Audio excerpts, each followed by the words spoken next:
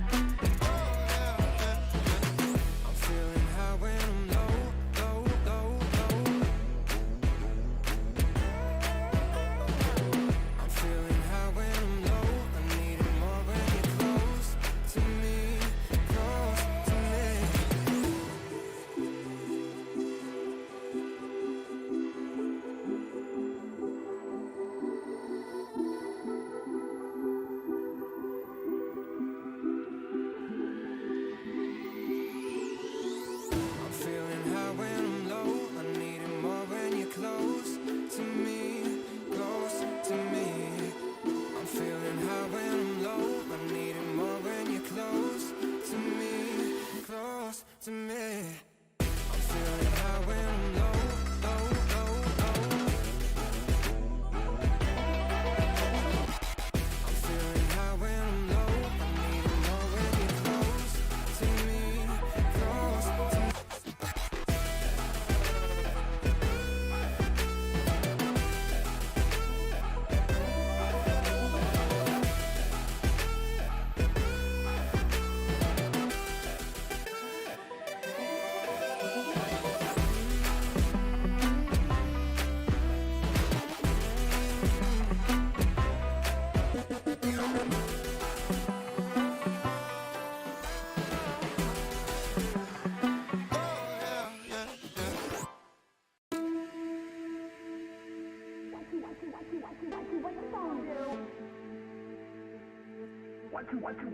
What you gonna do? What you gonna do?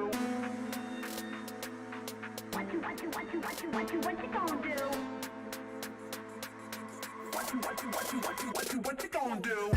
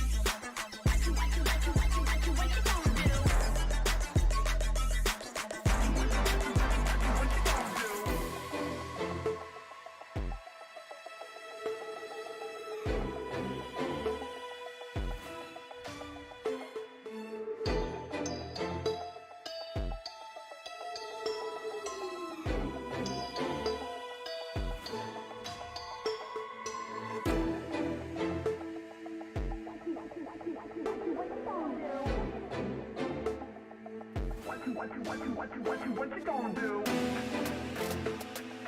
What you gonna do? What you gonna do? What you gonna do?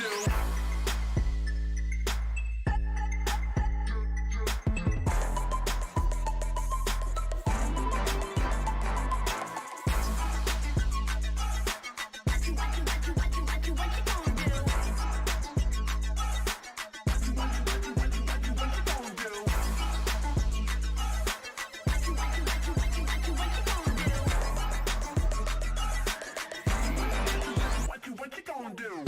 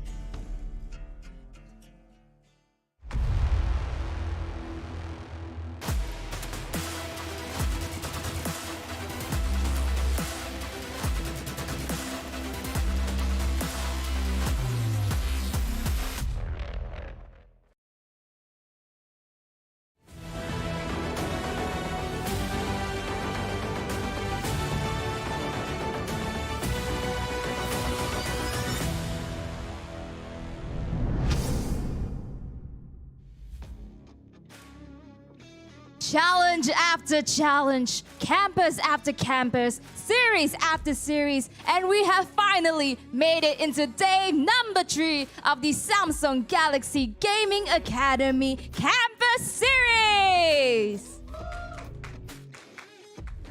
My name is Eliminate, your host for today, as we venture into the final day with the top 4, making it this far and fighting for a prize pool of 15,000 USD dollars. But this whole event is a platform for aspiring champions to empower them, to bring them a platform, regions all across Indonesia, Singapore, Malaysia, a chance to continue on in their gaming journey and showcase their talents. All of this is powered by the Samsung Galaxy S24 Ultra, a way for them to reach their victory and continue on as champions.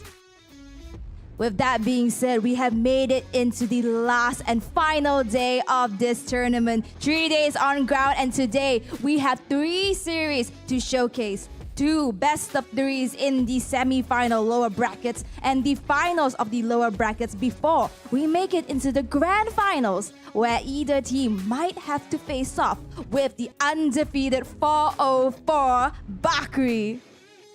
With that being said, ladies and gentlemen, let's not waste any more time. Let's introduce our first ever series that we have for today, a best of 3 of the lower bracket. One of these teams will continue, and one of these teams will unfortunately have to say goodbye. Let's introduce the first team that we have all the way from Singapore, a force to be reckoned with. Let's have Now or Later! I said go and line up. Whoever got next is fine with us. Line up. I said whoever got next is fine with us. I ain't gonna let that slide. Think you fly, huh? Me and stay wheels up, it's a ride off. Ain't no shortcut, heading to the top floors. Me, I'm too smart to drop costs, and I got 2 fists, I'm a problem. Nuisance, who's with anybody not me? They losing, I'm proof that. Even when you down, keep it moving. The movement is never gonna stop, man. I do this. Go and line them up. 2, that's fine with us. Up against Now or Later, it is the team that has been formidable themselves, all the way from Indonesia. Introducing Team Venus Vincier! Let me set the record straight for a minute. Hate, I get it, say it with them. I don't give a I'm cool with it. Play and peep the fans with them. Yeah, they gon' remember mine. Yeah. You and I, they already, he an outlaw, getting off when he calls envy. Hit the peanut gallery, they all jelly. Yeah, they gon' remember mine. Yeah, we let them say what they gon' say about us. This is the moment they've been waiting for. It is do or die. But let's have our teams show a sportsmanship action here, to fist bump, to bring themselves to get ready for their battle. Let's have member after member go ahead and fist bump each other. This is their formidable opponent that they will be fighting with in the next battle. So with that being said, this is a story of parallel lines crossing. For both of these teams have lost out in day 1, and in day 2, they crawled themselves back into the tournament. How would this play out? Would it be Team Now or Later or Team Venus Vincier? We'll find out very soon, as the crowd is anticipating, the players are anticipating, and the casters are anticipating this match. So let's hand it over to Monshell as well as KBC. Casters, over to you. Thank you so much, Elle, for that wonderful opening. Ladies and gentlemen, welcome back to day 3 of the Samsung Galaxy Gaming Academy Campus Series Mobile Legends Bang Bang. It is Sunday, the Championship Sunday, where we will see one team being crowned as your champions for this tournament. My name is KBC. Alongside with me is my partner in crime, Monshell, and we'll take you through to all the exciting matches of the very final day.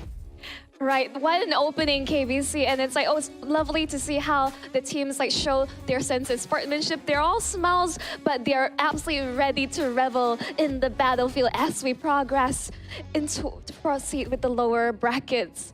Yes, and of course, for today, every game will be played here. Best of 3 for the lower bracket semi-finals.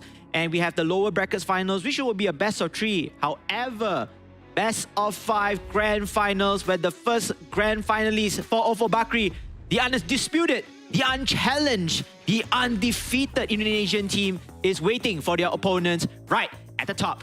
Meanwhile, will be the total prize pool, 15,000 USD. Monshel, maybe you can break it down for us here. Right, this is exactly what's at stake. The champions will walk away with 7,500 US dollars. First runner-up will take home 3,500 USD. Second runner-up, 2,500 USD. And last but not least, fourth place will walk away with 1,500 US dollars. Not only in the championship title up for grabs representing their country, but let's look at the playoffs brackets. They have came a long way, both these teams that we be playing in our first series of today, now or later, versus Venus Vincere. Let's talk about their lower bracket run. Yeah, their lower bracket run here for now or later has been phenomenal. It's like they flip a switch in terms of their engine right there, winning every single game for lower round 2 or lower brackets inside. And for Venus Vincere, they had a little bit of an upset from Miracle Gaming, taking all the way to game 3. But it's okay, they made it in the semi-finals as well for the lower brackets. Right, exactly. And whoever comes out victorious from our first matchup today will have to face against DX Origins in the lower bracket finals. And finally, whoever comes out on top will meet the undisputed team 404 Bakri in the grand finals, as you mentioned, in the best of 5. Yes, and this is going to be a lot of potential storylines, a lot of story narrations here. For now, later, they are the only Singaporean team left remaining in this tournament, and especially for yesterday's games, they have been phenomenal. They've executed really well. They look like a whole new team, and they are looking forward to continue on extending their run. But for Venus Vincere, their story is a little bit different. If they manage to defeat their counterpart, the Singapore counterpart, which is none other than now or later, they will have a revenge match against the Malaysian team, DX Origins, in the lower bracket finals. So a lot of potential storylines here, and I think every team will have some weight of their commitment towards the tournament. But nonetheless, however, all these 4 teams will be rewarded with the prize pool of 15,000 United States dollars. Exactly, and as well as you viewers watching at home, we have rewards up for grabs. Claim your free MLBB diamonds, which we are continuing to give away for. Thank you so much for supporting the tournament as well as the stream. And as I heard from our lovely host, apparently if you came all the way down to Quill City Mall in the Orange Cafe to witness it live, there are more drops to give. Wow, so if you are here in person, able to support our players, support our team for the very last day, then you will have more rewards as well. So make yourself, just go here, bring your family and friends as well who play Mobile Legends and support all of them right here. And speaking of which, there's a shout out to Samsung. Again, the entirety of the tournament is powered by the Samsung Galaxy S24 Ultra. Victory can be yours with the new phone right here. Right, I love how the players also was able to give a showcase of the phone itself, which is what they're playing and using today to showcase their amazing gameplay. Yes, indeed. And now we're going to talk about the very first game for today, the matchup between Team Now or Later versus Team Venus Vincere. So we have seen the journeys yesterday between these two teams, and there was a very close fight between Venus Vincere versus the Malaysia team, which is Miracle Gaming, but they managed to come on top. What do you think so far between these two teams in one sentence? This is going to be a very close matchup for sure because, as you mentioned, both teams have tasted defeat in day 1 and absolutely they're not holding back whatsoever. And if this is the time to shine and go all out, they have to do so. But the first thing they will have to do is to enable them with the draft itself.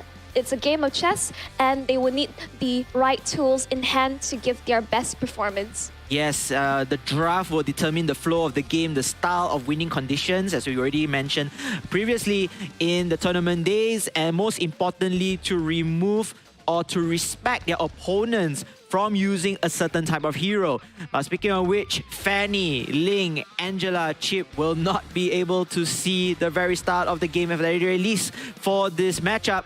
And Roger, very easy pick. Very, very popular pick throughout the entirety of the tournament. I lost count how many times already, but at least every time we see the teams play, they will need Roger in their lineup. I mean, other than Roger as well, Harif is one of the highly contested picks. We can see teams that were absolutely being able to run away with the competition when they come online. The minute the Zaman Force is open, he's just able to zip in and out, regardless of any turrets in his way. He's able to decimate across your opponent. Yeah, very slippery hero to catch, as you mentioned earlier on. And we can see that team, if I'm not mistaken, team now or later, they will select Valentina into their arsenal of lineups, including from the side of Team Venus Vincere, Arlott and Julian instant lockdown. Right, I would say on now or later side, I would say it's still fairly safe. They haven't revealed too much in terms of the composition. Something to take note that they do want to be able to play around somewhat of a tank setup. That is how they like to play. And picking up the Valentina just means that stealing the final slash just to fully enable the teamfight composition will be great. But really interesting. We have not seen the Tamas being picked up like throughout the last couple of days of the tournament. Yeah, the Tamas, her first appearance here. No other better time right now than today to make his presence. And I think I like the Tamas here because the sustainability, he used to be one of the heroes that is very difficult to kill as well. Continue to lifesteal, continue to deal damage back and forth. But it's going to be very interesting in a way that how will this team or how will his presence will affect the whole hero composition for the Singaporean side. Meanwhile, Venus Vincere will ban out Hellcat, and of course Jawhead also will be banned out by the Singaporean side of now or later. Now or later, they will have their fourth pick in place. Would they go for a tank or perhaps a marksman or a side laner in hand? At this point, I think let's see what they have to reveal at this point. I ideally would like them to leave their roam pick for last, because if there's any point of surprise, but no, it seems like they're opting for the Grot, which have worked wonders for them as of yesterday. So as of now, we don't exactly know who their goal laner. Oh, we know their goal laner, which will be the Harif exactly. Yep. But they have not revealed their jungler. Understand that there's a lot of pressure riding onto its deck, and we can see that there's respect from the side of Venus Vincere. They have opted to steal away the Julian. Yep, the Julian will be in their hands, I believe, of one of the players here. And oh, we got Edith and Luo Yi. Wow, this is looking like a deadly lineup from the side of the Indonesian team. Wow, for team now or later, they're hovering onto that last pick. And you know, like I said, now or later, they're really going to depend on this Harif as well. They want to see FMM outshine his opponents using that particular character or hero. And the last pick will be a Lancelot. Very rare pick as well. And this will be the choice of Assassin. It's been a while since we seen the Lancelot being picked up, but understandable that Damn deck has been like consistently targeted ban throughout the entire tournament. Things like Ling as well as Hellcat, and they have even contested his prior pick Julian and in Druid's this draft itself. So there's only so many heroes left in the pool that that's up for grabs. Agree on that. So, prioritize on taking out the assassin heroes as much as possible from the hands of them deck. But in the meantime as well, for Venus Vincere, I'm looking to like their draft. I'm looking to see whether this draft is able to counter now or later with new interesting picks, very unorthodox picks with the Tamas. And of course, with no choice to choose Lancelot. Ladies and gentlemen, we're getting into game right now. Game number 1 between these two teams at the lower bracket semi-finals of the Samsung Galaxy Gaming Academy Campus Series Mobile Legends Bang Bang. Right, let's just jump right into it. And we have to talk about how, in terms of blue side, they have various forms of initiation. They definitely want to be able to fight against now or later in such close proximity, fully enabled by the diversion of coming out from the Luo Yi. So this is something that now or later have to be really wary of their team fight potential. Yes, have to be very careful as well for the single gangs. You're just making sure the enemy is missing and they might be just appearing in the bush next door over there. Gear and Envy just side by side with the Golem, and unfortunately, I don't think Gear managed to secure that from him. Yeah, I mean, for now, there isn't too much they can do. You can see that both EXP laners duking it out. They are very close in terms of damage output pre-level 4. So they have to just bide their time. But, you know, I don't believe any casualties will occur down bottom lane because unless a mistake is made. Yep. Maybe silly mistakes like, you know, getting roam, Ooh, the but gang. mid- Oh, but then here comes a fight. Perhaps Gear Oh. in a very low HP. One Oh. more hit, and StarTeasy will use the flicker. Unfortunately, will lose his life for that. Nonetheless, however, first blood goes into the favor of Venus Vincere, so there's a little bit more goal for themselves. Right, indeed, First Blood was secure, but they are trading roam for roam. But funneling into Buji may be a bad call in this case because the earlier this Valentina is able to scale up, then now or later have more room to play around. Yes, more room to play around, and StarTeasy, I don't think he needs that kill. He's a tank, roaming tank here. Yes, exactly. Just so unfortunate from there. Meanwhile, 3 heroes right here. Buji also taken down to at least 20% of health. Will be able to settle back here, but then this opens things up for Venus Vincere. Yeah, instantly they're looking to rotate to the turtle fight, but you can see that the Loi is pushing it down, and StarTeasy on top of everyone was able to secure not only the turtle as well as the kill. He's the roam, ladies and gentlemen. Wow, and then Francis as well. Sorry, Duan Francis will continue on with the fight. Only damage again, only loss is still StarTeasy, but he's still the roaming tank. He's not a priority target from the side of Now or Later. But again, they have nothing to lose already. They're just going to try to take this consolation kill for themselves. Meanwhile, Venus Vincere on the driver's seat at the moment. Yes, exactly. We can see that Econ Francis, he has forced the Lycan pounds, but there's nowhere to run. In this case, he's 3-man gang. StarTeasy can only do so much. Gear may be able to just walk away, but StarTeasy will get the final blow. Wow, StarTeasy, he's starting off really, really hot here. 3 kills already. And I kind of like how Venus Vincere responds as well. You know, yes, we are going to get ganked and then we're most likely going to suffer a couple of casualties. But it's okay. We will trade blows with then an eye for an eye in this case of scenario. At the same time though, Venus Vincere at the bottom Diversion. lane. Oh! Envy Lepsy kills off the Harif FMM. He's going to get stunted there with that kill from Julian. As you mentioned, bushes are dangerous. The minute Loi pops the diversion, they could come from behind your turret and just be able to execute you exactly. So this is something that now or later have to be really cautious of. And you know, but it's really difficult. Gear, unfortunately, is also extremely vulnerable to the Loi as he's on the grok due to his lack of magic resistance. Yeah, lack of magic resistance, and you know, it's at this point of time as well, he's a pretty I would say jelly or squishy in this case. Yes. So he's easily being melted down from the side of Venus Vincere. Meanwhile, again, one more side, Ikan Francis on Juan Francis and StarTeasy. They're going to bring the fight towards Now or Later. Now or Later had to fall back here, especially FMM. He does not want to suffer another casualty, but he's still under the turret here. Oh, divergence going to the mid lane instead. However, rest of the members of Now or Later spotted out this shenanigans coming in from Venus Vincere. Venus Vincere, StarTeasy fighting out left and right, up and down. Buji in a lot of trouble here, but managed to escape in the nick of time. But then the turtle is in contest right now. It looks like Team Now or Later, they could not secure the turtle. They haven't found footing just yet. Gear, meanwhile, getting zoned out right there. Envy, Lepsy, the Julian will receive the turtle buff. And then Gear running for his dear life. 4 members apart from Venus Vincere, but managed to escape away from danger. Yeah, just being able to just wall charge right out into safety. But this is the danger. You can see how quickly Venus Vincere, the rotations, every single diversion could almost guarantee a kill or an objective, and they were able to do so instantly, rotate down to mid in order to get on the fight. But Gear, under a lot of pressure, I think he'll be able to take it now. Also forced to use the wild charge. StarTeasy under a lot of pressure. Zaman first pop out, but Dame Zek will be able to secure the kill, but Econ Francis will be able to trade against FMN.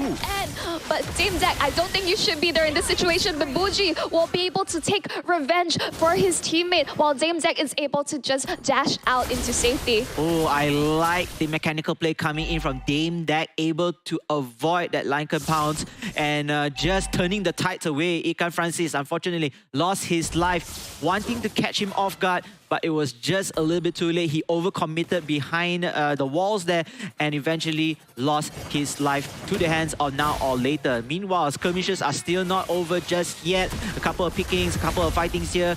Both tanks in Edith and that Grok just trading blows left and right. Guardian Barrier here to dish out and zone out the opponents of Binion Visser. But then another diversion. another diversion right there, Monshell, and it looks like they're just going to pop up right at the jungle area to get the buff. Yeah, I don't think they're going to look to fight tomorrow, but Zaman Force has been top just to zone away Fatal Lepsy. They're looking to at least try to get a push down bottom lane for the turret, but unfortunately not quite enough minions here. But mid side, there's just so much action. Both teams just, as you mentioned, trading blows, relentless. They don't want to rely on the pressure, but Fatal Lepsy being forced out of position while charged. There is nothing else he can do. With two members on top of him, they will be able to secure that turret on the bottom side. And also, they're in prime position to secure the next turtle. Yes, prime position second turtle, but wait a minute, just a little bit too early right there. Team Venus Vincere got hold of that turtle instead. RL19 could not even touch a hair of a strand of hair from the turtle.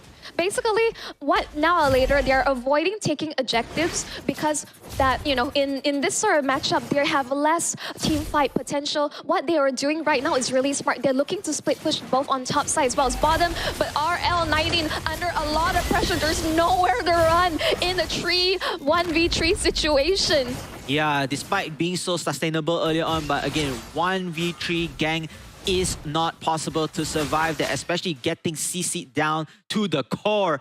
Now later here, they are going to converge one another. Monshell, you have something on right there? Yeah, exactly. Because despite the fact that, you know, Venus Vincere have been quite successful with their gangs, but gets the onto its gear wall charge, but I don't think they're going to follow up on that. RTZ.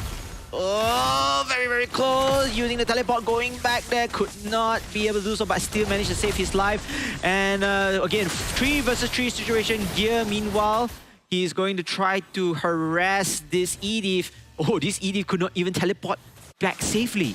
I was questioning that. I don't feel, but whoa, Gear is really jumping right in. He's delaying the rest of Venus Vincere being able to retreat. This is exactly the responsibility of this Grok to ensure that he's buying any time for the rest of Now or Later to come online. This is exactly what he's doing, and he's doing his job tremendously. Yeah, no place is safe with Gear just roaming around with that Grok. Same time though, 4 members of Now or Later, oh wait, 5 of them are totally right now. Dame Deck has to be running away as Envy and Lepsy with a nice wall charge, with a nice kill of the Synchro Vision right there. Absolutely domination from Now or Later. However, Venus Vincere still has control, mostly more of the map. Yep. Personal MVP has to be Gear in this case, well, because Gear has been able to just follow up exactly no matter where Venus Vincere is trying to like push for a play, get a pick off. Gear is always there, mirroring their movement, ensuring that the counter engagement is there. And this is why right now they're actually in prime position to secure the first Lord. This is exactly what Now or Later are trying to do, but now they should have to get out of there because it's spamming Dren. It will be in a lot of trouble, but he will be unfortunately taken out because the cavalry has arrived from the side of Venus Vincere and they have to back off. Ooh, nice kill over there from the side of Dame Deck. The Lancelot taking down Ikan Francis on his Roger. Very low HP already, so it's a 2 for 3. Now or Later, finding a little bit of footing right now, but then just unfortunate they had to lose 2 members there. If they manage to at least save 1 more member extra, that will be enough for the Lord to push. No, I would think that, you know, in the end, the trade is still favorable for Now or Later. They secure the Lord. Unfortunately, Venus Vincere, they joined the party a bit too late. And even though they're able to get a couple of kills, that now the Lord, the pressure is on the side of Now or Later, and they can continue on their push. Oh, start easy.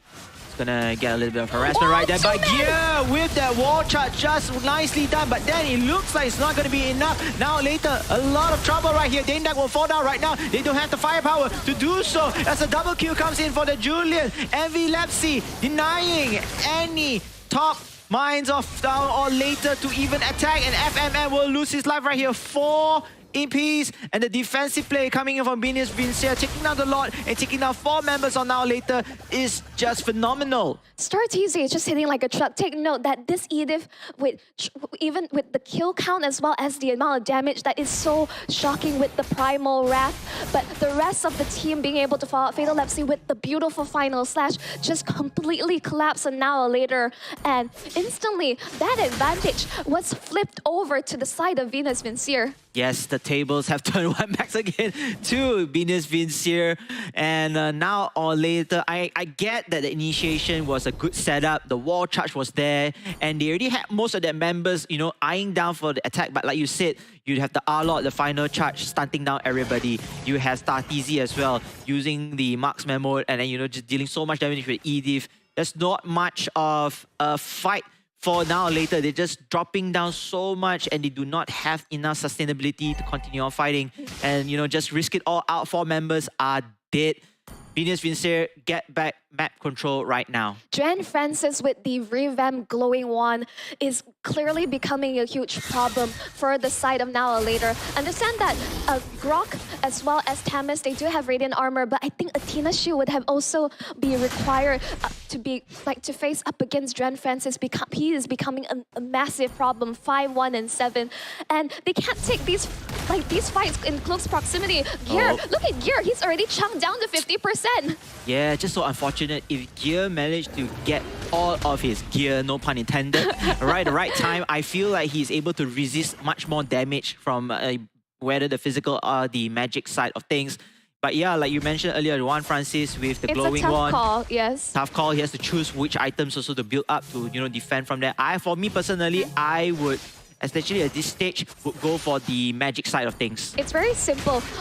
We have Loyi, Edith, as well as Julian. All 3 of them are pushing out magic damage. Correct. So now they have to reconsider the itemization and consider building up, as I mentioned, Athena Shield, more magic defenses, because otherwise, I understand that Eken Francis has been a pain in their side, but I think they have bigger problems.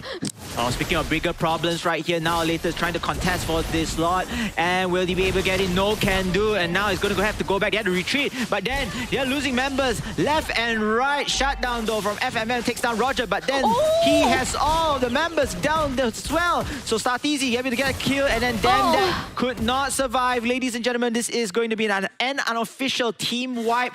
And the lot as well. This is going to be a split push perhaps to end the game here. Yep, I'm not sure if it's just enough because Gear will be back. Can he help to defend it's going to be very difficult. It is going to be very difficult. Unfortunately, I don't think they will be able to hold. And Venus Vincere convincingly takes game 1. Game 1 in the bag for Venus Vincere. What a masterful play coming in from that Lord pit. Now or Later trying to steal the Lord or trying to contest for the Lord, but could not do so. And eventually, they lost in that skirmish as well, with multiple members already down to a slither of health. They're definitely going to go back and recalculate on whether or not they should try to do this move once again. But nonetheless, however, Venus Vincere replying it with a strong statement, killing them all and just going in for the charge. They notice that, you know, the next opponent hero is going to be alive is just a roaming tank. Yeah. So nothing to do, you know, just go all the way with the minion waves and eventually taking out the crystal base. I would say it's just really smart drafting coming out from Venus Vincere. I really like the Edith pickup because it completely is able to zone the Lancelot, and Deck just had to completely abandon the fact of even thinking of contesting for any objectives and opting for going for the macro plays of split push, because you can see that once they're able to land the skills on onward and just flip him over the shoulders, that Lancelot will be decked from the amount of pure damage coming out from Venus Vincere. As well, once we jump in towards the highlights, you can see that it was quite the bloodbath. Both sides just trading blows left, right, and center. They have a lot of damage, but unfortunately, Now or Later just lack the amount of sustain, considering how Venus Vincere, they just out-damaged them even in the early stages of the game with the Edith pickup. Yeah, I was hoping also for much more impact of the Tamers. The Tamers at that time already should be a bit more sustainable, able to help out with the team fights, but just unfortunate, they're just getting mowed down left and right. And like you said, Demdeck, his biggest potential pros is to, you know, split push, and later when he decides that his team is going to start the team fight, then he will come in, because he was supposed to be the one that's come in later, right? He's supposed to join the fight later and then dish out whatever damage or pick off any lower HP heroes in place, but No, it did not work It is so out that difficult well. because with the Loi constantly like displacing them, Correct. there's no room for him to really like dish out the damage and be able to weave out as comfortably with the Lancelot despite having those iframes, because the composition from the side of Venus Vincier, they love to fight in close proximity and they have so many ways in this fight. This is where it all went wrong, where Venus Vincier, the layering of their skills and ultimates completely throw a wrench into now a later span to push on with their advantage with the lore they were able to obtain. Yeah, I noticed also they don't have any minion waves over there for now or later, so the turrets might have targeted them and dealing more extra damage here. Exactly. And you can see that this would be the downfall. They wanted to go for the Lord, they wanted to steal for it, but then you see everyone in zone RL19, he was also holding on his own, but he wasn't with his team and there was nothing much that now or later could do. Getting zoned out, getting picked off one by one, and eventually they don't even need the Lord, they just need that minion with the super minions to deal damage and break down that Crystal Palace. Right, exactly. And now we'll be introducing our MVP. It's going to be Drian Francis on the Loi, 5-1 and 9, 70% team fight participation. My goodness, not only there's so much utility with the diversions being able to go in and out, fast rotation, secure objectives, as well as ganks, but the sheer amount of damage, my goodness, he truly is not only just enabling the rest of his team with the fast rotations, but also being able to like deal tremendous amount of damage. Well done. Yeah, well done, well worthy, and I agree with you. He not only just set up the plays with the divergence, but also dealing so much damage AoE wise. And look at them smiling all the way, and of course, showing that wallpaper onto that Samsung Galaxy S24 Ultra. Overall scoreboard, I feel that every team made of Juan Francis, and at least for Vincier, really enjoyed, really played their hearts out here. Yeah, unfortunately, with such an early game lead coming out of Venus Vincier, yes, there were good moments where now later were able to come back on and collapse onto them, but just the sheer amount of early game damage from the combination of the Julian, Loi, as well as the Edith, as well as the amount of aggression, it was mounting too much pressure, and in the end, now later, they collapse under that. Yeah, just unfortunate right there. But it's okay. This is still game one. I believe for Team Now or Later, the earlier stages of the fight just continue on. Continue on to put pressure, continue on to trade blows as well. But it was more of the team fight, the positioning as well. Like, we mentioned that the first team fight or the first downfall, the signs of cracks were at the first team fight below the turret. They even had the Lord as well, but the Lord wasn't being targeted by the turret. And then eventually they got stunned and they got CC'd here to lead to their downfall. But nonetheless, however, ladies and gentlemen, we have a code giveaway right here. If you want to claim yourself some free MLBB diamonds, make sure to type in the code. So today, Moshe also taught me how to redeem the code, or perhaps to try to redeem it if I do have time.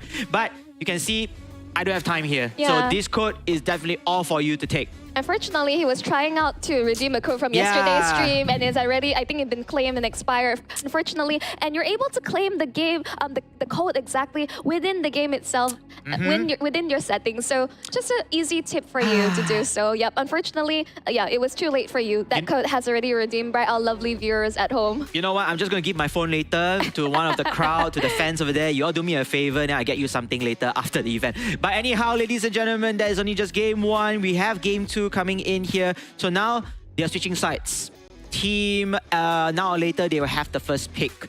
Will they continue on to go perhaps the first pick as Roger, or maybe they will try something different in this case of scenario?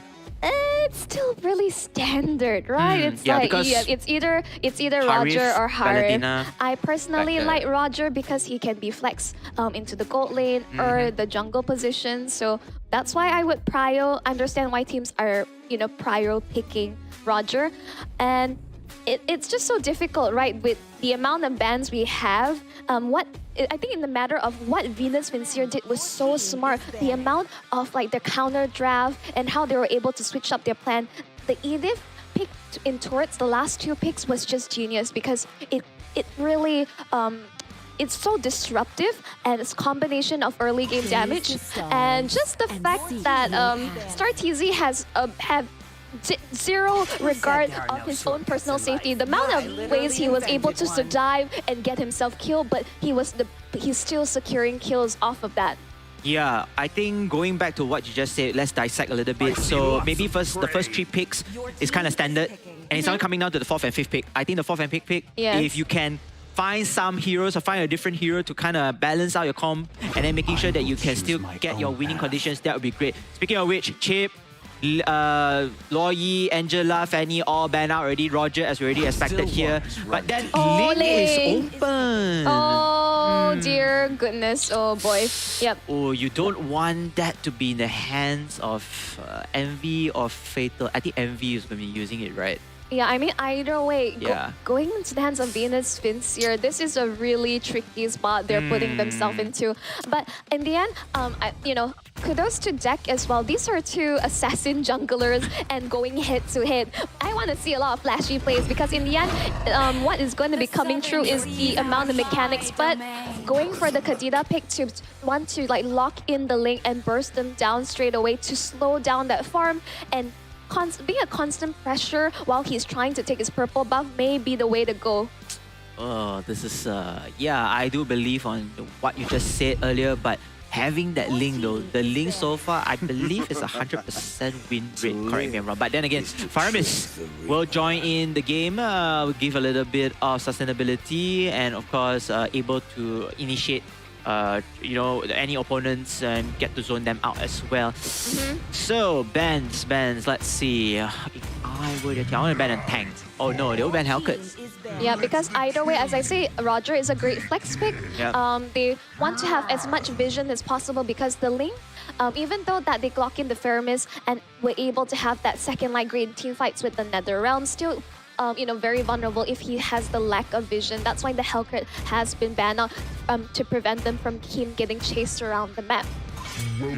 Okay, they'll ban the tank instead, the Grok. I think that's great.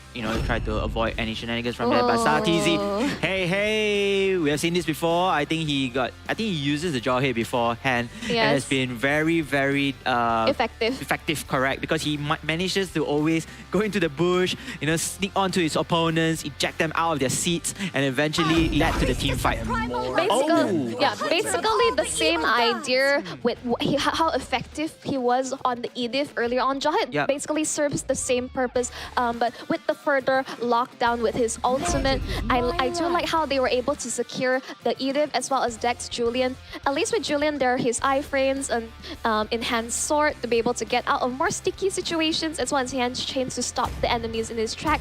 But Ikan Francis being able to secure Harif on top of everything. Oh, it looks to be an extremely scary draft. Yeah, meanwhile, for now or later, they're just copying the same draft as well from the first game from Venus Vincier. The only difference is they don't have the Arlot because the Arlot was already lockpicked already and then they replaced it with the Kadita. But other than that, let me see how now or later is going to utilize this hero comp, this hero lineup, and perhaps they can take this game into overtime. But it has to start now. If not, now or later, we'll have to bid us farewell and move on as the 4th placing finishers. As Venus Vincier looking forward to extend their lead, extend their tournament lifeline here. Ladies and gentlemen, this is game 2 between these 2 teams at the Samsung Galaxy Gaming Academy Campus Series Mobile Legends Bang Bang. Let's see which team will come out on top as this is the lower brackets. It's do or die as we mentioned. As we're back in the land of Dawn, let's see how this game turns out. And the Lapsy here using the what is it called? It's the link, the link itself. As we have another code giveaway. Wow, our admins right here has been so generous. Big shout out to everybody here. But then hold up, wait a minute. Even though the code is there, but FMM nearly losing his life with that Roger getting harassed badly by StarTZ and of course Ikan Francis. In fact, it's only StarTZ this case. Right, I mean just the with the recent patch, Jawhead has also have received a buff and now he's able to deal more damage within his lane itself. So that FMM was already chunked so low and forced to recall. Already a bad start for the gold laner. Yeah, just a poor start indeed. Fatal Lapsy, meanwhile, 2 versus 1. He has to get away, had to force the flicker here to get away into safety. Great move right there. He doesn't want to be the first casualty. But speaking of first casualty, Bougie. Oh, he has to go run around here, but it's not going to be enough. Envy Lapsy drop down the Blades of Tamsis and a double kill here. What went wrong for now or later? No, that was just like, as we say, Bucci, there was nowhere for him to run. He thought he just had his skills to be able to maneuver out of there, but they're forgetting that the Ling has already hit level 4 and pops like in pounds, but just barely but surely, but unable to land a trade a kill, while Startease is just able to walk away scot-free. Yeah, it's so difficult for the rest of Team Now or Later to, capitalize on this. 1-on-3 gang already, and you thought that, at least we can trade off that jaw hit, but it isn't enough. Managed to survive as well. As Now or Later though, they still get that turtle right there, but then has to be very careful. RL19 with the Terrorisla will fall back into safety. Venus Vincer will possibly get that map control, even though despite not getting the turtle. Yep, because again, they're already up by a couple of kills. A great start for the Ling. The minute Envy hits level 4, he's already going across the map and picking off and farming kills. Basically, he's treating Now Later as his like primal hunting ground. Primal hunting ground, practice dummies, whichever here comes in. But that's not easy. Dining on that gang with that ultimate again. Nowhere to run indeed.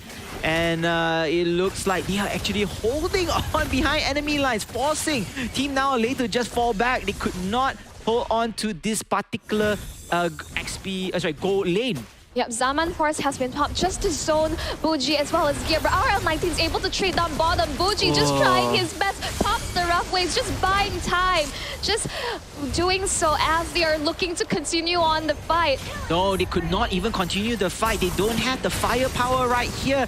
And even though behind their turret, 4 members of Now or Later just got decimated instantly by Venus Vincer. Just so much dive potential with the help of the Netherrealm as well as the iframes coming out from the Ling itself. Venus Vincer, they're looking to run away with this game already. Is it me or is it because of this Ling pick?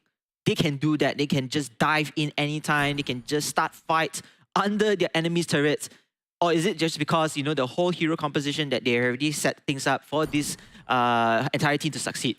It's just, again, a lot of dive and setup with Tarcisi, John Francis, just further enabling them with the Netherrealm. They're able to dive turrets even further, and Ambilepsy pops the Tempest away, gets in and out, just iframes, to avoid whatsoever damage. But Zaman first has been popped, trying to zone RL19. RL19 is a rather tanky boy, he should be fine, but that means, but still, Ikan Francis still able to get a good chunk of the gold shield, but John Francis has something to say about that. Yeah, he's going to harass him left and right, and of course, you already know. Hi, bye-bye. Ling says good night with the Blades of Tempest. All this setup, right, is just to let Ling thrive. Ling, you are the only one that you just need to wait for a while. We'll just do our very best to cut down to the slither of health, maybe 20 to 30% of HP. And then out, you can come in. You can come in to sweep them off their feet and get whatever objectives left. Like Gear already forced to use the Primal left and Flicker as well out of there, but Fatal Lepsy just a mounting pressure, and the rest of Venus Vincer, they are just everywhere across the map. What do you even do in a situation when you're up against a team that have this level of coordination? I want to say catch Ling first, just get him out of the zone or zone him out, but the problem is he's not even starting the fight.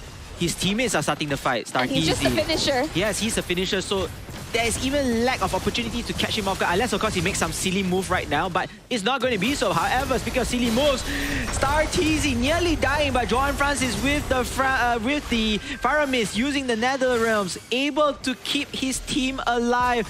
Now or Later, pouring out so much resources already. RL19, he got to go back right there. If not, that Ling will chase him off guard instantly. One turret has been destroyed already. Maybe more to come. Gear, at the meantime, has to fall back as well. They can't do much. Now or Later, they are shut out of their own zones. The fact that the Netherrealm just completely negates whatever initiation and damage output from the side of Now or Later. What they wanted to do with this draft with the Edith as well as the Kadita was hoping to at least create some form of lead to stop the Ling in his tracks. But because they failed to do so, this composition is not working out for them. Yeah, bursts and DPS damage, just so difficult also to kill off anyone. I mean, yes, they do get that one kill earlier onwards, but it wasn't enough to follow up. And yeah, Venus Vincer, they most likely have this game in their bags. They're just controlling on the tempo here. They're going to continue on fighting, go left and right, ejection once more time. Gear, he will lose his life definitely. There is no more tank, no more soaking type of hero from the side of Now or Later for the next 12 seconds. And you know, this turtle, yeah, I believe this is going to be a turtle here, is definitely going to be the hands of Venus Vincere, just zoning them out back into their base. Nothing much that Now or Later could do unless they manage to do that one successful pickoff. I mean, what can they do? StarTeasy can just throw someone into the loving arms of the rest of his team, and instantly there is a lack of frontline coming through in Tempest of Lanes being popped. I don't get the enhanced shade of that, but in the 2v1 situation, they actually caught him out. Yeah, caught him out. That's a good start right there, but then both heroes have to fall back into the base. Venus Vincere, for the time being, they are going to retreat. How much of a map control can they still gather? Because they still have damage dealers like Ikan Francis, Harif, and if I'm not mistaken, it was Fatal Lapsy, his R-Lord as well could deal damage in place. So yeah, taking out the Link, but then there's no follow-ups, no continuation there. It's going to be back, you know, back on tracks to their defensive posture. Oh, they're looking for a concealed play. Not sure it'll amount to too much. Netherrealm has been popped, negating what's that brand and killing spree for the side Ikan Francis. This is looking to be an absolute disaster for the side Now or Later, as Ikan Francis are just destroying Now or Later. Triple kill on top of that. Can he get the Maniac? Yes, he can. As that in such a fashion, Venus Vincere will get another unofficial wipeout. Yeah, unofficial wipeout, and it spells deja vu again. Like the last game, you remember the first team fight that they tried to put onto that? They tried to stop Team Venus Vincere, but they cannot do so. This is the same thing, you know, they tried to do the conceal, they tried to conceal play, they tried to at least catch somebody off guard, but they got off guard themselves instead. And eventually, when the Lord makes his presence, Venus Vincere, they have all the firepower as well. They can just wait for this Lord, 6 versus 5, and they can take the fight into the doorsteps of Now or Later. Now or Later, they're just lacking tools to deal with Venus Vincere.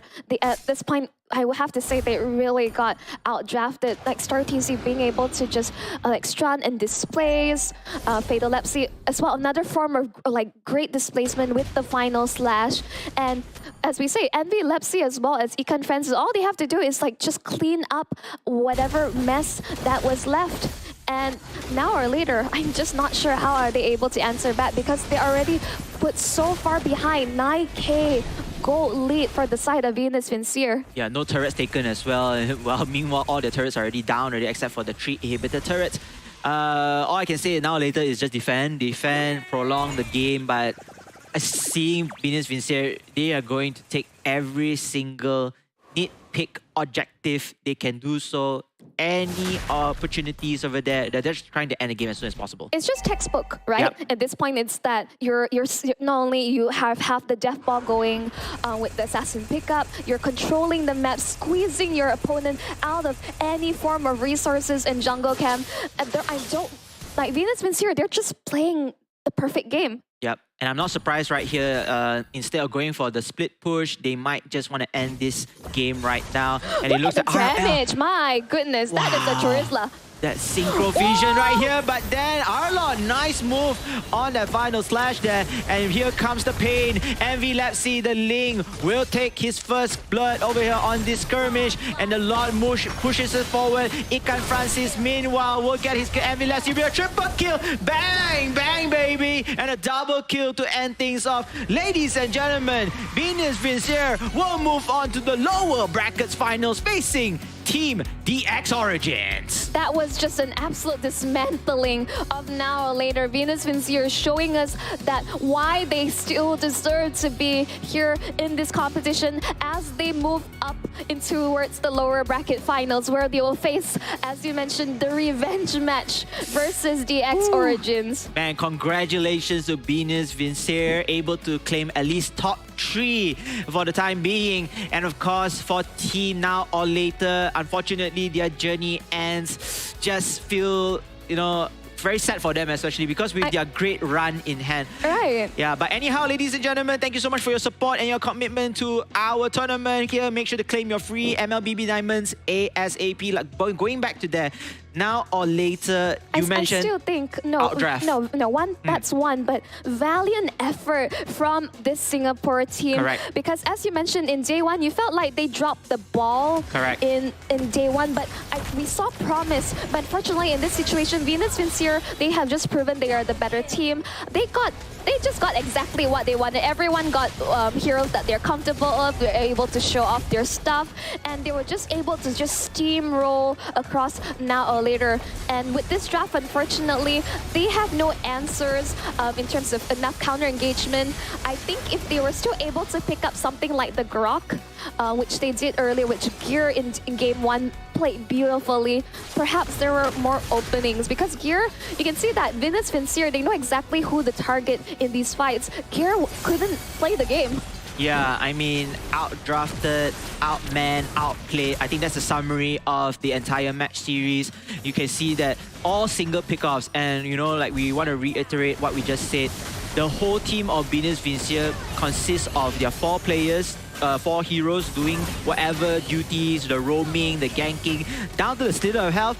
Then that's where Envy Lepsy with the Ling has the go call to finish them off, to pick them off all down. In fact, when it comes to the team fight, yeah, they lost Envy Lepsy that side, but the power spike is just vast. The difference is just not up to par from the side of now or later. And now or later, I think they already know that they had to concede this. They try to defend as much as possible. But like you said, textbook play by Venus Vincier, just gonna end the game instantly. Triple kill for the Ling, double kill for the Harif. Ladies and gentlemen, the MVP will be shown. I think it's going to be Envy Lepsy. And yes, he is the worthy MVP. 7 kills, 1 death, 6 assists with 62% team fight participation.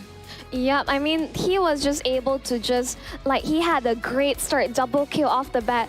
Once he hit level 4, this guy is a monster. And this is something that DX Origins, when they face up against him, I don't think they have enough bans in the pool to ensure that he gets, basically he doesn't get the heroes he wants, because at this point, yeah, he knows exactly what he has done in towards this entire series. They're enjoying themselves. They're having a great time. They're moving up, but we're going to jump in towards the scoreboard. It's so one-sided. Yes. To the 21, and with just like, you know, the fact that Envy Lepsy only had 3 items at this stage of the game, and it's already just able to just go leaps and bounds of damage across them. Yeah, and then this is why I think teams want to ban that Ling. I think it's no question, there's no question. Everybody, whoever has that Ling is able to play the maximum potential. Most importantly, giving maximum impact towards the team. If the team success is already, let's say, 1.5, this is triple the amount of impact going in there. But anyhow, GGWP to now or later, they had a great run. The Singaporean team, unfortunately, have to bail out here. But nonetheless, however, they still are the top 4, and I believe they finished with 1,500 US dollars. Yeah, again, extremely valiant effort, but also thank you to those who are supporting the tournament as well as the stream. We have another diamond giveaway. Do take note, this is very limited, and before KBC Sensei steals it away from you, do claim this code right this instance before it goes away off the screen in a couple of moments. I want to be like that Ling, you know, Blades of Tempest anytime and then get the code. But you notice something, right? Yeah. Today, the codes are so frequent. Yeah, no, I mean, like, every so single generous. time. Yeah. Yes. It's just a pity I couldn't get it. Never mind. I'm just going to go and ask somebody later onwards. But nonetheless, however, that is match series number 1 done. Any final words regarding about this match series so far, Monchelle? No, in the end, it's just, I think, a matter of being outclassed. Played. Like, it's, you know, we're already in the top 4. Yeah. Competition is extremely tough. Correct. And we saw signs of hope in game 1 when basically, especially like kudos to Gear with the Grok itself. But in the end, Venus Vincier just emerged victorious as the better team. But without further ado, we want to be able to jump into the players interview with our lovely host, Elle, to walk us through and what the players think of this entire tournament and that recent game.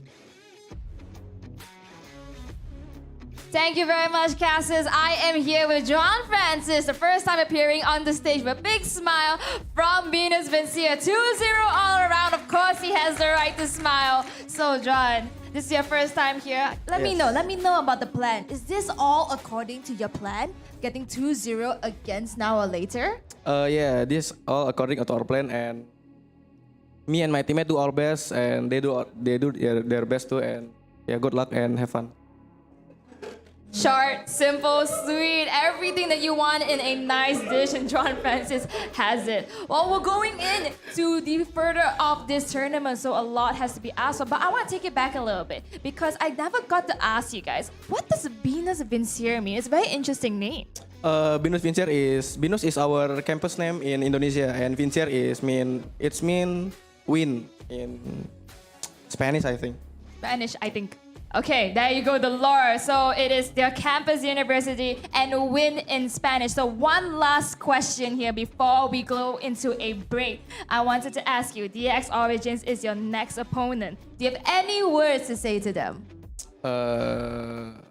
Do your best and good luck, have fun. Do your best. Good luck. Have fun, guys. That is all from John Francis. We know so much now. And the next series is coming very, very soon. So do not go anywhere and come back after this break.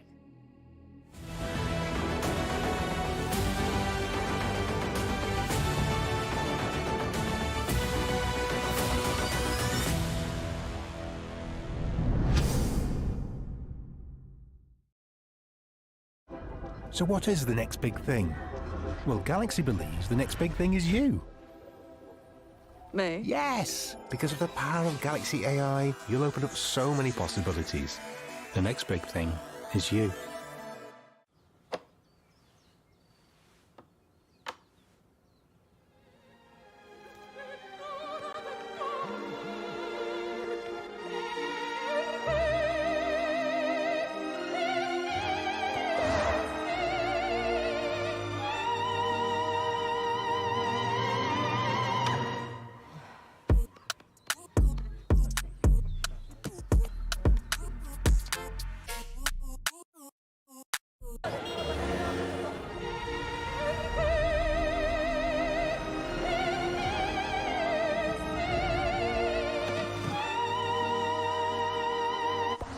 Hey, I'm at gate 6 wearing a gray shirt. ฉันอยู่ที่ประตู6สวมเสื้อสีเทา ได้ครับ เดี๋ยวผมไปรับอีก2 นาที I'll pick you up in 2 minutes.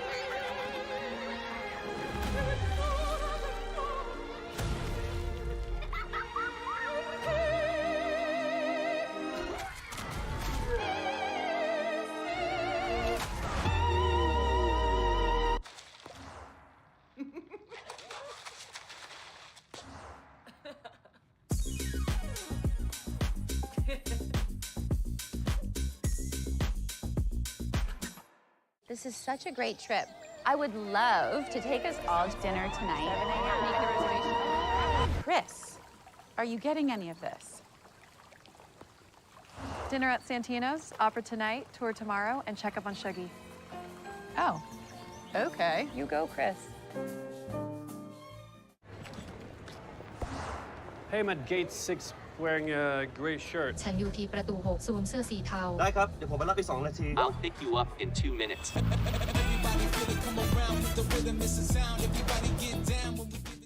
Everyone's searching for the next big thing in technology. But the next big thing isn't this. Integration, encryption, quantum. And it's definitely not this. Why I'm a trailblazer, a groundbreaker, a pioneer, and most of all, a disruptor. No. Galaxy believes the next big thing is you. Me? Really? Yes, look at you. You're an artist. You're open to experiment. You make your actors go shh. And then you have other ideas and make them, yeah, do that. It's never easy. But you open your heart.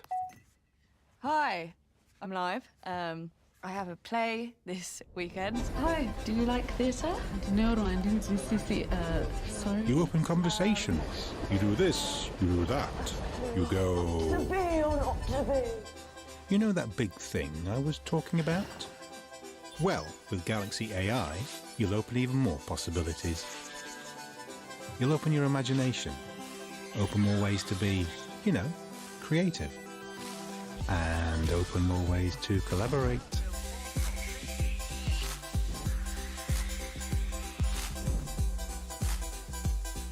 Wow, you made that. We're putting all that power of Galaxy AI in your hands. The next big thing is you.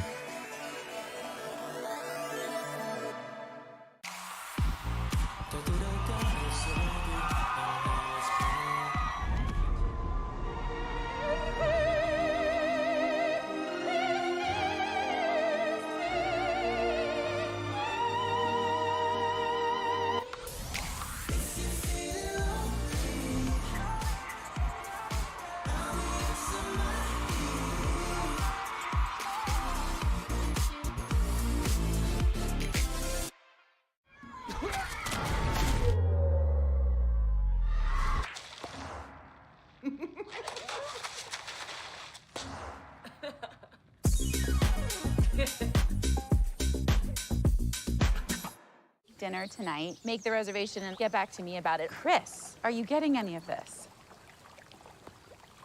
Dinner at Santino's, opera tonight, tour tomorrow, and check up on Shuggy. Oh, you go, Chris.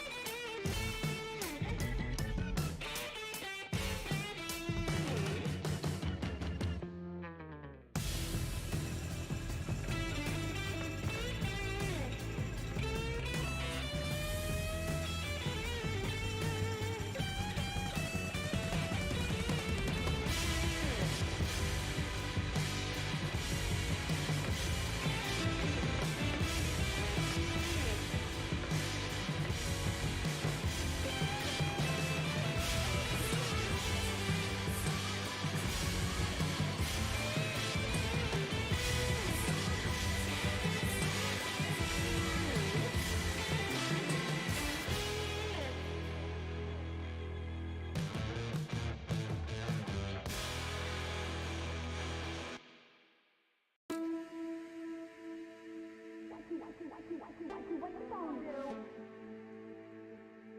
What you gonna do? What you gonna do? What you gonna do? What you gonna do? What you gonna do? What you gonna do?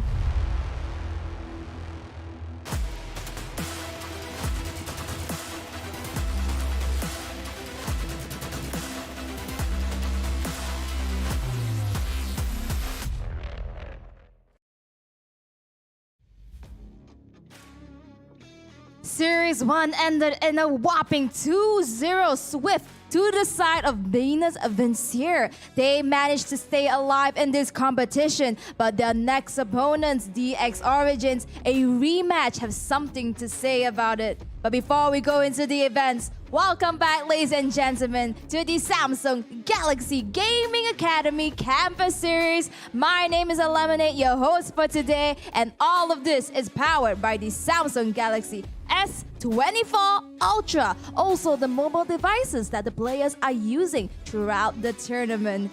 As we move on in this top 4, now top 3, as we say goodbye to now or later, we are still looking in a prize pool totaling to 15,000 USD dollars, where each of these teams will be walking away with. Just a matter of what amount as we move forth. Series 2 is now on the way as we have Venus Vincier as well as DX Origins getting ready. But before we move on, who will it be as we introduce team number 1 all the way from Malaysia in their home country right here? We have DX Origins! I said go and line up. Whoever got next is fine with us. Line up. I said whoever got next is fine with us. I ain't gonna let that slide. Think you fly, huh? Me and stay wheels up, it's a ride off. Ain't no shortcut, heading to the top floors. Me, I'm too smart to drop costs, and I got 2 fists of a problem. Nuisance, who's with anybody not me? They losing, I'm proof that. Even when you down, keep it moving. The movement is never gonna stop, man. I do this. Go and line them up. To meet them in this finals of the lower brackets, who will survive? It is none other than the team that has been victorious in the series before, from Indonesia, Venus Vincier!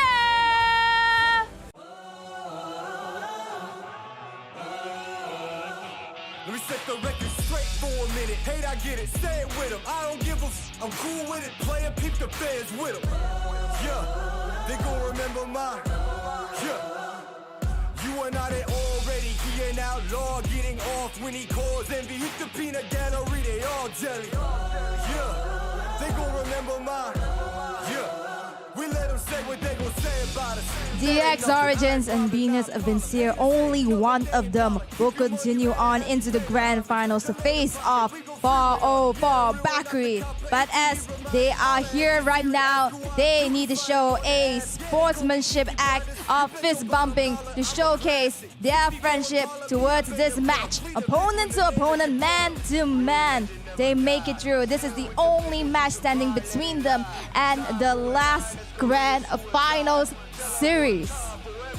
So this is a story of rematch, as we saw DX Origins in day 1 taking 2-0 from Venus Vincier. Will Venus Vincier have cracked the code in order to defeat their opponents, or would they stumble once again?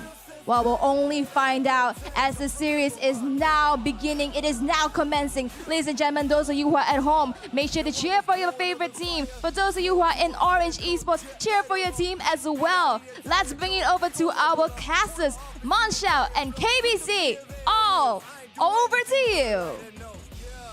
Seeking revenge against the very team that knocked them down in towards the lower brackets. This is the rematch we are waiting for. We welcome you back to the Samsung Galaxy Gaming Academy Campus Series MLBV. My name is Monshao, alongside me KBC Sensei. I'm so psyched. As what our lovely host has mentioned, that we want to see that, have they actually figured out DX Origins? Was that loss a fluke?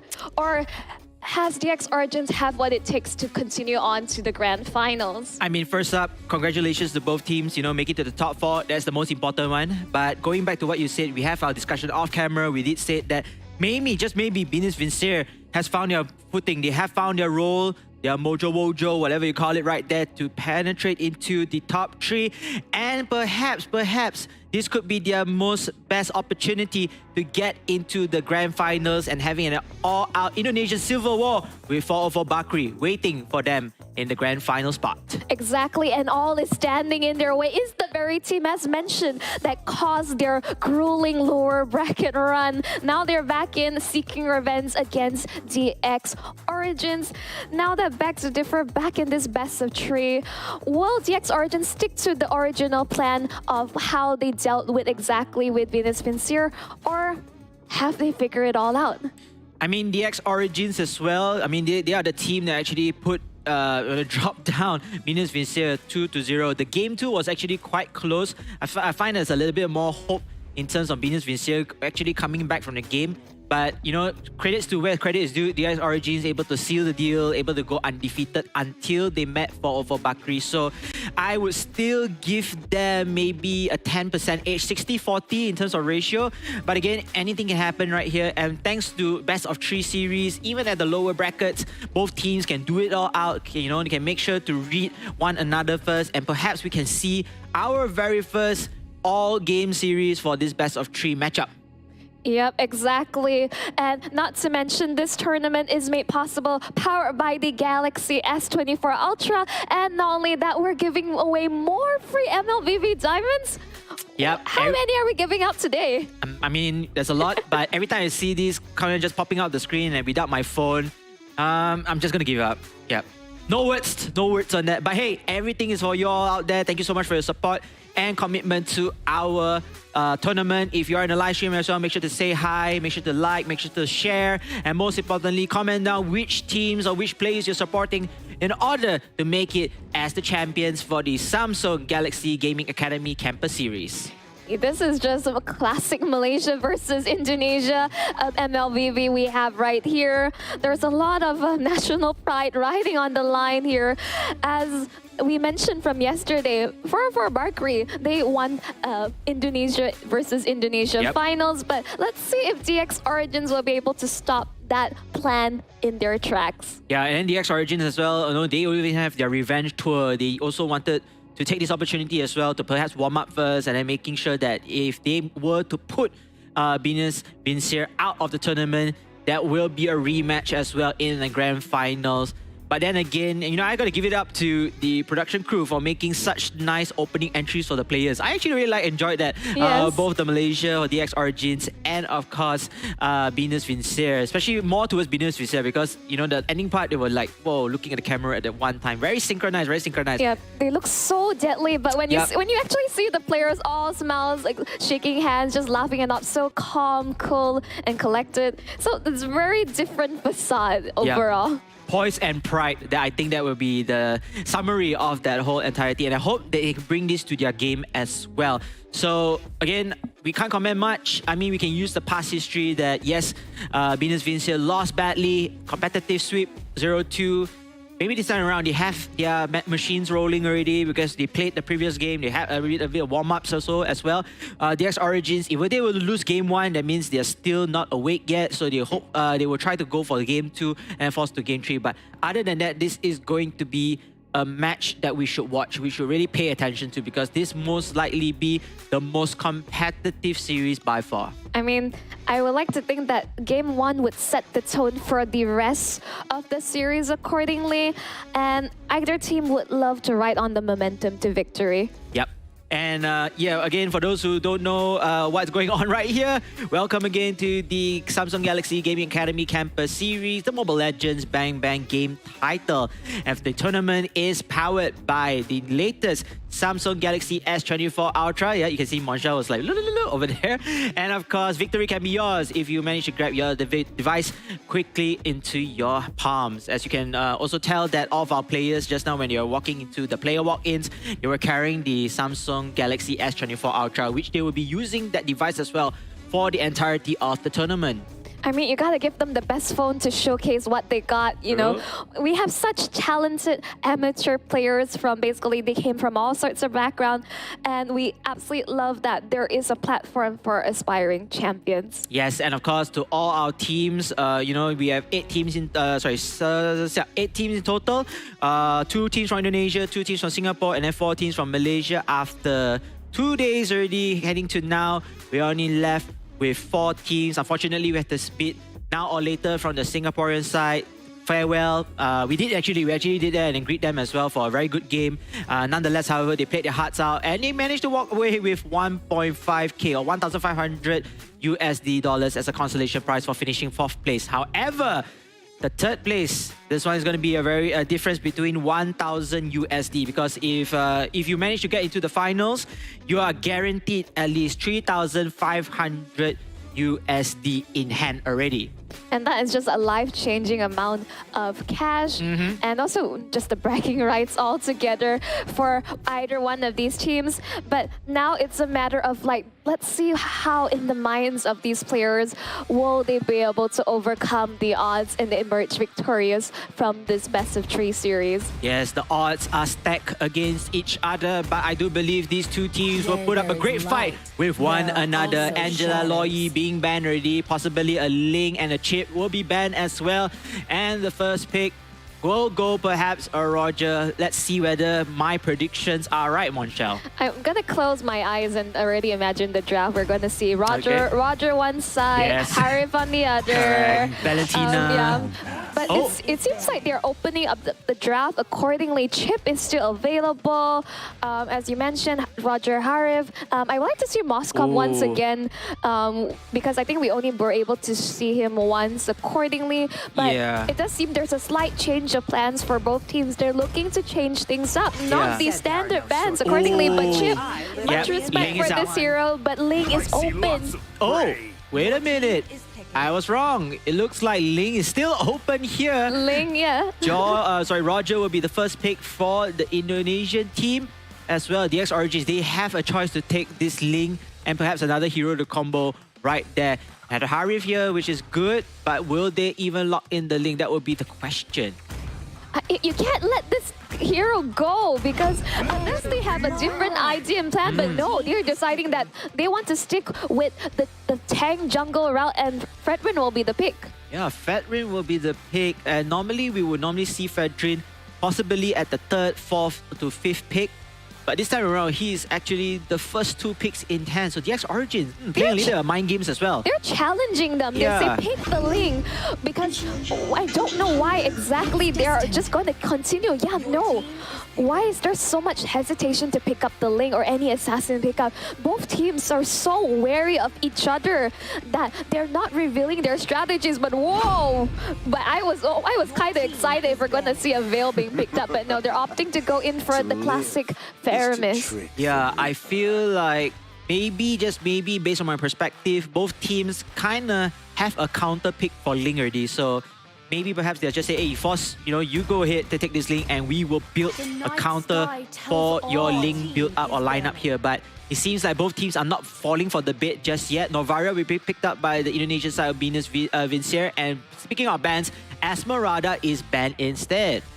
It's just a high-risk, high-reward situation when you pick up the Ling altogether in the hands of the right players. But if your opponent's able to counter-draft and just completely stop him in his tracks, this becomes, begs the question, right? No, this is so interesting. Now we're in the heat of the moment. We're already in our top 3.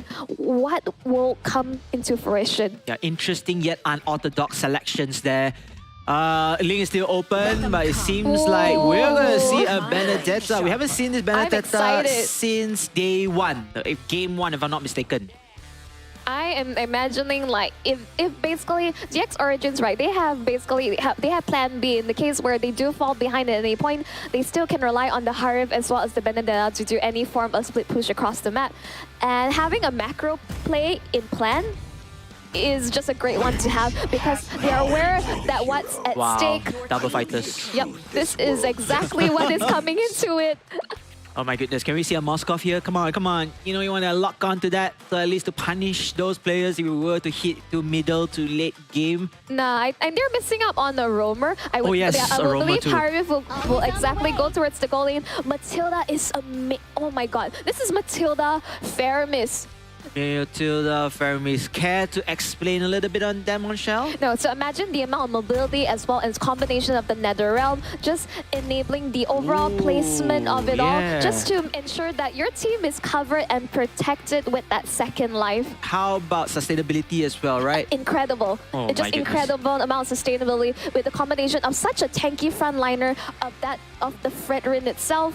Yes, this is going to be a strong early game start for DX Origins. All right, we have to wait and see. Ladies and gentlemen, this is going to be game one, testing the waters between the Indonesian team of Venus Vincere and, of course, Malaysia team DX Origins Esports. Ladies and gentlemen, let's get into game right now. Game number one, team, let's go.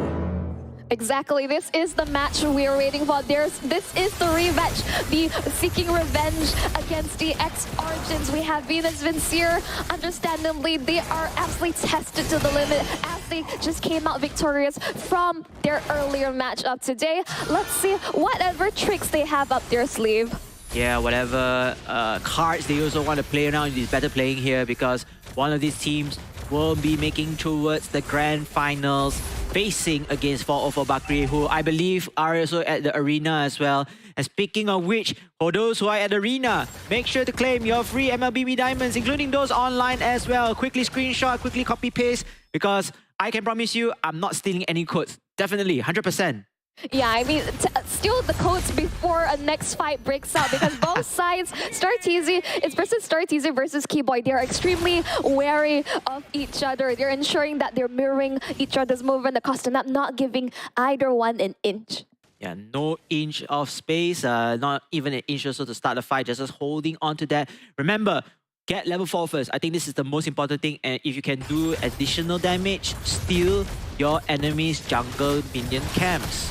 Yep, that's exactly it. Came in, forced out of position slightly, but he's on top of Evilus. He gets the first blood. Appraisers around, takes out the Alpha, and StarTeasy on the run, but came in, almost taken out as a result. Icane able to run away too safely right there. Great move, by the way. Monsha, I think, you know, they really committed for the skirmish. They're very aggressive, but in the meantime, they are able to reduce the casualties, or minimal casualties in place. Yeah, Jan Francis just being able to release the Star Shadow to deter DX Origins' pursuit onto it, but on top side. Yeah, top side here, Siska just going back and forth with Keyboy Girl up onto this Matilda.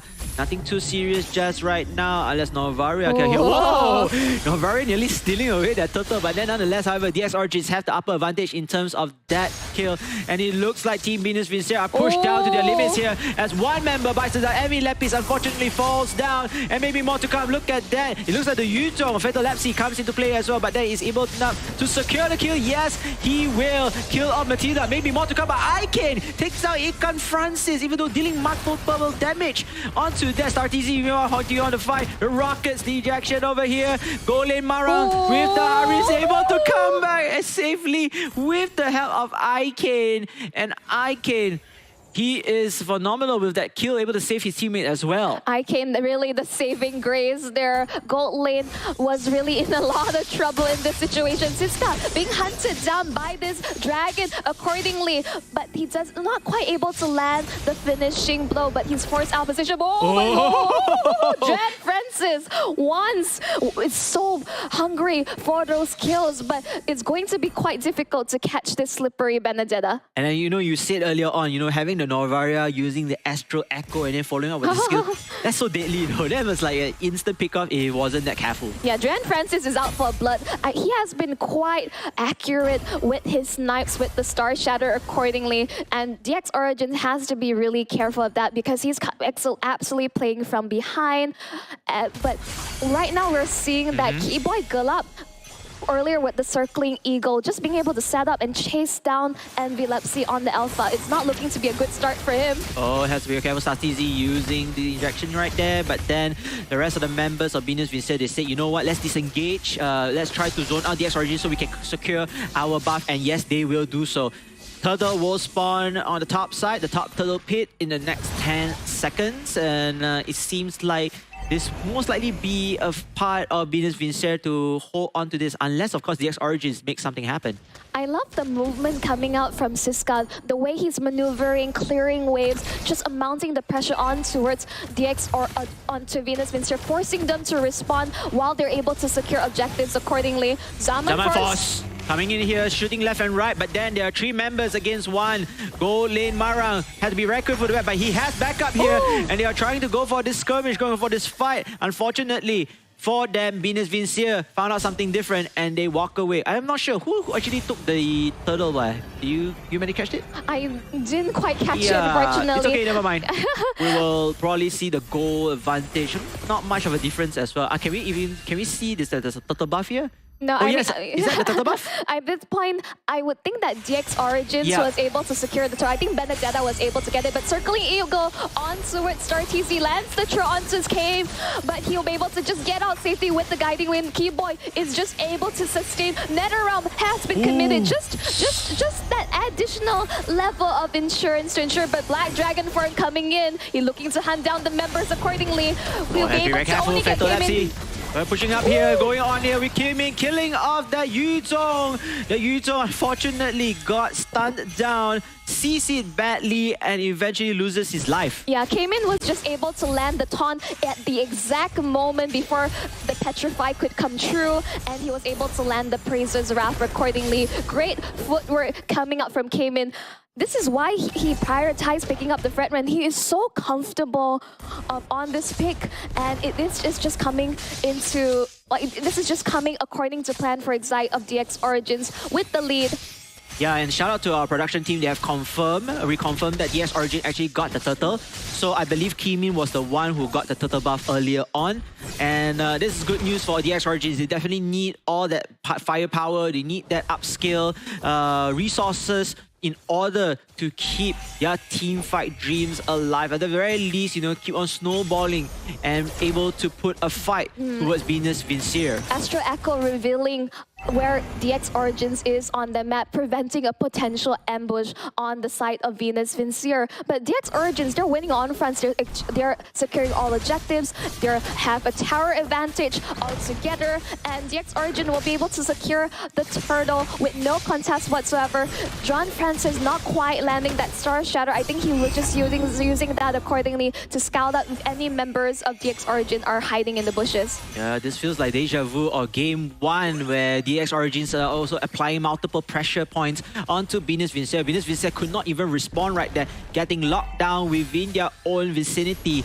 And eventually, if this continues to snowball, they will lose their map control and jungle in place. Venus Vincere is looking rather lost, don't you agree? Because DX Origins, they're so mobile with the combination of the Matilda as well as the Benedetta, just roaming together across the map, just securing gank after gank. I'm not sure how Venus Vincere are able to break through. Oh, here comes the breakthrough that most likely they will need it, but do they have the firepower for this fight? We have to wait and see. Yuzong already with the Black Dragon Form ultimate, trying to zone out his opponents, but there is no feedback or whatsoever, and possibly stealing that buff away from Venus Vincere. There's just not enough answers, not enough damage. Yeah, no. Basically, DX Origins are just choking out. Astro Echo just revealing the positions, but they cannot follow up altogether. All they have to do, Envy was still able to secure his purple buff, but they can't even form any sort of engagement. Correct. They're just, holding on to that wound.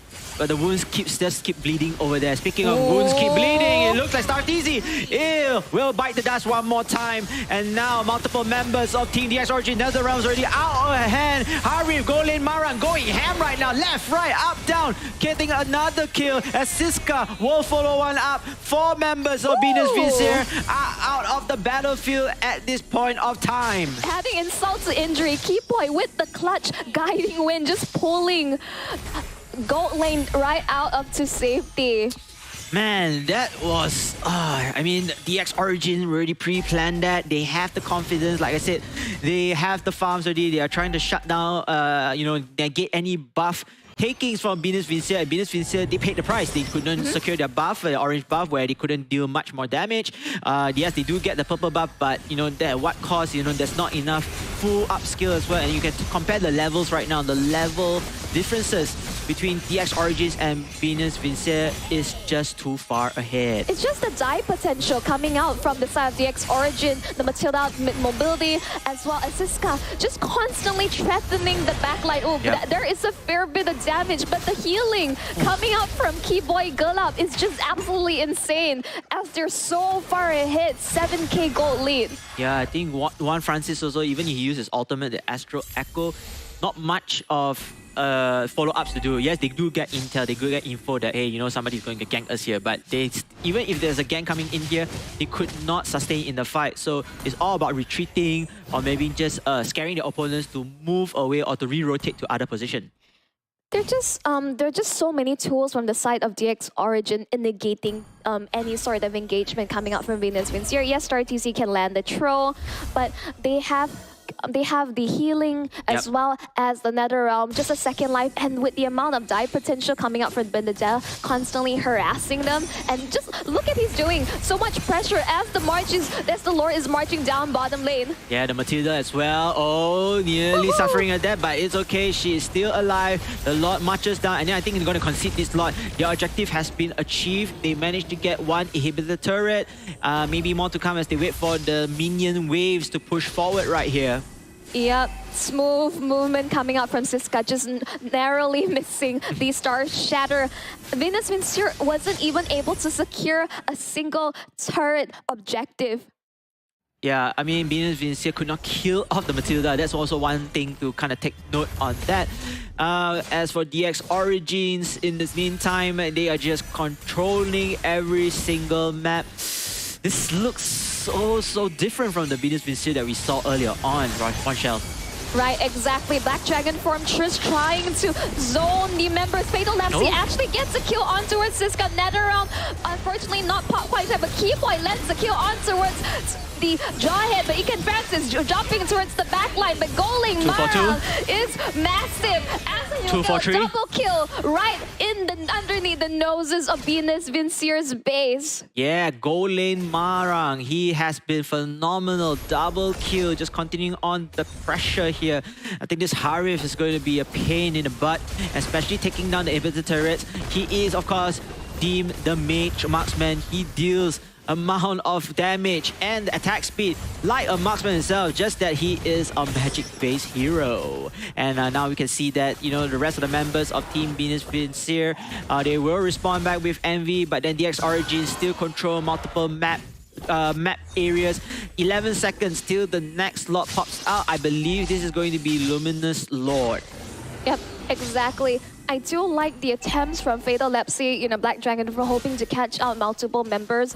But where is the rest of his team to be able to follow up accordingly on that engagement? It's so difficult for them. StarTZ, he's using Conceal here, trying to catch one of the players off guard, but could not do so. Or could this be a fatal move because they tried to zone out the opponents? Yeah, Icane though, very low in HP. Nonetheless, however, the Lord is still in contest for the DX Origins. DX Origins is definitely going to secure this lot right here, and yes, they will. While all that is going on, you see it left the final blow on towards Siska. Gets the troll, sacrificing himself just to ensure the rest of his team is able to secure the active, just causing chaos into the back line. Keyboy gets a kill on towards the team. NetherRealm pop of that goal lane. Mara is massive. Envy. He's just jumping right in. Oh, they're just jumping in right here, and a little bit of a misplay coming in here. But however, it is all for the inevitable. Ladies and gentlemen, it looks like there's going to be game one right here, but hold up. Team DX Origins haven't completely closed this yet until now. Game one goes into the hands of the Malaysian Malaysian side. And yeah, congratulations to Team DX Origin for taking down the Crystal Base after a successful team fight. GG, well played indeed to DX Origins, taking game one away. I was holding my breath there for a little moment because I did see that the crystal was targeting their members accordingly because I think the waves wasn't pushed up. But in the end, it was just a game secured. beautiful textbook plays coming out from DX Origins. I would simply say they just executed on what their draft intended to.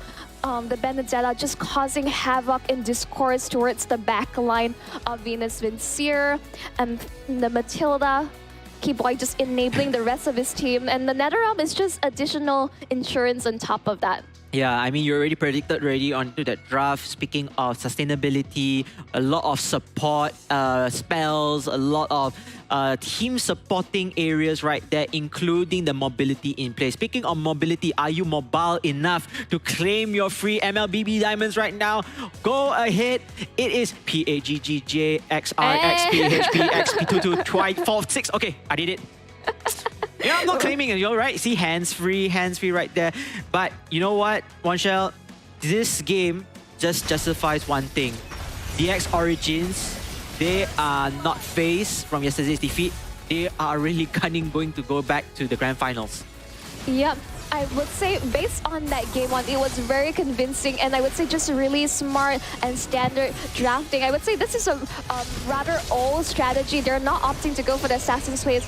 Cayman is just more comfortable picking up the Frederick, and has been working wonders for him as a result of that. Star TZ just can't find any openings, even though he's able to get maybe a single catch with a lockdown accordingly. But the rest of DX Origins is always there to follow up and to be able to capitalize on their engagement. They just have so many more tools. This is why I highlighted that Matilda Faramis is a deadly combo. Just look at the dive. They're just fully enabling Gold Lane just to go ham on the side of Venus Vincier. Yeah, the hero comp enables them the confidence to just turret dive. Even though it's inhibitor turrets only, they manage to get multiple kills by then as well. Yes, you know, we see some of the members of DX Origins fall down, but again, the sacrifice is essential. The sacrifice is essential to get multiple kills, multiple lead-ups into their own base, and eventually knocking down that Crystal Palace bit by bit. Yep, in these final moments, you can see that as we talked about the dive potential, like you're just able to go in, circling eagle with the guiding wind, in and out. No harm done whatsoever. And DX Origins, even though we can see that in the last moments they were able to finally secure victory. But now let's just talk about our MVP of this match. We have Ikane on the Faramis 2-1 and 12, 88% teamfight participation. His NetherRealm timing honestly is impeccable. I think he only missed like one time when unfortunately the Benedetta has fallen as a result of that. Otherwise, he was able to keep his team topped up, healthy, and able to sustain for long durations throughout the team fight. Yeah, perfect execution overall. Great support hero right there. Great support player in general. And look at that. Here comes the Sally. What is he doing? What is he doing? Oh! Sayang abang. Sayang adik juga. Alright.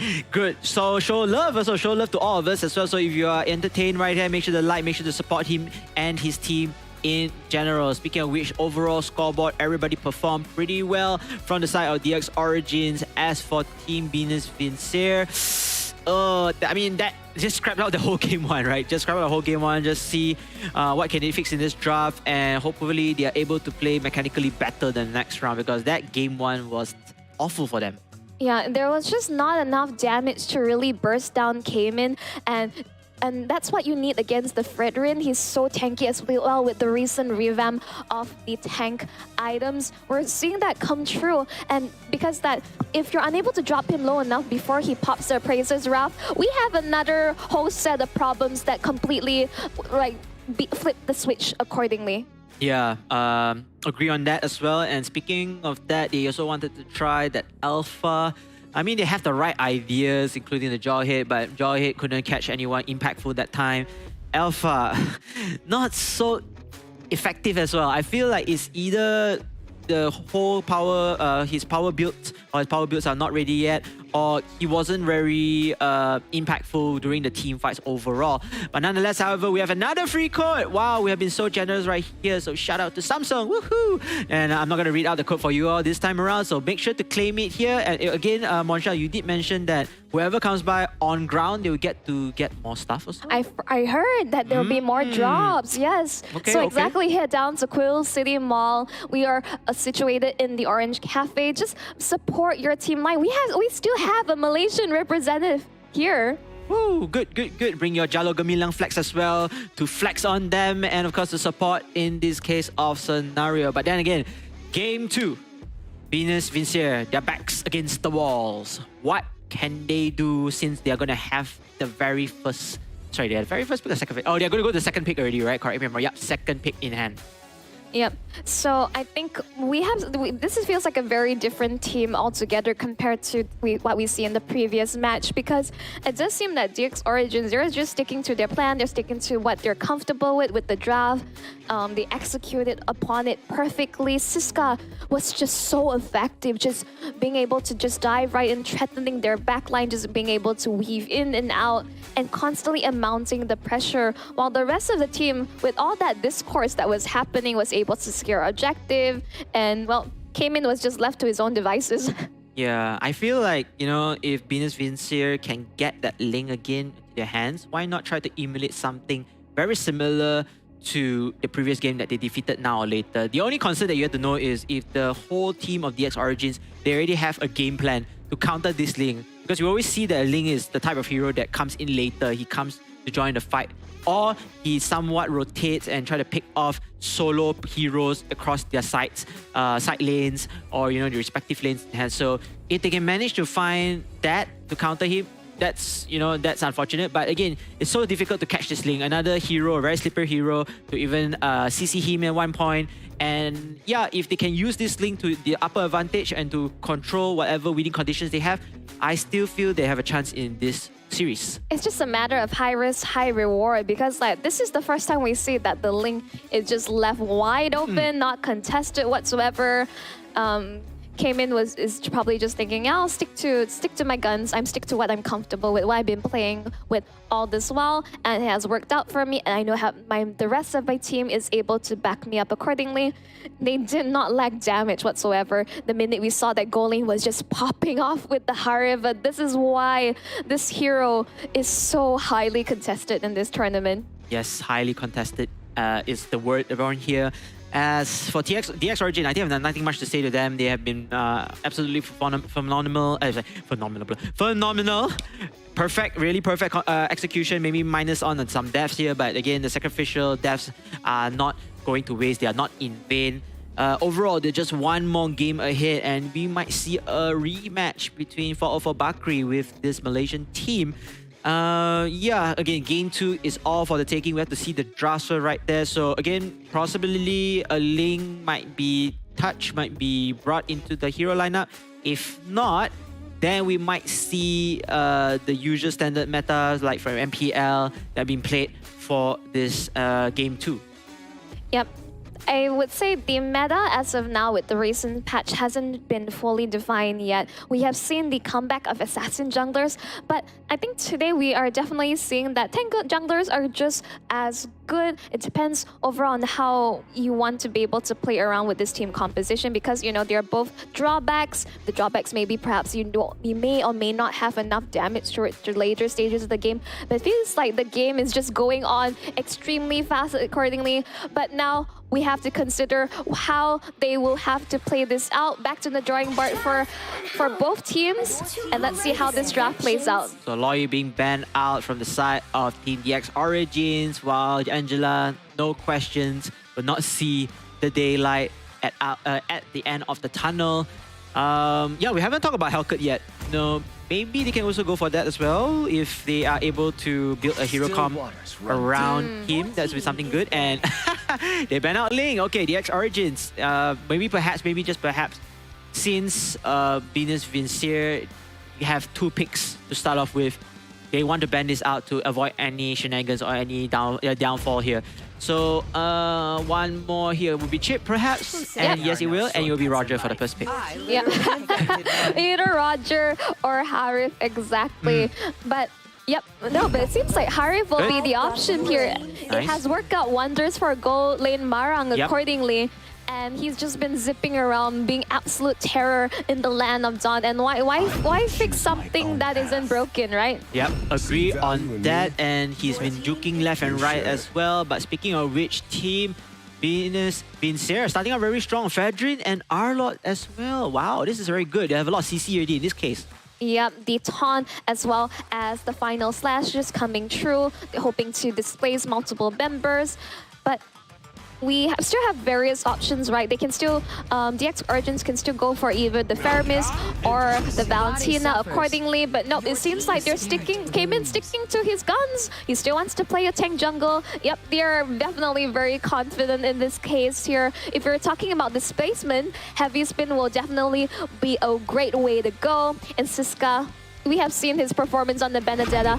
We can definitely expect him to cause a much chaos in towards the ranks of Venus Vincere. Yeah, chose Akai as well. Not many appearance for my favorite hero. Not because I like to use him, but his size of his belly is also equals as mine.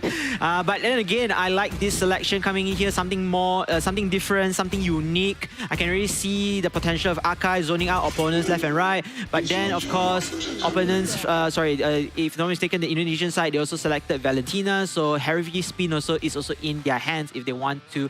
Jawhead will be removed from there. And of course, most likely the last one. Who do they want to ban? Do they want to ban another side lane hero, or perhaps just perhaps Aroma?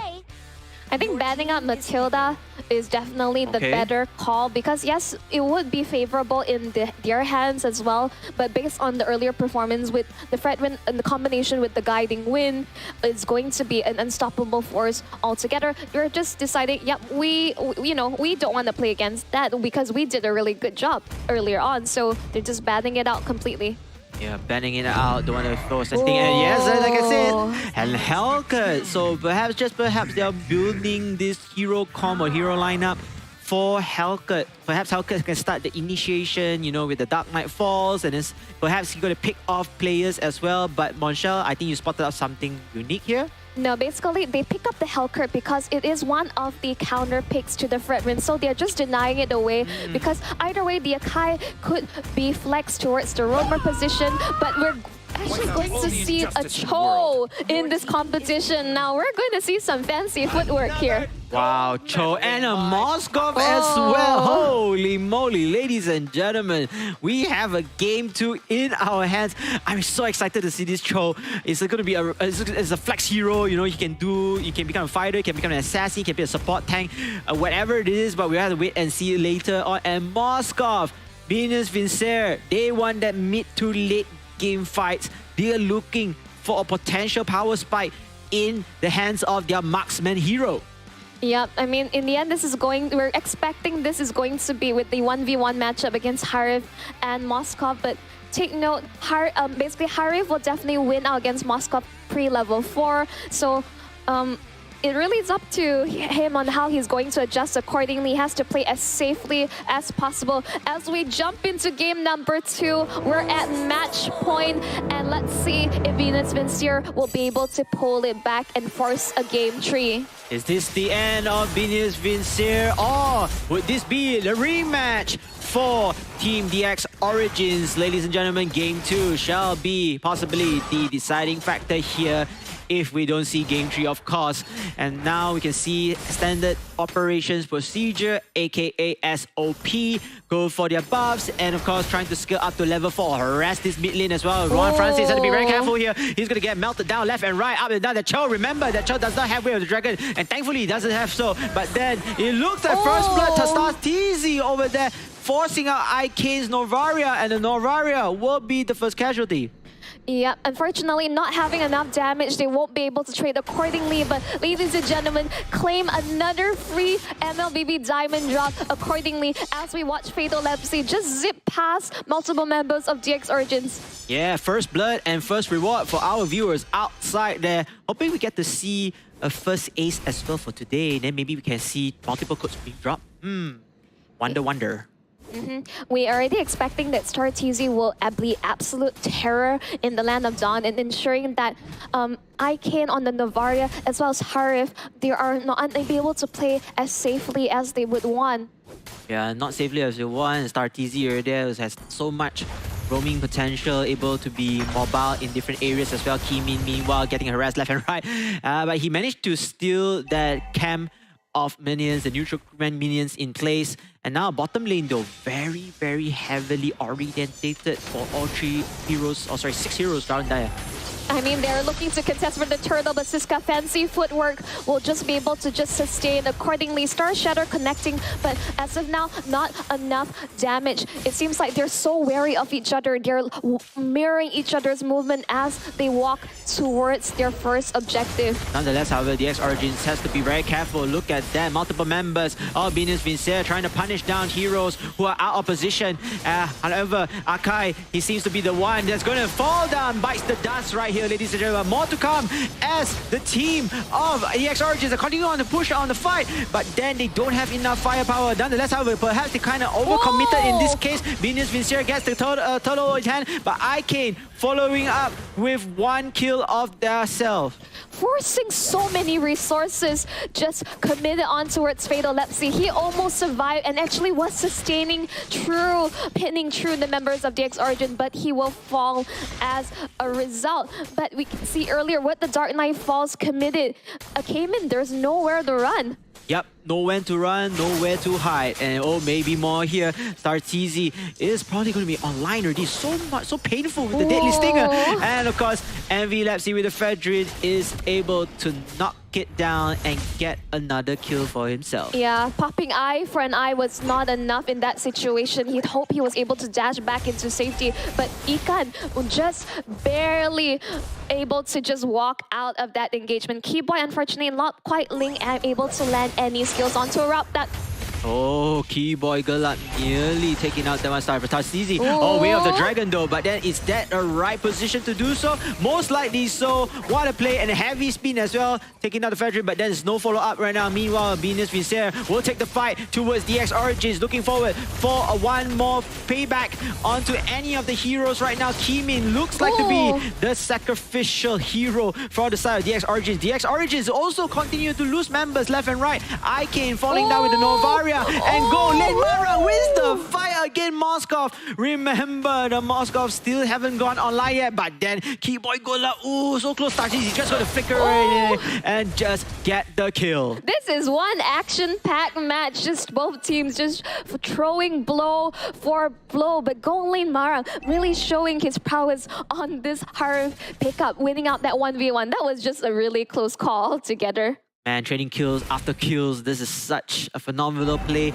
Non-stop action-packed game right there. But then again, if you want to talk about statistics or analytics, Venus Vincere still has the lead.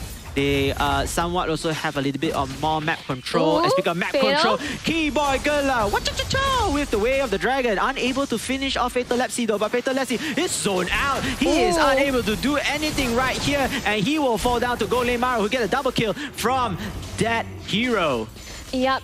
A lot of resources committed to him, but they do get the kill on top. Jan Francis not quite landing on the heavy spin onto Mother, but Icane, he should be able to, just a little bit less damage with the Astral Spear, just be able to just zone away and get out scot-free. Scot-free, but speaking of scot-free, I think Keyboy Galak is playing a little bit too pesky right there, and yes, he's able to survive in hand, but nonetheless, however, Venus Vincere able to secure the second turtle in their bag. So yes, they lost 2 heroes, but hey, 1 more turtle for the objective itself. So it's even Stevens at the moment for both teams. Yeah, just earlier on, Keyboy Galat was just able to narrowly avoid the Deadly Stinger here, but lands the pin altogether. But Keyboy is just still able to get away.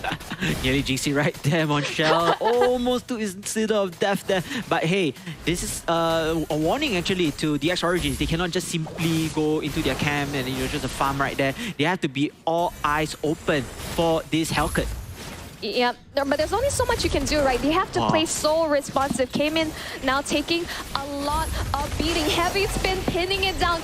Just insult to injury, using his own ultimate. But you can see that Siska just trying to jump in towards the back line, but Juan Francis is just able to keep up the distance. But Siska unable to find anything, and he trades for his life instead. Lands the way of the dragon on towards Envy. Do they have enough damage? Lands the taunt. Here comes Sartizi. We able to get his teammate up to safety. Lands the shutdown on towards the Harvard.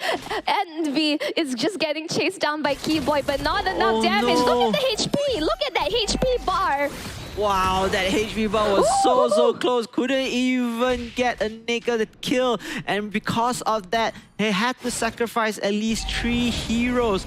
Not getting a single one when they're committed for that skirmish. Nonetheless, have a big shout out to Statizi using the Dark Knight Falls at the right time, confusing his opponents left and right. Could not find a kill. Speaking of kill, here comes the consolation. Siska will take down this Moskov in the stages of the game. Yep, basically in a 1v1 situation as of now, I believe that Ikan Francis, he has fallen slightly behind 0, 3, and 1. Doesn't have quite enough damage as of now. We can see a Dark Knight Falls has been came in. Despite this, still able to secure the turtle final slash committed onto 2. But basically, there will be no continuation of any fight. Yeah, no fights at all. Disengaged at the moment. But then bottom side, the Moskov has to be, the Arlov had to be very careful in here. Our Lord, as you can see from the itemization, Monsha, maybe take us a little bit through on that. Yeah, I would say classic for Harif, completing Starlium site as well as the Federal Heaven. Just really standard stuff. That's why he's able to win out in that 1v1 accordingly. And we can see that Moskov is still slightly behind. He needs to complete that Trinity build accordingly. Lands the way on the dragon, but killing spree secured by Startizi. Just being able to melt down members of DX Origin. Keyboy Galam not able to land anything further on. The rest of his team responding way too late, unable to compensate for Gold Lane's death. Yeah, Gold Lane Marang, just so unfortunate that his Harvey got caught off guard right there and his team could not compensate with another kill here. But whoa, Valentina takes down Novaria. This spells a little bit of a crack right here for the side of Team DX Origins as Venus Vincier, they have the lead at this moment. They have map control. They're continuing on the fight with DX Origins here. Heavy spin there, but then can they finally take them out? Yes, Fredrin Wolf loses his life. But then, however, Venus Vincier, they still have strength in numbers at that mid lane. Lands the heavy spin pin, and the Electro Final Blow just will be able to take out that tanky Fredlin accordingly. But there's something to take note. DX Origin has forced to commit so many resources and ultimates, just trying to take out a single member each time they go head to hit with Venus Vincier.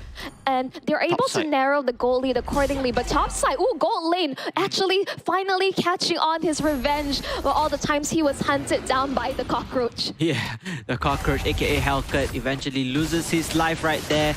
And maybe more to come for Team DX Origins. Very composed, very poised as well, I would say. Even though, yes, they've been losing fights left and right, but they didn't take these fights, as much fault in their hand. They're still continuing to be aggressive here. Speaking of which, they need this aggressiveness because the Lord has respawned. This is a basic Lord, but then this could be the turning tables between these two teams. Yep, heavy spin committed as well as final slash Zaman for spin pop. You can see that Gold Lane has the damage coming through, but StarTC isn't even in the fray yet. Will he pop Dark Knight Force trying to go back in? Fatal is just zipping through the members in. I don't think this is a fight they should be taking. Yep, they are going to fall back at this point. Sartizi unfortunately kills our Kim in here, so they won't have their tank. And maybe Mordecai Siska, a little bit of a misplay there, going back and hoping to catch whatever opponents who are already low in HP. But nonetheless, however, Venus Vincier, they have map control and they have the Lord control in their taking right now. I was rather concerned that yes, even though StarTZ was not available in that fight, but they didn't quite have enough damage to really burst down the Lord as of yet. And when Venus Vincier was able to re-enter the fight and basically turn the tables accordingly, they recognize that DX Origin has already burned the resources exactly, and that's when Venus Vincier had the room of opportunity to take on the fight. Yeah, Venus Vincier also have insurance as well in the mid to late game. Yeah, Moskov earlier on already so stacked right now with the speeds, already starting to take down turret. You can see the pain itself already. And look at that, here comes Venus Vincier. They are pinning down Kimin, even though he uses his heavy spin. spin, but then it's not going to be enough. They will try to take down the tank first before he can provide any support for his team, and yes, they will. Venus Vincere looks like they're going to equalize things up in this second game. They are not going out just yet as DX Origins continuing on to support, to defend whatever's left on their base. However, it seems like they don't have Kimin who is able to zone out right here. They will need to do whatever's left to take care of that crystal base. Nonetheless, however, Venus Vincere, they hold on to that jungle control. They will continue the fight, perhaps a little bit of kiting, but then you have to remember Ikan Francis, he just got online. He's going to find multiple members here, going to strike them down. Look at the speed of damage coming in here. Keyboard Gulab though takes down Arlot, but Ikan Francis will return the favor, will go on with the kill. Kimi, meanwhile, speeding left and right, out of trouble, double kill, and of course, Starteezy will go in with the kill on the hell. 3 members apiece already for 4 Venus Vincere. They can wait for this minion wave and can push for the checkmate.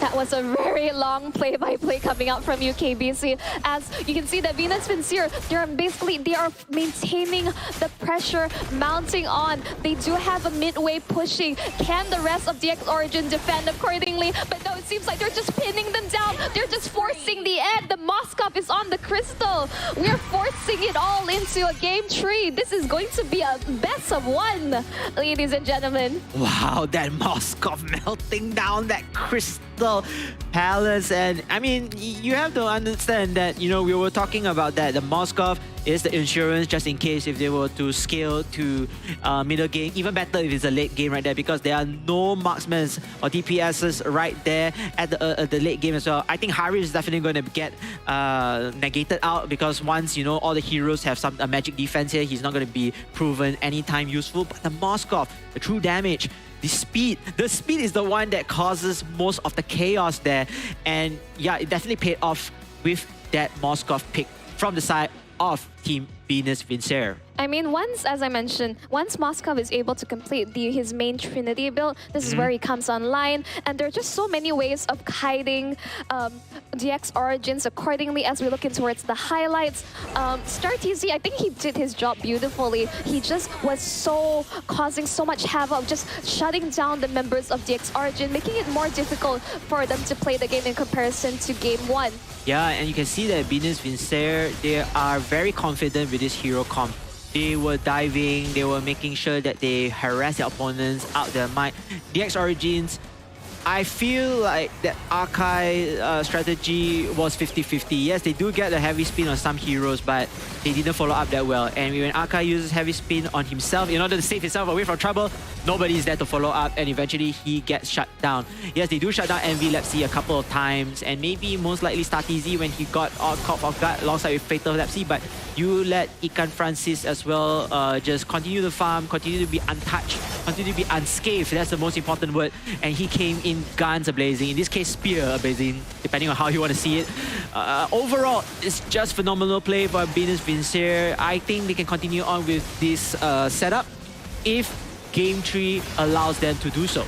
Fatal Lepsy just proven to be so potent in these team fights. That final slash displacing multiple members of DX Origin. And something to take note that with the Cho pickup as well as the Akai, I do think they just basically lack sufficient tools to be able to stop Venus Vincere, because every time DX Origins tries to take the fight, they have enough damage, but they're completely derailed and stopped in their tracks accordingly when they get shoved, they get slashed, they get speared and pinned. Yeah, it's just, especially with the Valentina pickup being able to also steal the heavy spin. So this just became a so much more difficult draft to play against. Yep, and we're going to take a look on the MVP. I think it's going to be Keyboard Gulab, hopefully so. No, it's going to be Guan Francis. Okay, well worthy as well. MVP, 2 kills with 12 assists. That's a lot of them. 78% team fight participation. You know, yeah, I think everyone contributed in that fight, but Guan Francis perhaps probably playing great AoE attack, you know, able to steal essential skills away from the enemy and use it against them in return. No, there were some really clutch, terrifying moments, really stopping Siska to be able to continue pushing on and mounting on the pressure. And I would say that Juan Francis, I think he got a good amount of MVPs throughout this entire tournament. He's really showing exactly what he's capable of with this hero. As we jump in towards the scoreboard, we have it's 11-18. Unfortunately, Keyboy, even though he was able to land some really great Way of the Dragon, but the rest of the team has some trouble bursting down the tankier members of Vincier accordingly. Fatal Lepsy, especially the way he's able to kite and just zip through and able to sustain. I would definitely see that there's so many resources just trying to take one member down. Yeah, trying to take that one member down is so difficult for them. Pouring so much resources as well, just unable to snowball that effect. So ladies and gentlemen, our very first game 3 all the way right here. As Moshel said, now everything is even Stevens. It's now a game of best of 1. However, the favor will be in return for the first pick towards team, sorry, if I'm not mistaken, team Venus Vincier to get the first pick in place. Nonetheless, however, claim your free MLBB diamonds right now and you stand a chance to walk away with some nice amounts, and perhaps you can buy a new skin or a new Starlight Pass if I'm not mistaken. I mean, yeah, by all means, it's like these free MLBB diamonds drop is just for you if you want to be able to claim. Like we see Hellcurt just popping off, and currently is his Starlight featured skin. Yeah, exactly. And I believe earlier on we saw that Star TC was just playing using that same skin. So if you want to be like Star Easy with those flashy plays, just hunting your opponents across the map accordingly, what better way to show off? Yeah, what a better way to show off right there. So make sure to claim your diamonds, and of course you can share the love to your family and friends as well to get those diamonds for themselves. Nonetheless, however, game 3, deciding game right here. Both teams are locked in and are ready to put it all out. Don't need to hide any cards right now. Play every single moment and live it up to your expectations. Well, as we say, this is going to be a best of 1. I'm not sure if they're looking to be more experimental, but no, it seems like there is so much focus on towards Cayman's hero pool. The fact that, we don't want to play Fredrin anymore, and we definitely don't want you to have it, so we're just going to take it out altogether, eliminating it from the pool. But that also just opens up the draft towards that chip was taken away. We have, wow, I can't believe this is the opening they're going for. They're recognizing that Fatal Lepsy is so incredibly skilled with his Arlet gameplay. Yeah, Arlet first pick is definitely a choice that they really want to run with the hero comp. Perhaps they have other heroes as well that they want to pair up with him, which we will later see in the later stages of the pick. But then you have Ling, you have Roger, you have Valentina, you have Matilda. You have so many heroes out there and they can try to use it right here. But then Roger and Valentina, as predicted, I think this will be the 2 best choices for the timing to set the tone within this draft. I like how DX Origins is opting to pick up the Valentina for themselves. Stealing the final slash would really enable them further in these team fights, because it's showing that Juan Francis is way too potent on this hero. Yeah, too potent on this hero, just taking away out from his hands is also a good choice. And yes, here comes the Ling.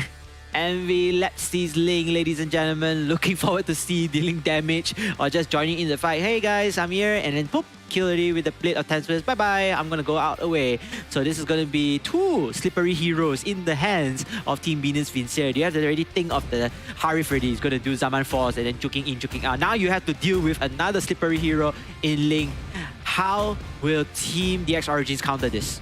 I think with more movement speed, right? It seems like Siska just sticking to his guns because I think the Benedetta, even though in the second game he definitely had a much difficult time being able to catch up against Venus Vincier accordingly, but I think it showed that he is just sticking to what he's comfortable with. He has proven to be a really valuable hero for the rest of DX Origins in terms of their game plan.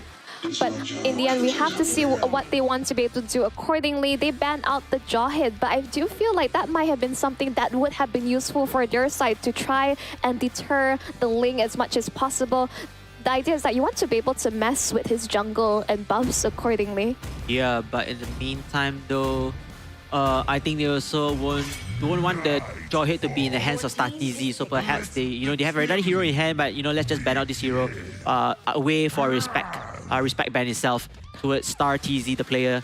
And yeah, Hellcat already been banned out already. Yeah, I like this Barcia pick. I was already thinking already a few hero combinations. You want to go Grok or Barcia. You want something that you earlier mentioned. You want more roam. You want more mobility.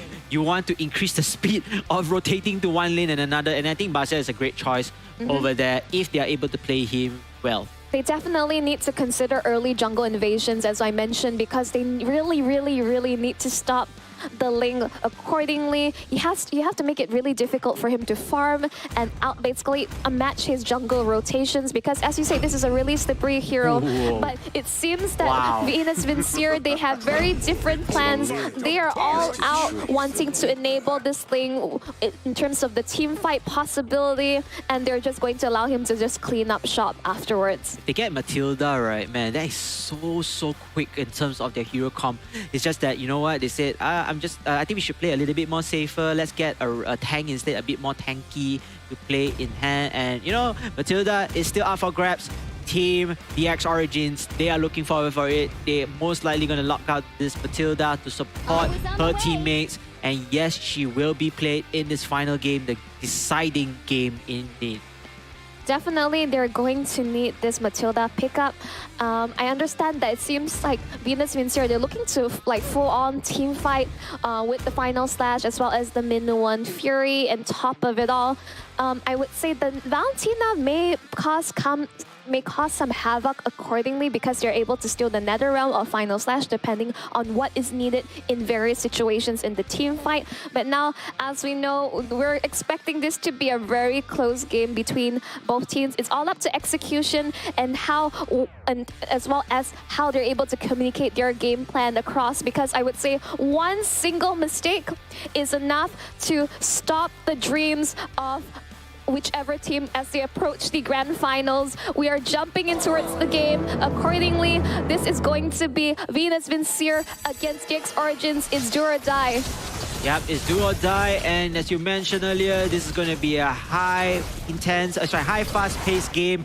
Both teams have a lot of mobility. Expect to see a lot of team fights, a lot of skirmishes, and from different lane rotations in place. Speaking of lane rotations already, here comes perhaps the first skirmish as Icane managed to fall back into safety with her Valentina, while the Matilda continues on to provide shields left and right.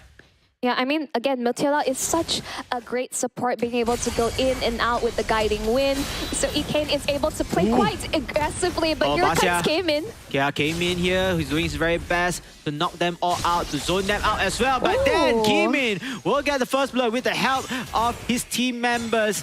And unfortunately for Juan Francis, the Farmist will have to be the first casualty of the game. Yeah, Siska just joining the fray, but Star TC forced the flicker. They're committed. They want to be able to get the kill. This is the dive potential we're talking about with the Matilda. I can just be able to freely roam across the map and get out of situations scot-free. Yeah, it's like game one, you know, they have the dive potential, the confidence to actually turret dive and, you know, secure the kills left and right. So again, very fast-paced attacks, very fast-paced offense here. Keyboy Galap needs to be very careful, but it's okay. The Ling not going to do much damage just yet. Does have the Blade of Tempest in his arsenal already. Just need to wait for the right time to pop it out. Yep. All is in contention for the first objective, which be the turtle. But we can see that DX Origins in the web of the pull back onwards. Here comes Envy Lepsy in the fray, takes him out accordingly. But Fatal Lepsy also taking a fair bit of damage. Temperature Blades being popped in, just able to zone the members. Came in, almost got pulled back by the Shadow Stampede. But Venus Vincier are happy with that outcome, and they will opt to disengage and proceed to take on the first objective. Yeah, the turtle is going to be a part of the X Origins here, capturing it, trying to zone out. I like how they are zoning out their opponents, trying not to play over aggressively, because if you go way too deep, the rest of the members of Venus Vincier can re-rotate and take them off. So even though they lost one member, but then the turtle objective is still prime. It's still a prime condition to win it all. Yeah, there's just much push and pull coming out from the Fermids pulling you in, as well as the Matilda like being able to pull you back out of dire situations. Circling Eagle committed ontowards Jan Francis. I believe they will commit accordingly. Ooh, just a tick of damage, being able to secure that and came in off-camera kill on towards Fatal Lepsy. Wow, I mean, DX Origins, they're using the whatever potential, the mobility potential they have here to match out, or not even being faster than Venus Vincere in terms of the rotation. Yes, they have Ling, they have Harif, but again, they are looking like the faster team, or the team that is going or leading the race at this point. Well, at this point, as I say, their early game rotations are expected to be extremely fast-paced, and Venus Vincere, they need time to come online, especially with the lane pickup. Minuan Fury committed on towards 2, but Keyboy Galap will ensure that the rest of his team is not in any form of danger, understanding that ultimate has been used. But it seems like DX Origins, they're not interested in continuing on the fight.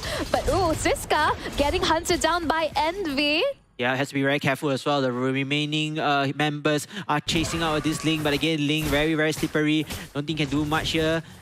He will see his orange buff being stolen, perhaps here on hand. Venus Vincere, would they want to re-rotate as soon as possible? No, can do. They can't. They do not have enough time. So DX Origins continue on to shut down whatever resources that's have here. But then, they might be playing a little bit too aggressive here. Kimin, though, he will try to save Keyboard Galap, but Keyboard Galap will lose his life. Start Easy and the rest of the members will continue on fighting for the side of Venus Vincere. Mega kill onto this Ling, and Kimin as well. Fall down, a double kill for Envy Lepsy. This is not looking good for DX Origins. Yeah, taking the fight to them without Siska in the frame, just unfortunately way too late to support the rest of his team. And this is the team fight potential in the 5v5 situation that DX Origin has to be careful. Circling Eagle just committed, just trying to be able to zone and get information onto Siska. Like to find the blow, triple petrify, but not enough damage, while Venus Vincere still able to secure the turtle. Yeah, Venus Vincere, they are actually very well positioned. I noticed they have 3 heroes just side by side to support one another. Oh, final slash on towards Siska, but he should be able to get out still, unless eye for an eye, just barely. Yeah, eye and eye just barely able to zip out of there. Otherwise, Fatal Lepsy will be able to secure the kill. Circling Eagle, Keyboy being forced to flicker out of there. So many skirmishes going on in the different lanes, but going back to what we just talked to, Siska wanting to steal that turtle away. Thankfully, even after the turtle has been secured, but all 3 members of Venus Vincere are just one and together. So, any shenanigans from Siska to pick them off one by one has been denied. Yep, and he also doesn't have the Retribution. Zaman forcing out the Lycan Pounce from Gold Lane. Have to be very careful. Gold Lane Marang, you will turn back to human form right there. Don't want to get caught off guard right now. But then Kimin continue on to steal this buff, the Basya. Just denying the orange buff from time after time. So Ling is going to have a little bit of a trouble right there, but it doesn't matter. He has 5 kills already without any deaths. He's probably going to get his items very, very quickly. Purple buff. I'm not sure whether it's still or not, but then wait a minute. No, yep, he was able to successfully stole it away from the Ling accordingly. Great job from Cayman. This is now a buffless Ling. Oh no, I mean, he does have the total buff, but nothing much in terms of damage. And speaking of damage, Keyboy Galap is facing a lot of pain. Pack a punch from the side of Venus Vincere. Yeah, unfortunately, he has to fall in multiple situations when he's ganged up like that. You can see Siska in a 1v1 situation. He will be able to just get out by slightly fighting to no avail. Once again, a monster kill for Envy Lepsy, Tempest of Blades. Icane, there's nowhere to run as Venus Vincere got you unnumbered. Nowhere to run, nowhere to hide. They will take the turtle here. Perhaps they even have map control. Kimin, meanwhile, continue on to harass, to provide information. But if your damage dealers are not around the map, this is going to be very, very tricky, very, very difficult to deal as well. Speaking of which, DX Origins, they will start this skirmish right here. They will retaliate, but then their retaliation seems to be unfazed here as the rest of the members of Venus Vincere. Very nice move coming in from the side of Juan Francis. Francis. The NetherRealms keep his whole team alive. For the time being though, Envy Lepsy takes down the turtle, but then loses one life in Venus Vincere's Fatal Lepsy. Maybe more to come. DX Origins, they're pushing in, they're going to go. But then for one kill, one turtle, I don't think it's is a fair trade. Can we catch a breath for a moment? Because both teams are just full on out brawl. Cayman secures the purple buff once again against Envy. Just trying to slow down this Ling in the process, because Venus Vincere, their team fight potential with a combination of the Minuan Fury as well as the Nether Realm is negating the damage coming out from DX Origins. As we look in turrets, the itemization, yep, Sky Piercer has been completed as well from the side of Envy Lepsy. I mean, let's have a quick look. Yep, Hunter Strike for the Benedetta. He's going to be needing a bit more damage to be able to burst down the members accordingly. Roger has that Wind Talker and the Endless Battle, and you already mentioned that the Sky Piercer is in the hands of the Ling with the Berserker's Fury, correct me if I'm wrong. Yes. Yeah, I feel like if DX Origin didn't contest for the buff, this could be game over already. This is the Ling's game. Yeah. The Ling show, they call it. No. This is very simple why they want to pick up the Baxia, because that's the benefit. That's how you need to play. If you play Baxia and you don't proceed with any jungle invasions, you're absolutely like disregarding and playing it wrong. Problem is they could not follow up with a good team fight. The rest of the members, the old Star TZ, top side though as well. Benedetta going in for the split push. However, IK takes down Star TZ. They don't have a tank right now in the Venus Vincere. But then, is that enough though? DX Origins, they're gonna fall back. Holy moly, with the R-Lord final slash as Ikan Francis takes down Roger. Keyboard Gola running for his dear life, but will not be able to do so. Benedetta and Ling fighting one-on-one right there. Kimin takes down that Harif. But then, does he have enough more damage to take down Juan and Fatal? We have to see that. 1 versus 2. Seems very strong. Siska coming in to join the fray. He wants to make it an even match. 2 versus 2. Siska gets the kill onto Juan Francis. Now here comes Ling. Slide by slide. Tempest of Blade. Double kill though. Unfortunately for Siska, he will lose his life. One-on-one, and Envy Lepsy wins the fight overall. And that Ling, ladies and gentlemen, has gone online. This is just a bloodbath. I'm not sure even what we're witnessing here, KBC, because both teams are just fighting non-stop. All right, but focusing back on towards the objective, they are in prime position for taking out the Lord accordingly, because Cayman is not in the picture. NetherRealm, Zaman Force as well. It's going to be a full-on now. Envy Lepsy actually forcing that, but actually were able to secure the Lord even with having such low HP. Gold Lane is in the back line. He's looking to dish out the damage, but Envy is unstoppable. Double kill, and look at the health bar of the Ling accordingly, but Siska trying and hoping to at least clean up whatever mess that was left. Yeah, that is still a loss for DX Origins. They could not secure the lot. They could not steal the lot, to be more frankly.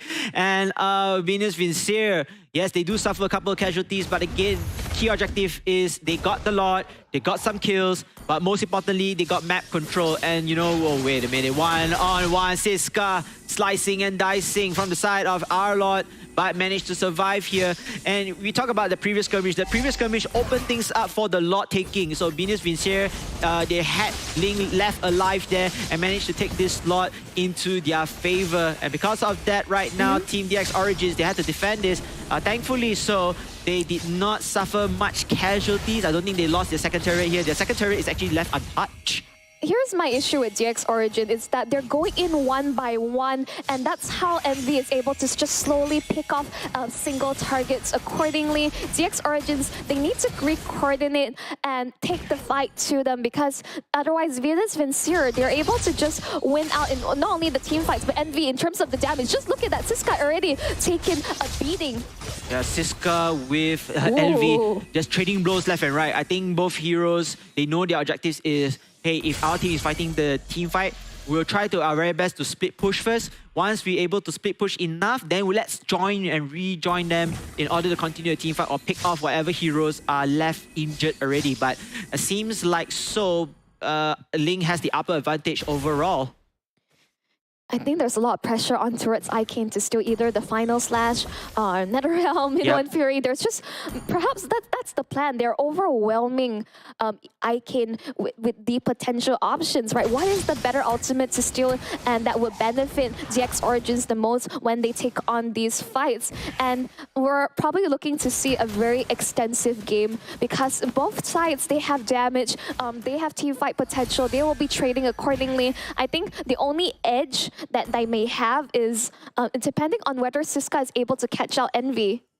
Yes, that would be perhaps the key condition to at least stop Siska first and then slowly killing off the rest of their members. Nonetheless, however, the X Origins, they still had the mobility. They can roam around, they can stick together very quickly, they can disengage and re-engage anytime they want to.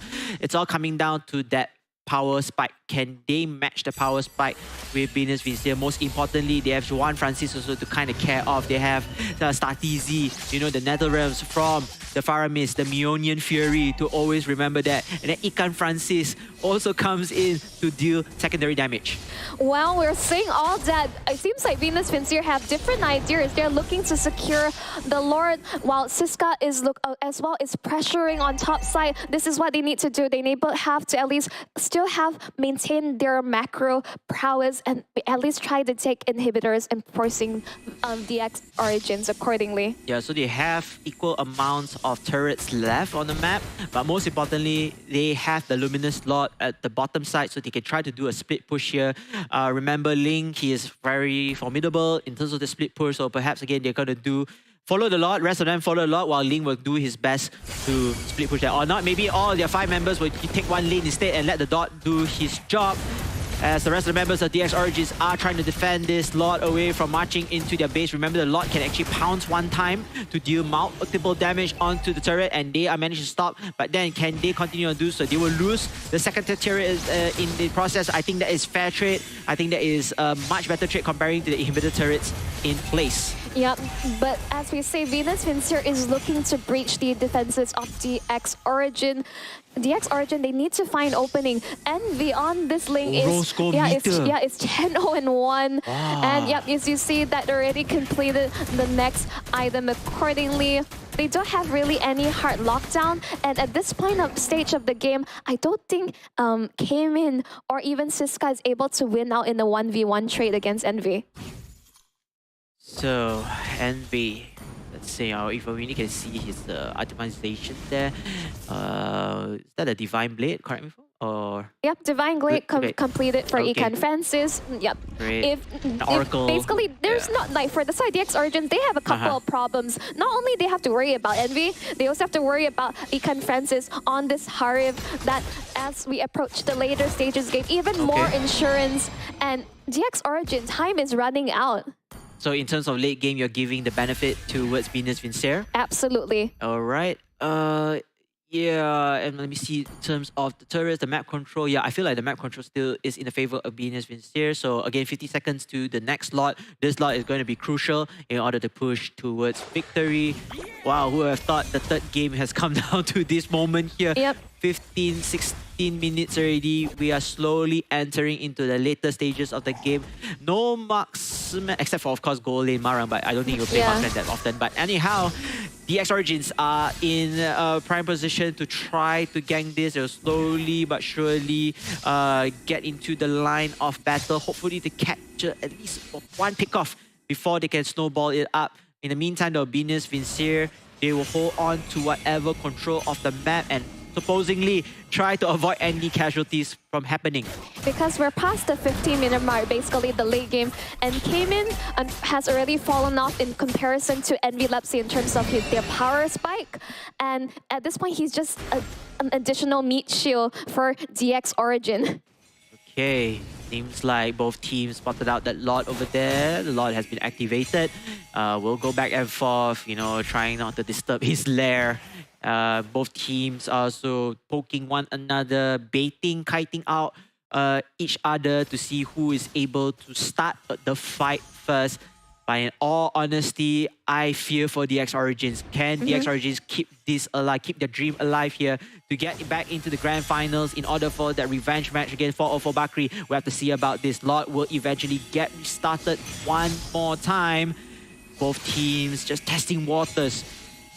Minion waves as well are equal, I would say, but I feel like Venus Vincere has the upper advantage in terms of the minion waves. Both teams are very wary of each other, and how they're going to approach this like Lord Pit fight accordingly, it's really going to come down to the wire. Whoever pulls the trigger first and able to land the counter engagement. All I can say is, all it takes is one mistake, one team fight to go wrong. And instantly, it can flip the stage altogether. Ooh, Minoan Fury not being able to land accordingly. That is an important ultimate already expended. But look at Siska. He is looking, he's actually zoning. Zoning out that Link. That Link could not help the support here. But then, is that an overcommitment from the side of DX Origins? We have to wait and see. 4 members apiece here. Siska, meanwhile, slicing and dicing. She's trying. He's trying his very best over here. Fatal Lepsy, meanwhile, Link as well will the Arlon will do his best. But then Kimin steals away the Lord because zoning out that Link, they don't have enough damage for that. They have strength in numbers right now. And here comes the follower of DX Origins. They will start off by killing that Minotaur alongside with that Harif. 3 members left for Venus Vincere. It looks like the tables have turned. Juan Francis, the Pharaohist, couldn't even save his life. Triple kill, skippity pop pop. And here comes the Lord. Will push from the top side. And ladies and gentlemen, Venus Vincere, whatever lead they had right now, it's all gone to waste. Just really smart decision. Siska as well as Keyboy decided that, okay, we're going to threaten the Ling as much as possible and basically deter him from any efforts of taking the purple buff. And by doing so, that is the opening that DX Origin needed to secure the Lord. And now they're forcing in the issue. They're forcing in the issue. They are putting down that nail into the coffin. Not just done yet, because the Lord, the Almighty Lord, will knock down to the doorsteps and inhibited the turret, dealing so much damage there, Monshell. And maybe more to come. Ikan Francis doing his very best to kite this lot away, hoping not to hit the crystal base and hitting the heroes here. So now the DX Origins will use this opportunity to continue on the split push right now. And here comes all 5 members strong, taking down the last inhibitor turret. The Lord will fall down right now, but then is this go for the DX Origins? Yes, it will. But then multiple fights, multiple skills going up and down. Netherrealms coming in at the right time as well. Mjolnir Fury in place, but then Kimin gets the first blood with Golin Marok as well. Starts easy. Venus Vincere looking like lost rolls right now. They don't have enough members. Triple kill again for this player. Shut down the team wipe, ladies and gentlemen. DX Origins, they're going into the finals. GG, well played. 2 DX Origins closing out that series in such a manner. All it took was one room of opportunity for them to finally crack the code against and finally shutting down Envy's Ling. Wow, I mean, that room of opportunity, they took the risk. They had Matilda, they had Benedetta. They said, hey, you know what? Let's shut down the purple buff as you already saw earlier on. And then let's zone out this Link. Let our Basia, let our rest of our teammates to control the Lord, even though we lack of 1 player over there. 2 players or 2 heroes. But they still managed to do so. They managed to follow up with the Roger kill. And eventually the Benetta strikes into the hearts of Team Venus Vincere. Venus Vincere, unfortunately, we had to bid you farewell. Great game. Great, exciting, exhilarating game nonetheless. And for DX Origins, we'll see you in the grand finals with the matchup or the rematch against 404 Bakri. Well, you really took all the words out of my mouth in this situation. I'm so sorry. But basically, we have to talk about that game. That was action-packed. That was absolutely non-stop. But the minute DX Origin, they figured out that yes, we're able to split up the fight and then focus their attention on towards Envy. DX Origin instantly, that was the opening that they were looking for, able to secure the objective and end the push. And I have to talk about the final moment earlier. I came with the stolen Minuan Fury. on towards multiple members. That knockup was the final nail of the coffin, but we have to talk about the entirety of the game. DX Origins was in the driver's seat accordingly, which we expect with the early game lead with the Baxiak in the combination with the Matilda. Siska really had a rough time, I would say, because it was really up to him to be able to match up with the Ling in terms of mobility, with the 1v1, and he was just constantly getting shut down. But once they're able to just figure out, okay, the Ling is isolated, he wants to take his purple, this is go time for them to at least threaten him in his own jungle. And once that is over, DX Origins was able to secure the turtle, the Lord, just like that. Yeah, just like that. And then you can see that the Roger was still surviving, dealing so much damage as well, coming in at the right time. Siska as well able to join the fight after they managed to zone out the Ling.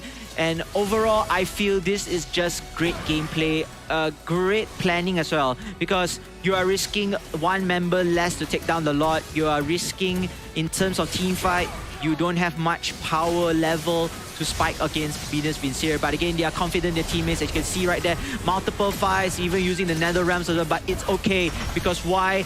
They have that Roger. Gold lane Marang was on fire. And then after that, continuing on with a double kill of his own. A triple kill to follow it up. And eventually, that Benedetta shuts down that lane which they needed the most.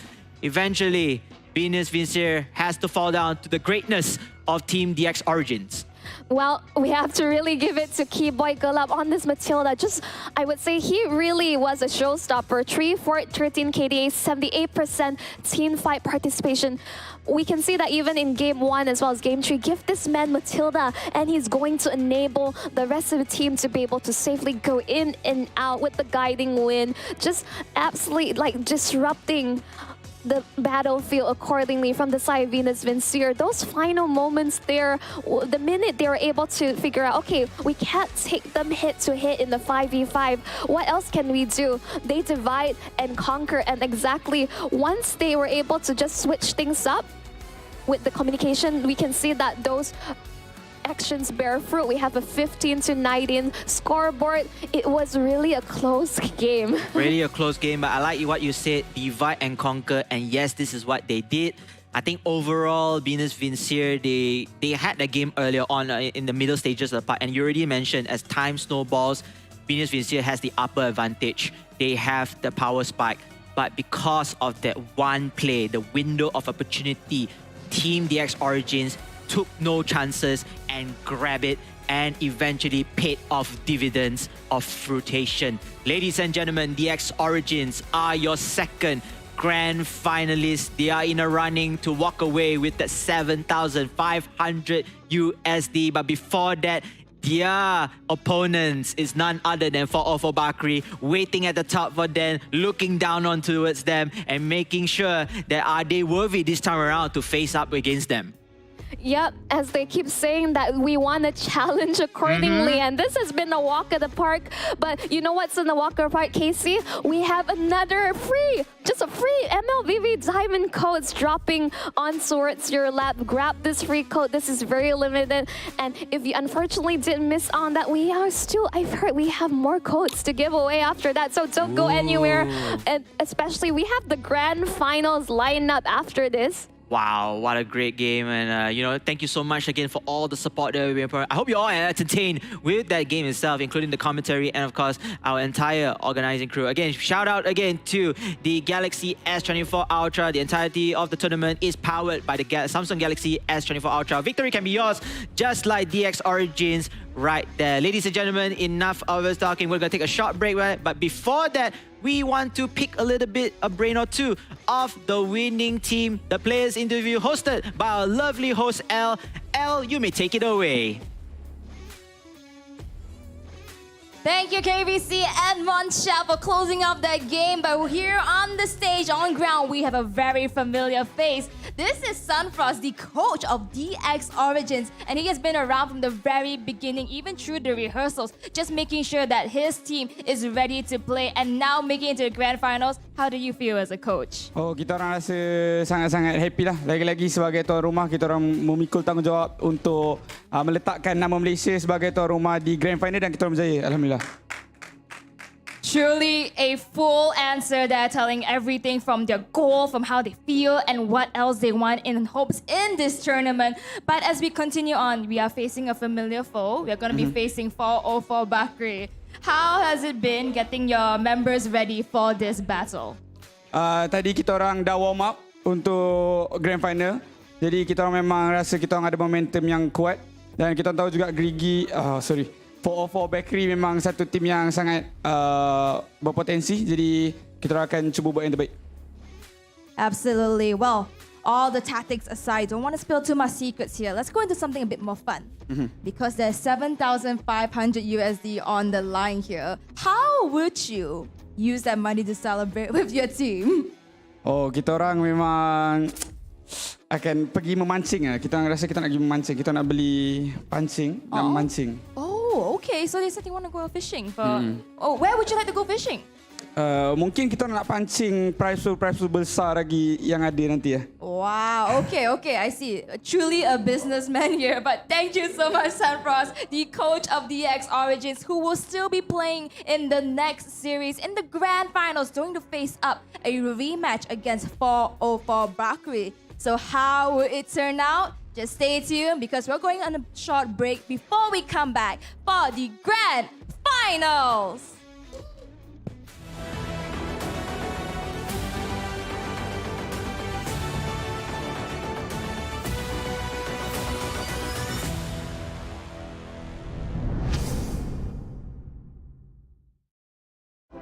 So what is the next big thing?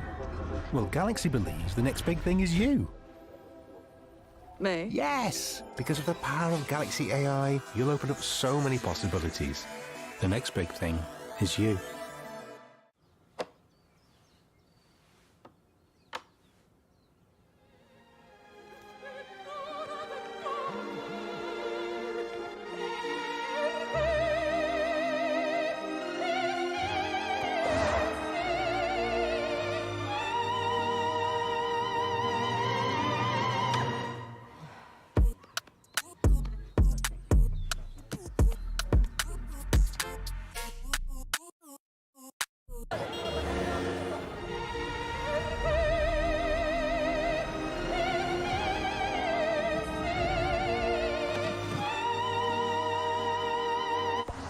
Hey, I'm at gate 6 wearing a gray shirt. ฉันอยู่ที่ประตู 6 สวมเสื้อสีเทา ได้ครับ เดี๋ยวผมไปรับอีก2 นาที I'll pick you up in 2 minutes.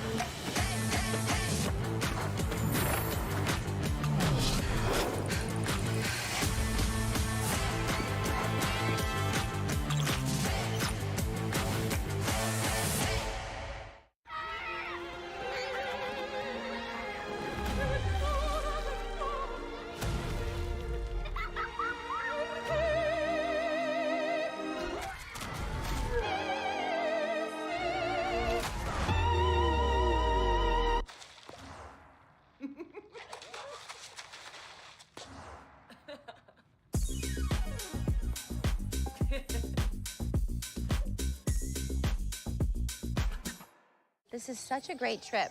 I would love to take us all to dinner tonight. Make the reservation. Chris, are you getting any of this?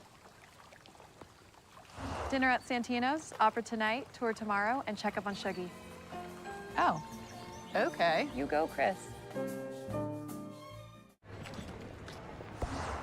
Hey, I'm at gate 6 wearing a gray shirt. ฉันอยู่ที่ประตู 6 สวมเสื้อสีเทา ได้ครับ เดี๋ยวผมไปรับอีก2 นาที I'll pick you up in 2 minutes.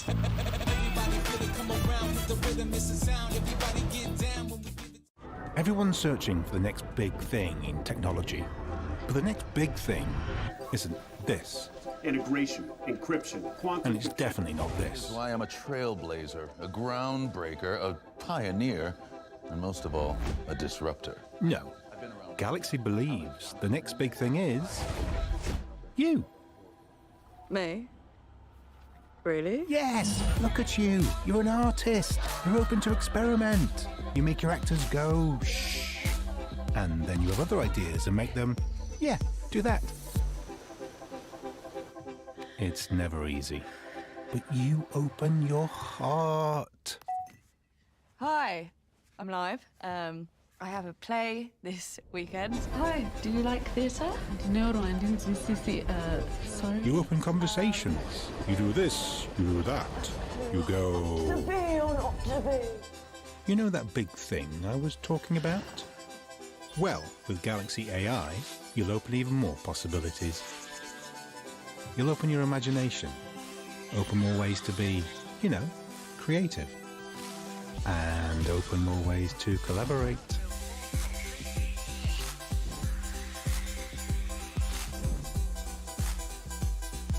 Wow, you made that. We're putting all that power of Galaxy AI in your hands. The next big thing is you.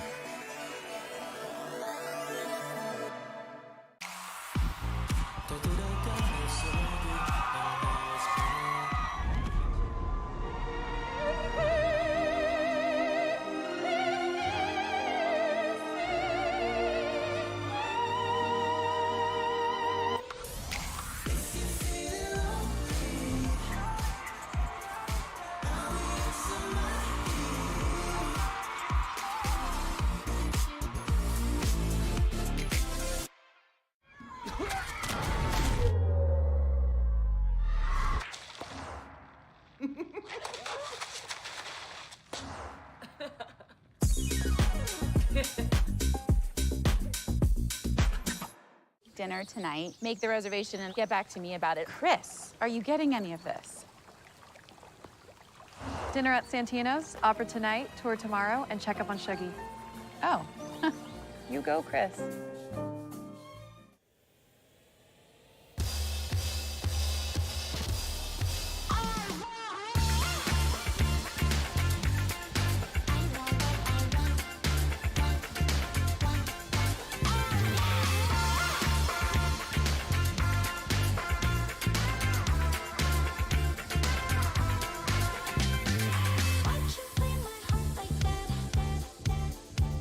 Cause now you'll never get me back.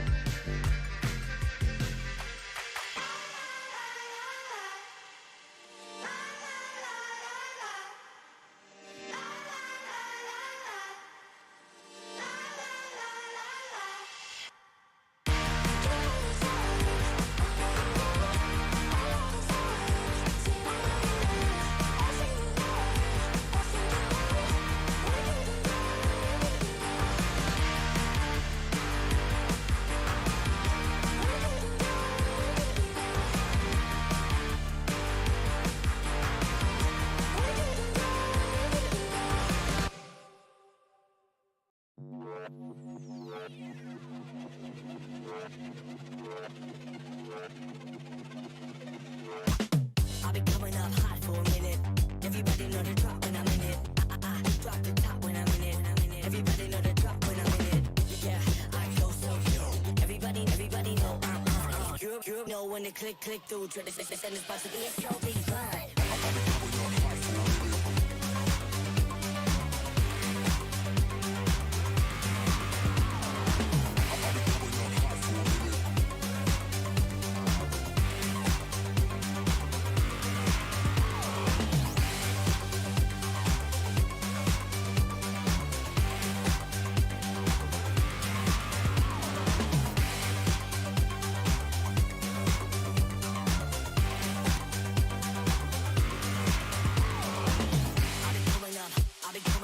Everybody know the drop when I'm in it. Drop the top when I'm in it. Everybody drop when I'm in it. Yeah, I flow so good. Everybody know I'm on. You know when the click through. Try to send this box to be a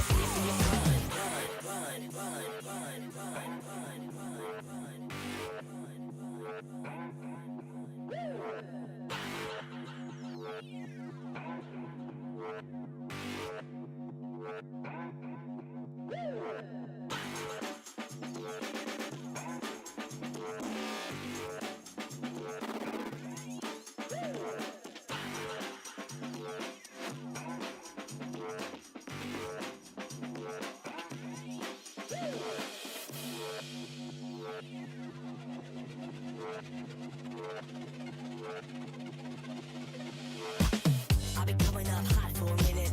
Everybody know the drop when I'm in it. Drop the top when I'm in it. Everybody know the drop when I'm in it. Yeah, I flow so good. Everybody know I'm on. You know when the click through. Try to send this spot to be a slow beat ride.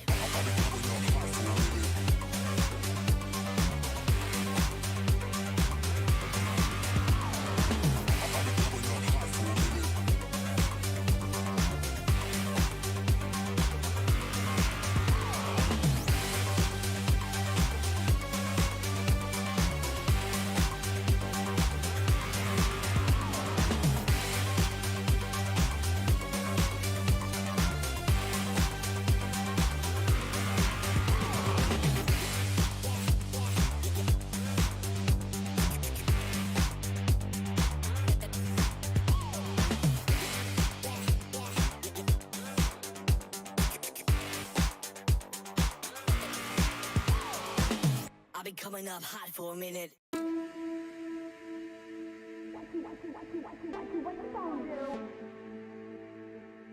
What you gonna do? What you gonna do? What you gonna do? What you gonna do? What you gonna do?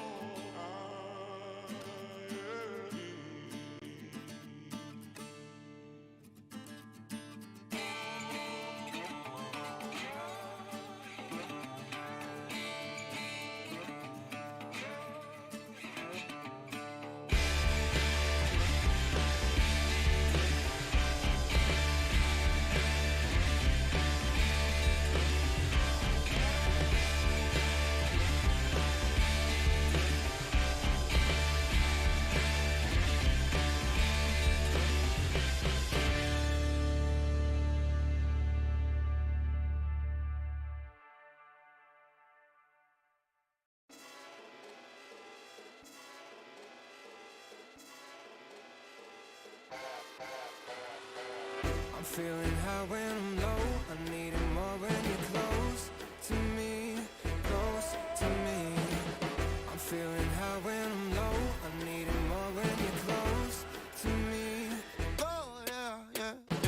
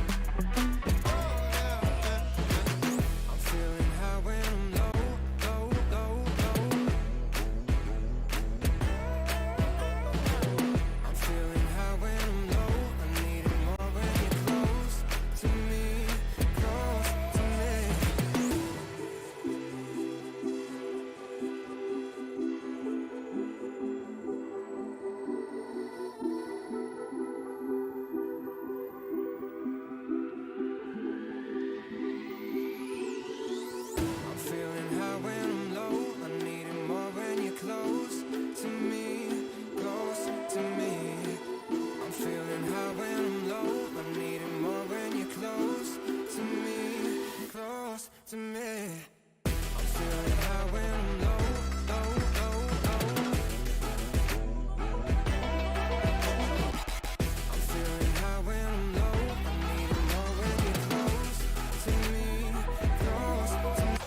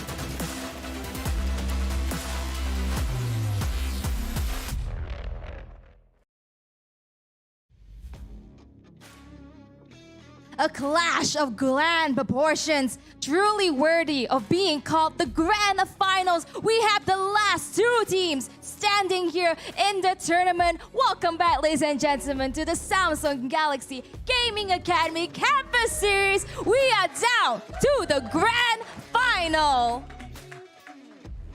My name is Eliminate, your host for today, as we have an event of grand proportions. All of this as a platform for aspiring champions powered by the Samsung Galaxy S24 Ultra, truly providing you a path towards a victory. And victory it is, as we made it into the top 2, vying for that total prize pool of 15,000 USD dollars. The champion walks away with 7,500, a huge chunk of that prize pool. It is down to the wire here as a rematch is ongoing.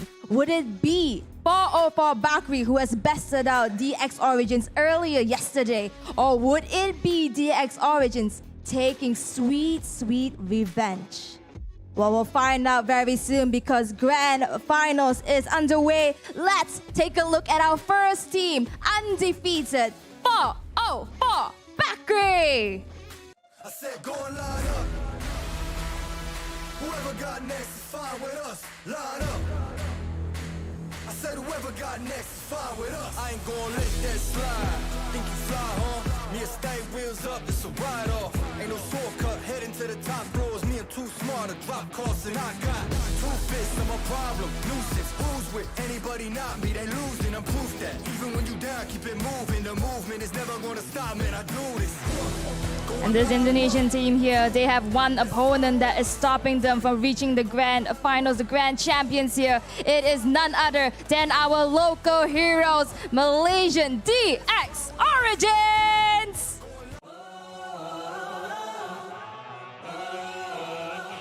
Let me set the record straight for a minute. Hate, I get it, say it with them. I don't give a I'm cool with it. Play and peep the fans with them. Yeah, they gon' remember mine. Yeah. You and I, they already, he an outlaw, getting off when he calls envy. Hit the peanut gallery, they all jelly. Yeah, they gon' remember mine. Yeah, we let them say what they gon' say about us. As both teams gear up for the final battle throughout their tournament. Stage 1 complete. Stage 2 is almost complete here. Let's have a fist bump between both of the teams, members by members, to showcase their sportsmanship. Have a fist bump, guys. Introduce to each other and head off to your respective rooms.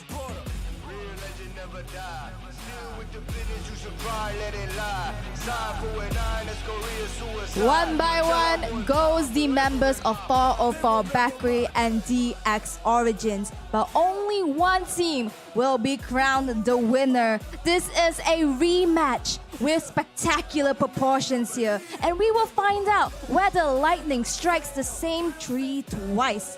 Who knows, as both the teams are now going into their room. We're looking at a best of 5 here where 3 wins takes it all. All it needs is going to be this match all around. So with that, teams are ready. Audience, are you ready? Players as well, they are ready. Let's head over to the casters who are over at the desk, ready to bring us the entertainment for this series. Monshel, KBC, over to you. Ladies and gentlemen, the time has come in. Days of intense battling it out just for the coveted title. My name is Mansha, alongside me, my partner in crime, KBC. Sensei, we absolutely cannot wait for this grand finals. And break it down for me, KBC. Sensei, what do we have in store for the audience? First of all, it's been a long time since I heard the Sensei word there, but thank you so much for the honor. Appreciate it, Monshel. It's been a great ride all the way, and now this is going to be the final match series, the grand finals, the championship Sunday, whatever you call it.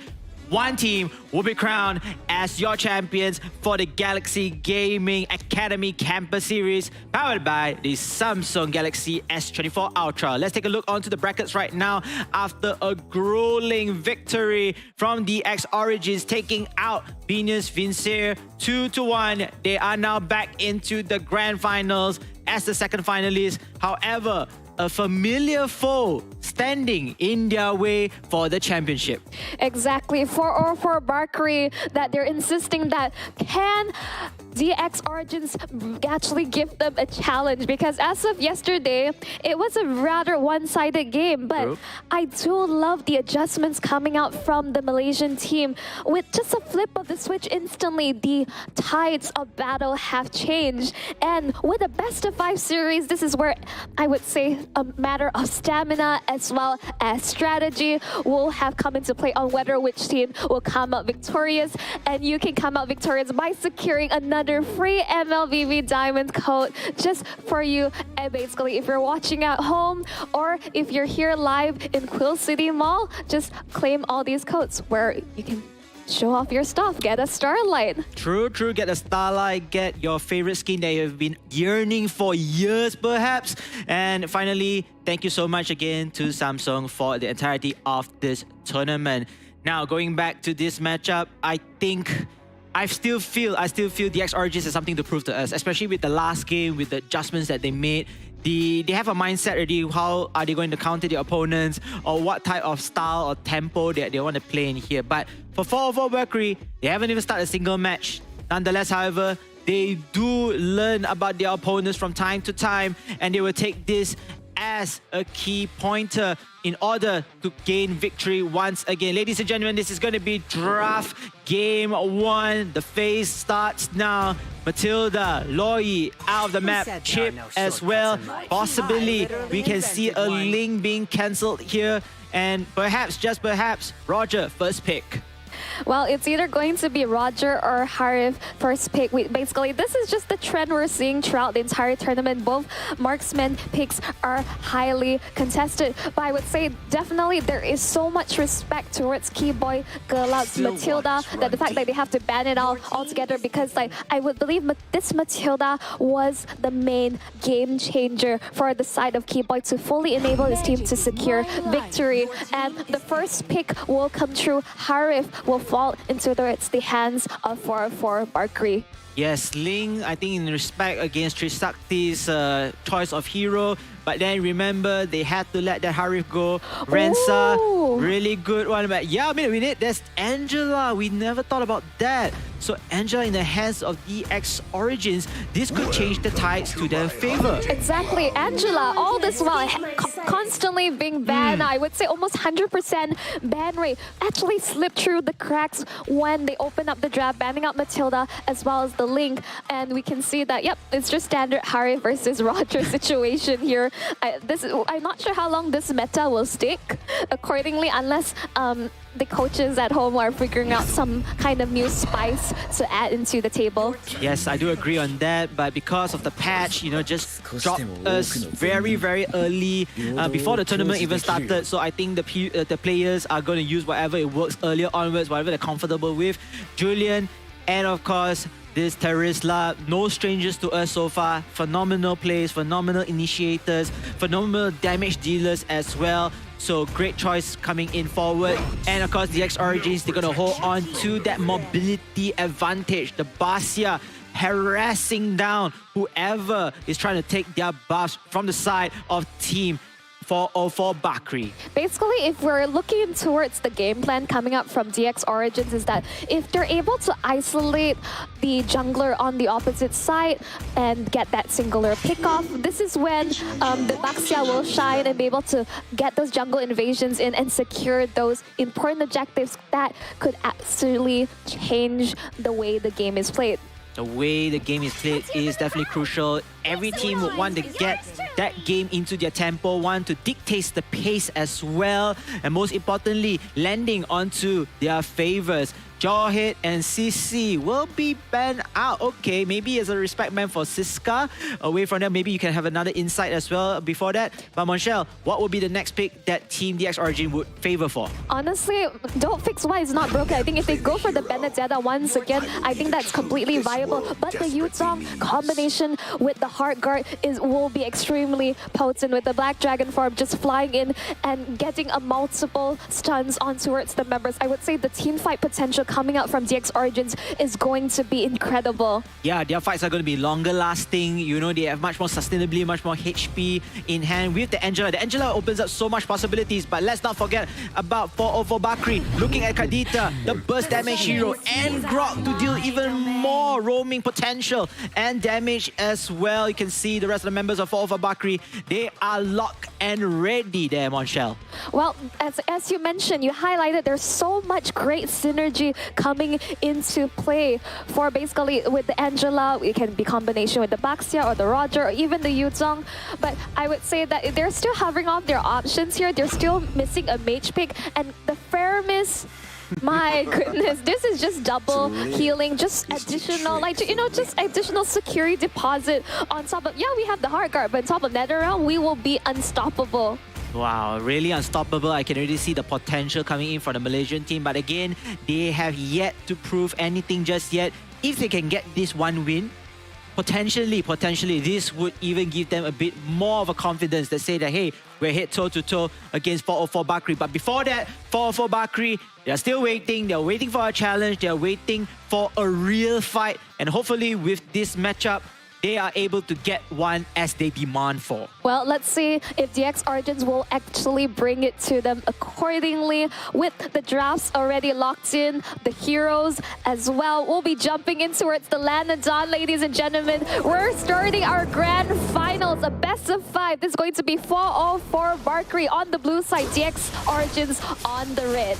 Yes, 404 Bakri. In the meantime, though, let's give a shout out to all their players again. Rensa, Trisakti, Alberto, Hijume, and Dit Aja. Well, for DX Origins, Kimi, Keyboy Gulak, Icane, Go Lane, Marang, and Siska. A couple of SOPs, as always, going for the buffs, going to harass out the opponents, but most importantly, clear the mid lane first, because you want to get that little Wanderer a little bit more of a gold XP and giving vision across the river area. Yep, oh, actually landing it on towards Icane. He will just be able to walk up. No burst as of now. So basically, he's just being able to deter the Faramis accordingly. Just some slight skirmish. No blows being taken or casualties as of now. So if we follow the script from yesterday, DX Origins will stay in front. They will have the upper advantage first. 404 Bakri seems a little bit shaky, but after that onwards, their heroes in 404 Bakri will go online. But then, however, I could be wrong this time around. The script is not different for today as Rensa gets first blood onto that Raja. Yep, just the wall, just the Guardian's Barrier, just blocking any form of exit. First blood is secured by 404 Bakri. A great start indeed. And Kimin trying to create a little bit of harassment right there, but realizes there's nobody to back him off. He does not want to be the next casualty in place. Not a very easy pickup for himself, so he's just going to walk out away right there. Meanwhile, Alberto and Siska, one-on-one, or in this case, one by one. The Yu Zhong and that Tarisla, they're going to try to fight one another and perhaps give them a little bit of an unfair advantage with that 2-for-2 count.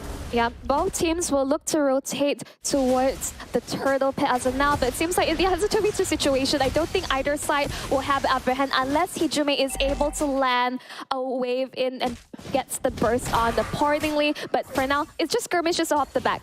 Yep, scrimmages, poking, making sure that their opponents will not be able to get a formidable grip onto the lanes itself. And speaking of which, the turtle, the first ever turtle comes out here. So this could be the prime objective. The first objective for both teams to kind of secure this turtle will give them the extra goal and that turtle buff, whoever is able to capture it. And speaking of which, 404 Bakri, they will start the fight here. Yu Zhong comes into play. We're trying to find some ways here, but then DX Origins, loses the ball there here, gets the kill of 404 Bakri onto that turtle. Siska, meanwhile, takes down Hijume already, as you mentioned right there. Monshel, Kimin also falls down. It's a 1-for-1 trade-off, 2-for-1 already in the favor of DX Origins. Like I said, DX Origins has that start first, and they will try to take down Alberto. They were able to do so. A triple kill, skippity bop bop onto the Yu Zhong. Triple kill already secured from the side of Siska, fully enabled by the Heart Guard from Keyboy Gulak. This is a whopping start for the Yu Zhong, as you mentioned. And Hijume got a slight consolation.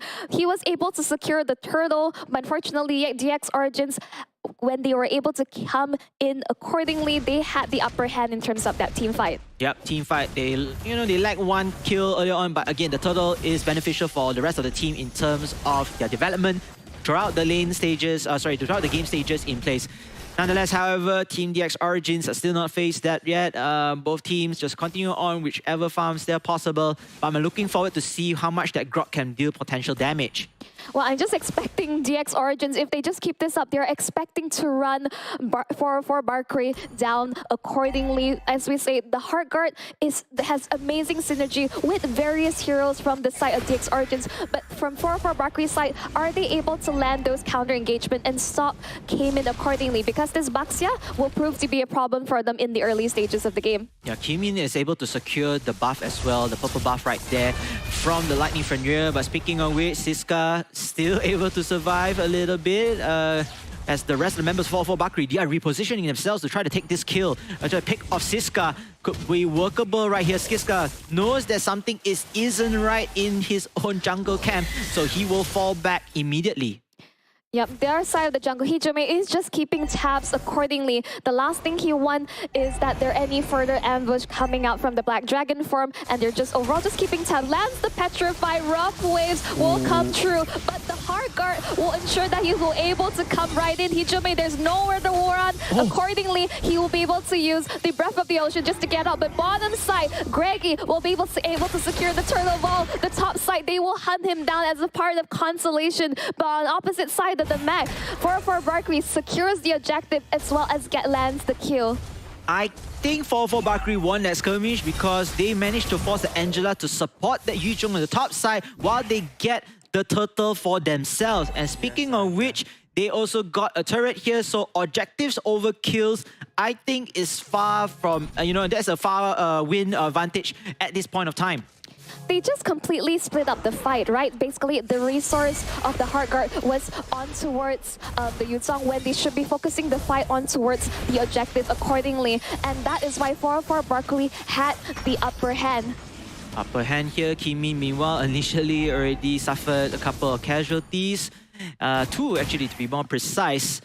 As 404 Bakri will do their very best to contain pressure here. IK, even though with the Heart Guard, unable to survive by the melting pressure of Team 404 Bakri. And 404 Bakri decides to continue on with this fight right here, even though they are down with a slither of health on Alberto. Alberto running away, kiting left and right. The Yuzhong comes in, but Yuzhong has to be very careful as well. Down to the slither of health on the Black Dragon form. And Anfo is able to get the kill onto Alberto and holding on to his dear life. IK meanwhile trading it off here, including did Aja running away to trouble. Rensa able to get the kill, so it's going to be a 2-for-1 in the favor of DX Origins. You think that Siska was dropping really low, but you forgot the Nether Realm is still available up against. But came in being first out of position, getting bursted down altogether. There's no way to run. Rensa forced the Zaman first and were able to take out the tanky Baxia.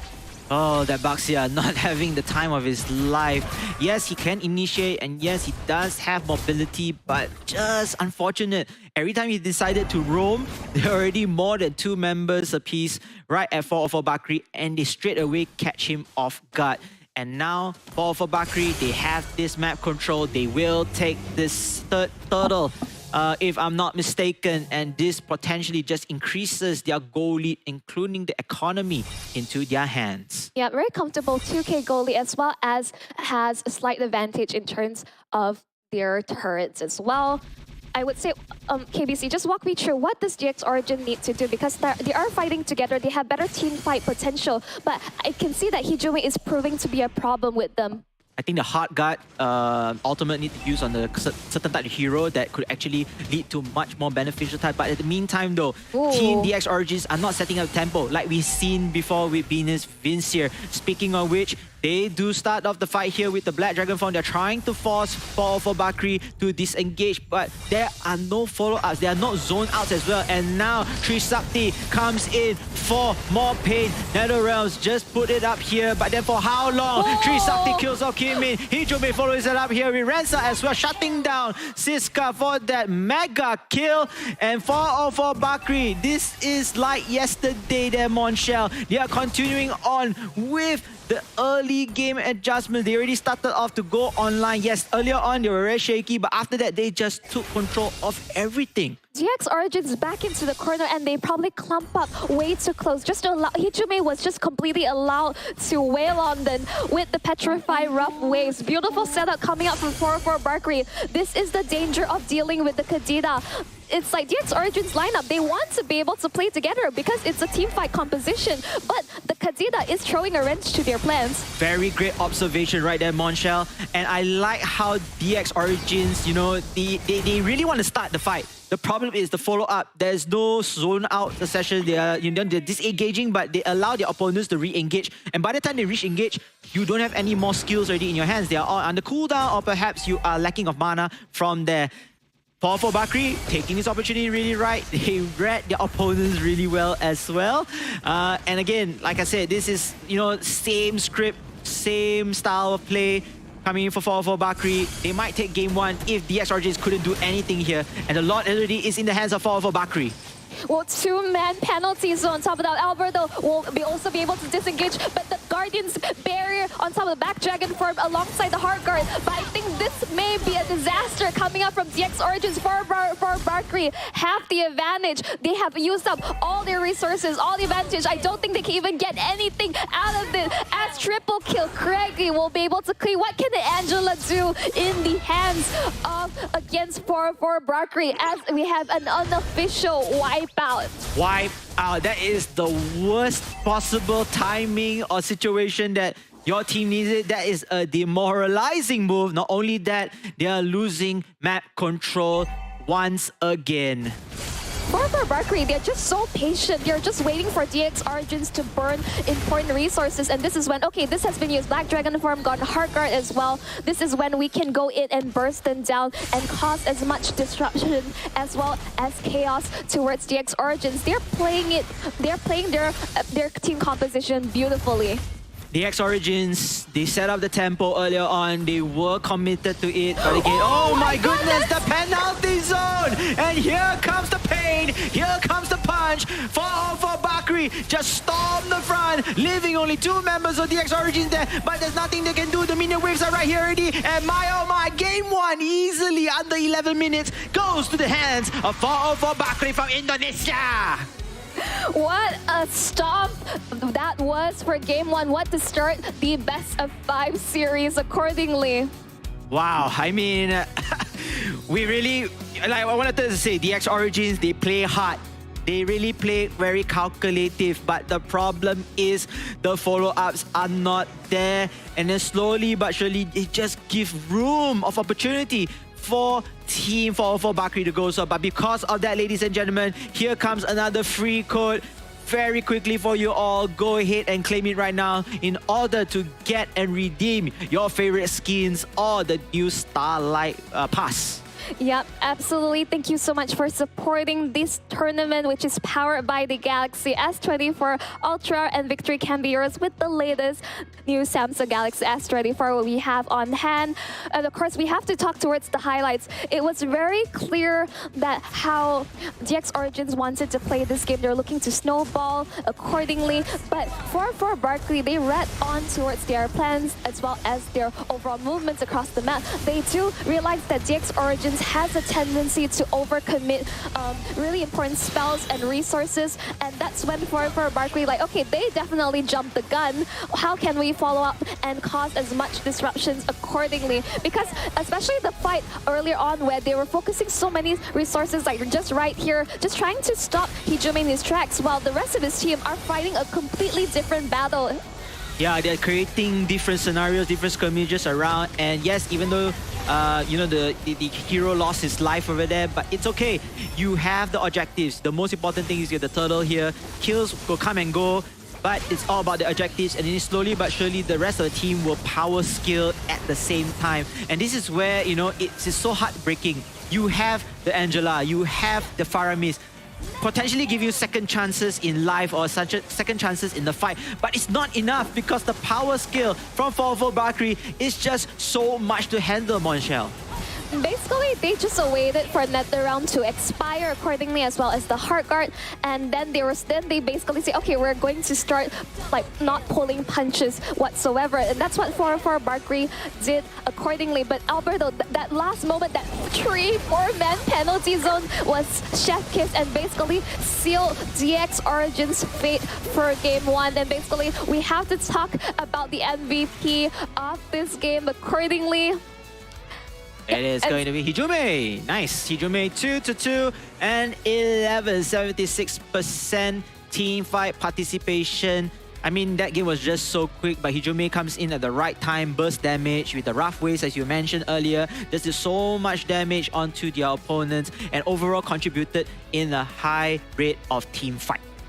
Well, he was basically the key in order of basically the plan to stop DX Origin in his track. This is a team that wanted to play together accordingly, and the Kadida was just able to disrupt and burst down multiple members at a time.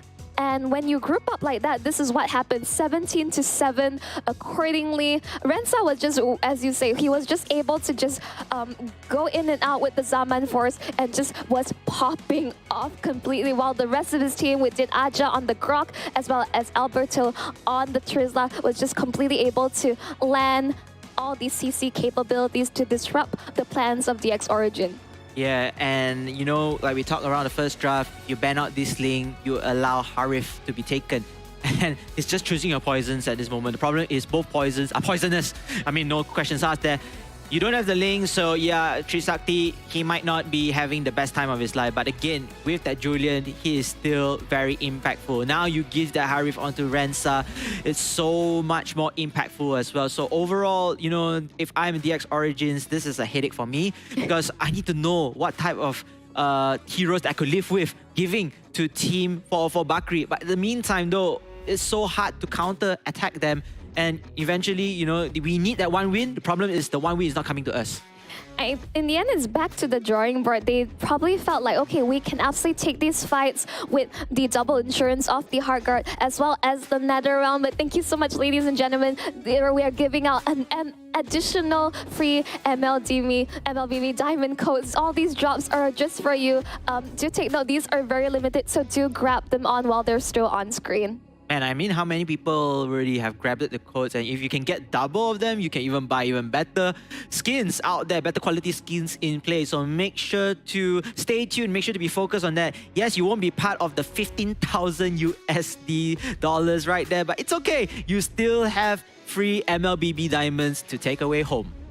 I mean, if you do eventually, you know, if you're looking to go pro but you don't know where to start, I mean, like these tournaments are such a wonderful platform for aspiring champions altogether.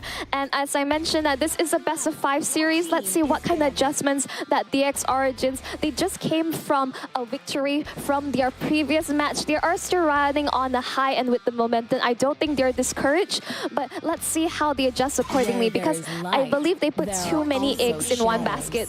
Too many eggs in one basket, and interesting choice right there.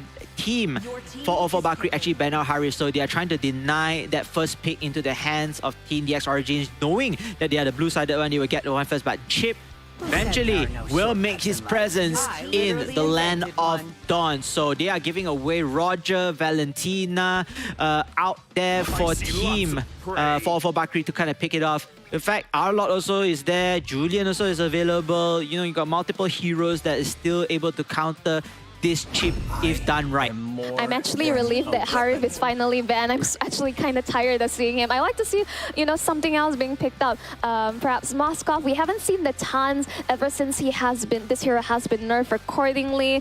But come on, just bring, I want to see different adjustments that's going to come true. I do like that finally Chip will get to see the light of day being picked up. It just seems that 404 doesn't care about what they let through. They let through the Angela, and they were like, yeah, we had more than enough manpower as resources to deal with it accordingly. And now they let through the chip. Like, let's see what else they can get away with. Yeah, you spoke about the Angela. The Angela hasn't been banned just yet, so maybe, just maybe 404 want to play that. But as we all know that, you know, Fedrin and of course Valentina, very solid picks, very high picked as well throughout the tournament.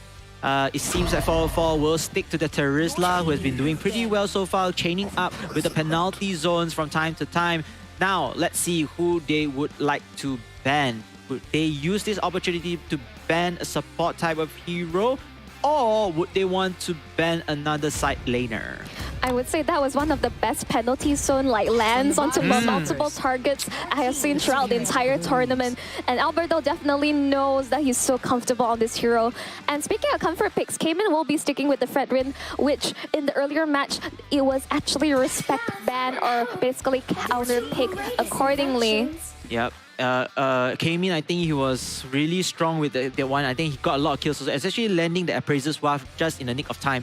So yeah, he got him right there. Benedetta and Angela. Oh, Carmelia is to counter that chip. Am I correct, Moncha? Yes, we have talked about this off camera a couple of occasions. It's like, how do you stop Chip when he's able to just portal in with Y-Walk? And the great way of countering that is with the Carmilla. We have seen that in professional play, and we're going to actually see that today. Yes, we're going to see that today. In fact, we're going to see Sissy and Claude perhaps if he's able to link it out. Yep, she's able to lock it down. Claude and Sissy will be making their presence in game number 2. I am definitely, I am a bit concerned on whether Claude will be able to dish out sufficient damage towards the later stages of the game. Hijime is just flexing on terms of what he wants to play, and I can't believe we actually get to see the Yve come into play. It's basically Yve combination with the Carmilla with the real manipulation. We are going to potentially see a bloodbath. A bloodbath in the team fight right here. For Bakri needing this win in order to have one more step closer to the trophy right here. That's 7,500 USD. In the meantime though, DX Origins, they're going to try to play their best draft lineup, hoping to get that one win in order to bring back their confidence and to show their presence in this grand finals. Ladies and gentlemen, game 2. This is going to be one another right here. I'm actually looking forward to see DX Origins at least get a win. Get this win first in order to build up momentum. But if 4-4 Bakri wins this round, I'm afraid that there might be a full sweep, a broom coming out on the side of Team 4-4 Bakri to win this championship. Well, there's only one way to find out as we're back in the land of Dawn, ladies and gentlemen, against DX Origin versus their opponents from Indonesia. We can see in this best of 5 who will ride high on the momentum, or will they be able to turn this around accordingly against 404 Bakri. So SOP again trying to clear out that mid lane, go for the buffs. If there are any Romans, you know, they won't try to do their very best to deny the buff. But so far so good. The side lanes as well, healthily as possible. But before that though, mid lane and top lane, Cloud getting a lot of harassment with this Roger one-on-one. Hopefully either one of them could fall. And yeah, unfortunately it's not so. Cloud is able to, wait a minute, Cloud is holding on right there.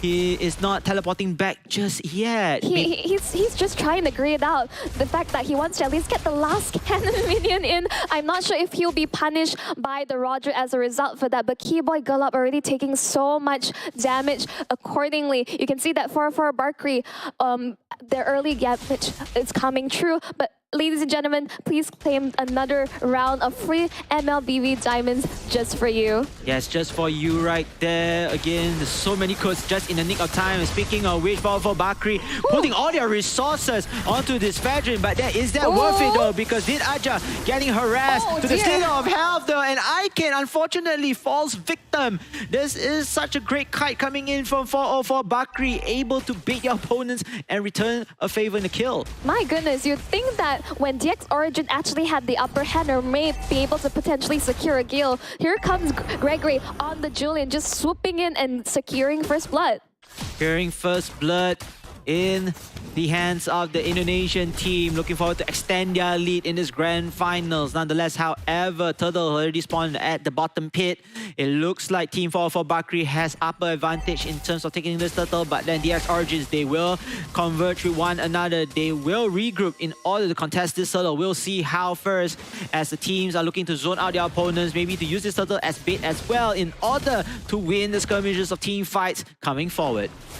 Yeah, overall you see that, whoa, that's so much damage coming out earlier. Real one manipulation caught on, and they're trying to secure the turtle, but Greggy won't be able to secure it. Sijube as well secures the kill on towards the Fredrin. There's nowhere to run for. He can force the flicker in. Will they be able to get the final blow? Double kill from Gregory. This Julian is online. Yeah, Trisakti has been phenomenal right there. He is saying, no, you know what? You can ban my link. Yeah, you can use whatever, ban our heroes here, but I'm still #1 in the assassin platform. And it's so hard to stop him at this point of time. Meanwhile, did Aja one-on-one with Hit Boy Galap right there. I don't think they were able to do a lot of damage because, again, both of them are considered tanks. But, oh, they look like they're toying with one another. Okay, dealing a bit damage, punch a bit. They're just saying hi, how are the kids, how are your parents doing? That's just like typical roamer things. They're just matching one another, ensuring that, we're letting each other know of their presence. Yep. I think each other know the presence, mirroring the footsteps as well. A little bit of quiet moments right there for both teams, looking forward to extend the farm or whatever they have in here. But for Bakri, this is not what has been said earlier on. Initially, they are supposed to be the ones that is a bit downwards a bit because they started off really slow, but this time around, they are taking it to matters in their hands. They are very aggressive at this point, rotating and making sure that they have control with the objectives. I mean, they're just taking it down a notch, right? It's slowing down. There are no objectives on the board as of yet. With DX Origins as well as for Barkley, both are more towards a team fight composition. If anything, there's pressure on towards DX Origin being able to portal in and perhaps secure a gang, which might happen at this instance. Yeah, it might happen in this instance. Hit Boy though, but down to 50% of health. But then Trisakti has to be very careful. The Julian couldn't run away. All of the resources push on Julian, but Julian's still alive! And now, here comes the counter-attack. Hijome with Julian as well. Both players from the 4 Bakri is putting down pain onto DX Origin. DX Origin loses another member. 3 members down with 0 casualties on 4 Bakri. And maybe more here. Siska, she does not have CC onto that CC. And oh no, she's stuck right there. I hope she's able to teleport in safer times. But then it seems like the rest of the team of 4 Bakri are on steamrolling hit right now. You think they were able to catch out the Julian, but the minute Hijime pops in with the real world manipulation, instantly multiple members of DX Origins, they're caught under a turret and there's nowhere to run. 4 Barkley responding perfectly to the aggression coming out from DX Origins. Yeah, and Trisakti, give him where credit is due. He is so versatile. He is so, so slippery again. He's That's the Julian. That's the Julian, as you said, and it's so hard to catch him. He was already down to a slither of health. Just a few more hits and he will be out for a while. Just unfortunate he came back right there. As I say, there is already a lack of damage from the South DX Origins. They are more of a late game composition and came in on the Fredrin. Yes, he has the praises route, but that's just not enough damage. A lot of the late game damage is going to rely on gold lane Marang accordingly. And for now, he's not even unlocked from his lane. He's unable to join the fight.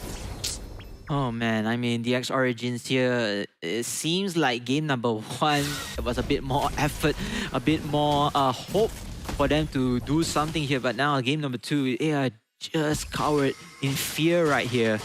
None of them, yes, they want to capture the objectives and, they want to snowball the fight into their favor, but it's so impossible here.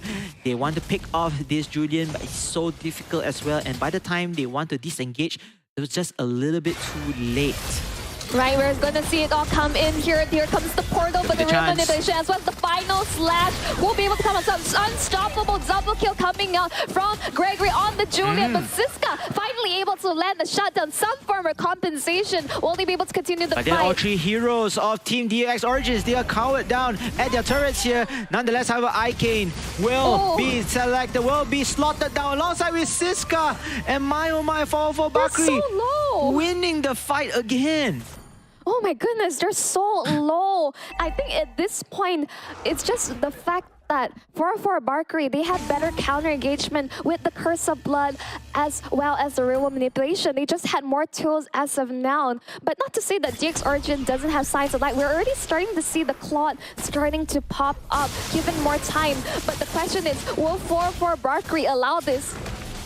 I'm not sure 4 Valkyrie will allow this, but one thing's for sure, DX Origins, I mean, they really try really hard here, but it seems like everything they're trying to do is just going back towards them, and oh my goodness, Golem Marang using the Battle Mirror image is not going to save you right there, and maybe more to come. Rensa, he's able to escape unharmed right there with a slither of health, but then the rest of the members of 4-4 Bakri, they are continuing on with this chase. They want to get another kill. They want to put DX Origins in their place with the real world manipulation by Yves, and of course Carmelia taking off 1 kill. I can't believe this. Like, the Yves is actually the counterplay towards what DX Origins intended to do with the chip, because multiple members caught in. Now Hijume 5-0-8. We have not seen this hero in a very long time, accordingly, and this just completely threw a wrench into DX Origins' plans. Oh, another skirmish here as Alberto using that Terizla, looking for the penalty zone, managed to do so and managed to get a kill before falling down to Valentina in the hands of Icane. However, for Bakri, they have sustainability, but most importantly, they have damage. Trisakti has been unstoppable with that Julian. And DX Origin has no choice but to fall back into their own home base. They just have so many iframes or abilities to be able to kite came in on the Fredwin accordingly, just avoiding the Appraiser's Wrath accordingly. And for Berkeley, you can see the level of confidence. They're just using the real world manipulation to siege on the base of turrets, but you can see the Lycan Pounce just jumping right in. Curse of Blood as well as Pop trying to zone, and they will be able to secure the mid inhibitor. Yes, the mid inhibitor turret has fallen. This is not looking good at DX Origins, even though, yes, we stated the obvious, but from the way of momentum, from the way of tempo, pacing, and most importantly, morale, right? Team morale. DX Origins are all having their backs against the wall. Nothing they can do right now to stop 4-4 Bakri. They tried a different draft. They tried something to counter this. Mechanically, they also did their very best, but 4-4 Bakri is just a level ahead. The weakness of the Fredwin is, unfortunately, he's so easy to kite. And with the team composition coming out from 4-4 Barkry, DX Origin they're not in any position to take this fight like 5v5. And, you know, it seems like, you know, this game is going to be like a snowfall, you know, downfall right here, avalanche onto the side of 4-4 Bakri. But you have to understand, DX Origins really played their best. They really tried everything. Just everything is not enough, and now they have to wait for the presence of the law. If I'm 4-4 Bakri, I would put my opponents to sleep right now. Painless, smooth death. This could be it. Ladies and gentlemen, yes, we do see the chips, shortcuts are all out right here, but then again, there's no point. Here comes the Lord right now for Bakri. Will hit with the Lord, trying to go for the fight. The Curse of Blood right there, and the Lord will fall. But then for Bakri, will they continue on the fight? Yes, they will. They have strength in numbers. They know that they have the power spike to go for the fights in here, destroying the last inhibitor turret of DX Origins, making sure that their opponents have nowhere to run, nowhere to hide. Blazing Duet is not going to do anything as well, because all the members have fallen down, biting the dust. Game 2 will be in the hands of 4-4 Bakri once again. A complete wipeout just to show absolute domination against DX Origins. 4-4 Bakri once again coming out victorious. What kind of adaptations, or what do you even do against a team this good? I mean, run, hide, cower in fear. Nothing much you can do except to wait for the inevitable. I think that is what 4-4 Bakri is trying to instill into the minds of DX Origins. But ladies and gentlemen, don't fret not. You know, they weren't going to harm you right there. And in fact, you are able to claim free Mobile Legends Bang Bang Diamonds right now with the code down below. Again, super shout out to Samsung, as the whole entirety of the tournament is powered by the Samsung Galaxy S24 Ultra. Yeah. Yes, exactly. As we say, victory can be yours with the new Samsung Galaxy S24 Ultra. But let's just jump in towards the game highlights of Game 2. I would simply say that for Barkley, they absolutely counter-dropped DX Origins. The Yves was such a brilliant choice in the combination of the Carmilla's Curse of Blood. They're able to lock multiple members down, and when you're trapped in that, basically in that mystic chessboard, which I would like to call it, Yeah, I like... there's no way out of there. Yes, the Mystic Chessboard. And you know, with Carmelia just coming in to counter that chip and the rest of the heroes, especially if you want to commit to the team fight through Chip's ultimate, the shortcut, it's so difficult.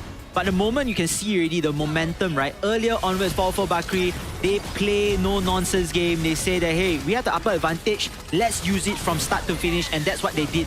They went in guns a-blazing. They went in destroying turret, taking objectives. And eventually, like I already said, with that very first slot, they decided to put their opponents onto the mattress and sleep for good. I understand that they wanted to pick up the Claw as some form of late game insurance, being able to burst down multiple opponents at a time.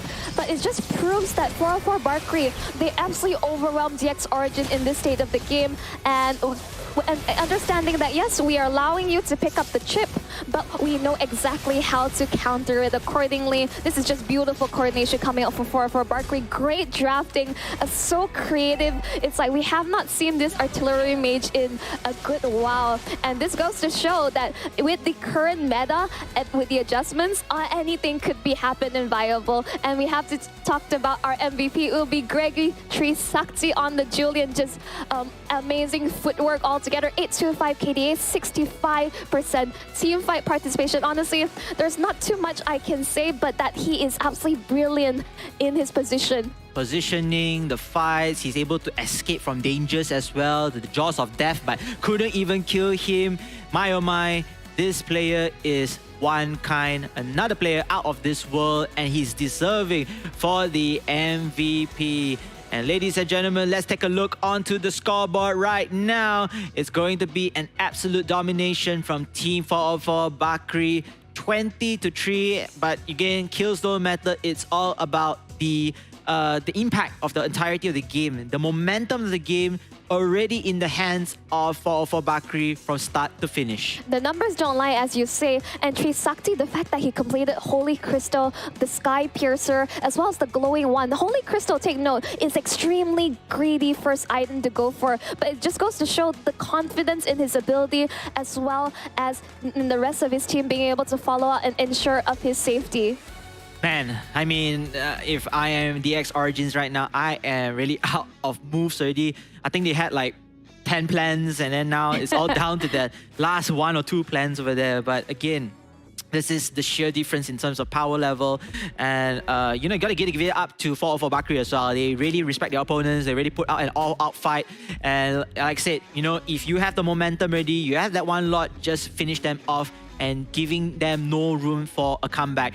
Nonetheless, however, DX Origins, I think after these 2 games, or at least the entirety of the tournament, they will need to take out whatever's left from their pockets, making sure whatever trump cards they have on their hands also play it all out. In fact, maybe, you know, just maybe they can try something unorthodox, maybe try heroes that they haven't tested out before, especially with the new patch coming out here, and just give it all, you know, just try it out, because there's nothing else they can do at the moment. I mean, there's really, as you say, nothing else to lose in this state of the tournament. We're already in the grand finals. Correct. I would say just give in your all. Understand that it's quite the David versus Goliath situation. Yes. For Barkree, they're confident in their gameplay and their abilities. It's more of what could DX Origins do to fully enable the rest of the team to, because it seems like whatever they try, for Barkree has the answers. Yes, they read them like a book. They are playing chess. Well, you know, the X Origins try to play chess, but eventually their moves are like checkers. And speaking of chess and checkers, ladies and gentlemen, we have another code. Thank you again for all your support. We hope you enjoyed the entirety of the tournament. And most importantly, we hope that you get rewarded for your efforts. Make sure to claim the code right here for some free MLBB diamonds and go claim your favorite skins right now. Yes, thank you so much once again for supporting the tournament as well as the stream. Just keep on farming us up, right? We're I'm not sure how many more codes we're going to drop. Perhaps we're hoping that we push forward for like maybe a 2-1, maybe, because, you know, that just means more rewards for the audience back at home. True, must also go up to Game 5 so we can get more codes up for grabs for you all. So whoever wants to support DX Origins, whoever's supporting DX Origins, let us down in the comment section. Let them listen to your love, feel your love and support, and hopefully they are able to clinch one game, which will start in game number 3. Exactly. This is really tricky situation. Yep. Sunfrost being the coach, I believe he's just like racking his brain trying to figure out what is the game plan. Yeah, what is the game plan? You know, we tried this out, we tried that out, it didn't work. What can we fall out right now? I think at least in my own conscience, in my own perspective, Team DX Origins need to try something different. Very, very different, very unique. Catch Team 404 Bakri like, oh wow, I didn't know they have this in their lineup. Whoa, I didn't know they have this thought out for us. So again, 404 Bakri, they are waiting for a challenge. The challenge possibly isn't there just yet, but maybe with this new lineup or perhaps a different approach into the drafting session in Game 3 might be able to give themselves the taste of that challenge. Overall, just weighing out the pros and cons, it just seemed that Hijume is the key. He's absolutely the key. Anything, there should be more focus to shutting him down, because it's like the Eve, the Kadena earlier was just fully enabling, just causing so much havoc and disruption. And once they divert their attention, Gregory Trisakti was able to just cause absolute mayhem towards them. But as we're, ladies and gentlemen, we're jumping towards game 3 of the draft. As we say, we're basically approaching match point of the best of 5 series. And very consistently, they're banning out Matilda. Much respect towards Keyboy Galak. And from DX Origins, they ban out the Julian. Ban out the Julian. I mean, they are trying to take out as many heroes from Trisakti, but like you said, you know, maybe perhaps focus onto Hijume's heroes instead. Since he was the one that lead all the way. Yeah, they did try to ban out Trisakti, they tried to take out Rensa's heroes, but why not try differently? You know, try to take out Hijume's mage heroes in place. But looking from it, they are still taking out that. Oh, they took out the Roger. So I think that is for Rensa or Trisakti, and then Matilda probably going for that. But then again, Rensa holding on to his Harif.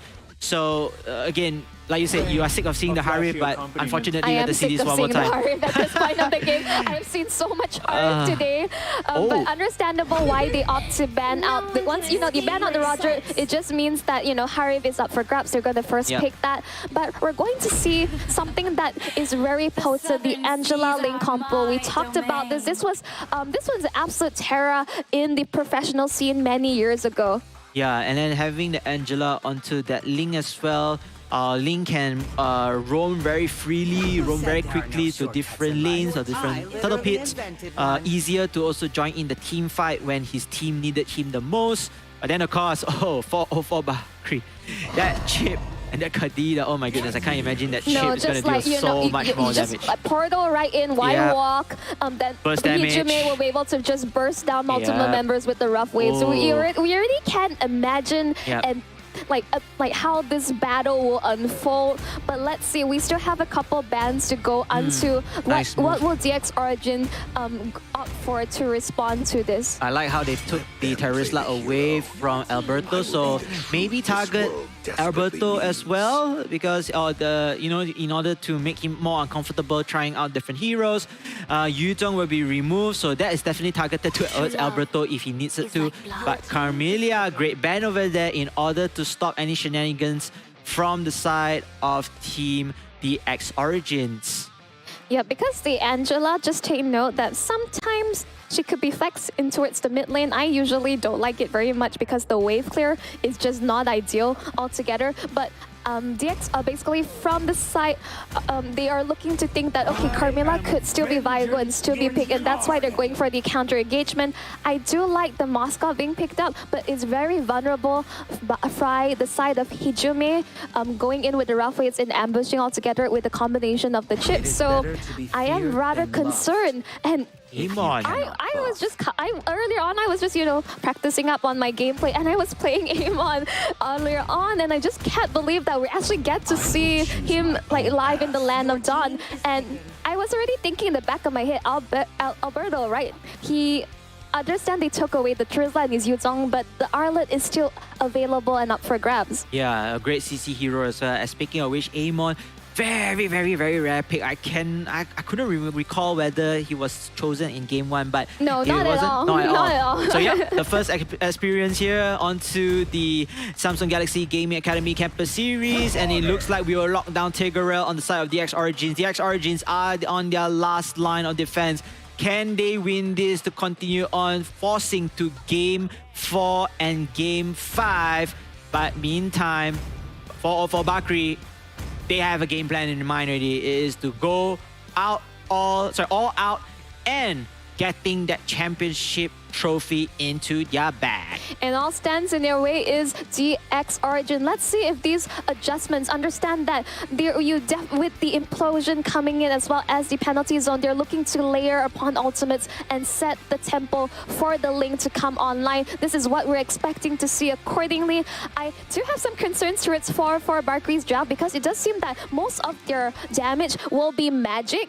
But without further ado, we'll be jumping into the land of Dawn once again. Ladies and gentlemen, this is do or die for both sides. For Bakri on the upfoot, where DX Origin will be able to at least take one game away from them.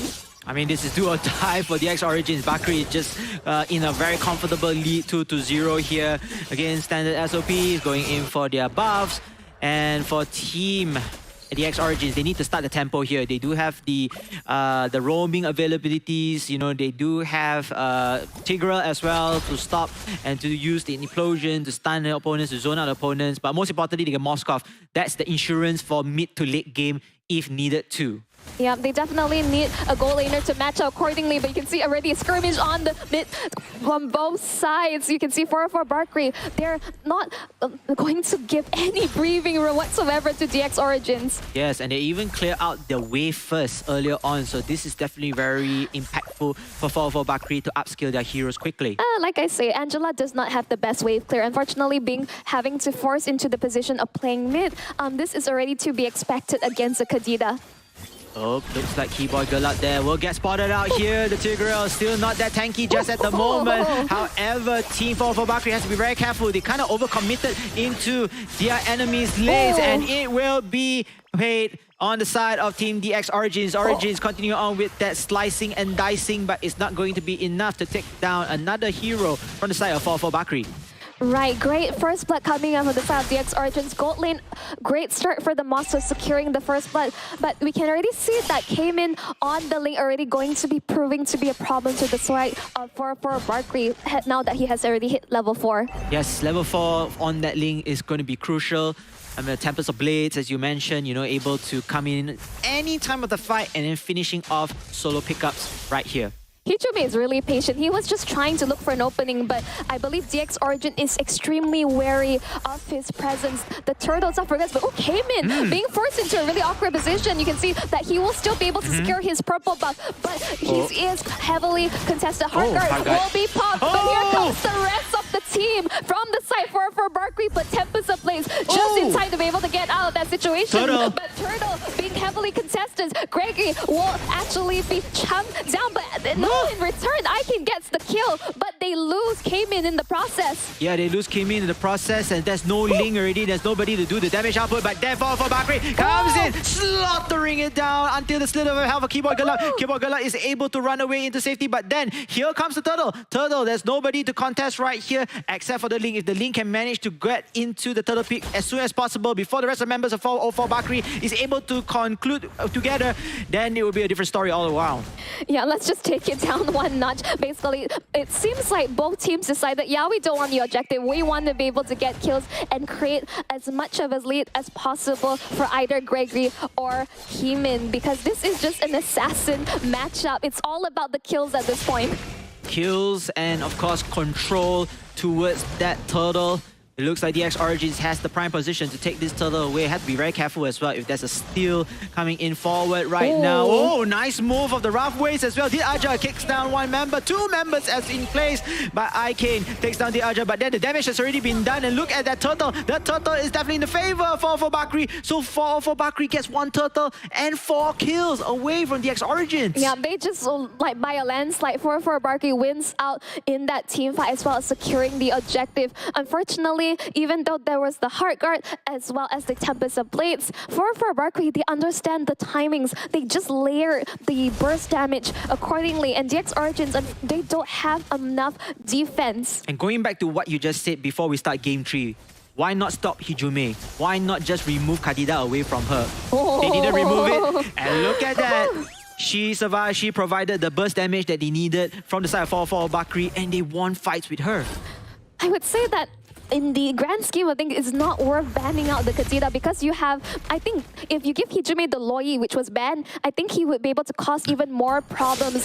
If basically needs, you can see that Tempest of Blaze already forced out by the Amon already, as well as the Heart Guard, just to ensure his safety. That's so many resources. Penalty zone, Alberto is forced to flicker away, but here comes it Aja. But I'm not sure he'll be able to pop his ultimate. I don't think they have any intention of getting into an all-out war on the top side. Just a waste on the X Origins as well. Have to use the ultimate perhaps to save her. Then Hijume bursting down. Kimin, the link has been shut down once more. And here comes 4-4 Bakri. They have firepower. They have the life sustainability. Here's this Keyboy Galap with the Tigreal has finally fallen. And Siska running away for his dear life. Oh my goodness. Nearly melted down into pieces. But then 4-4 Bakri still winning the skirmish and still in a top-notch momentum.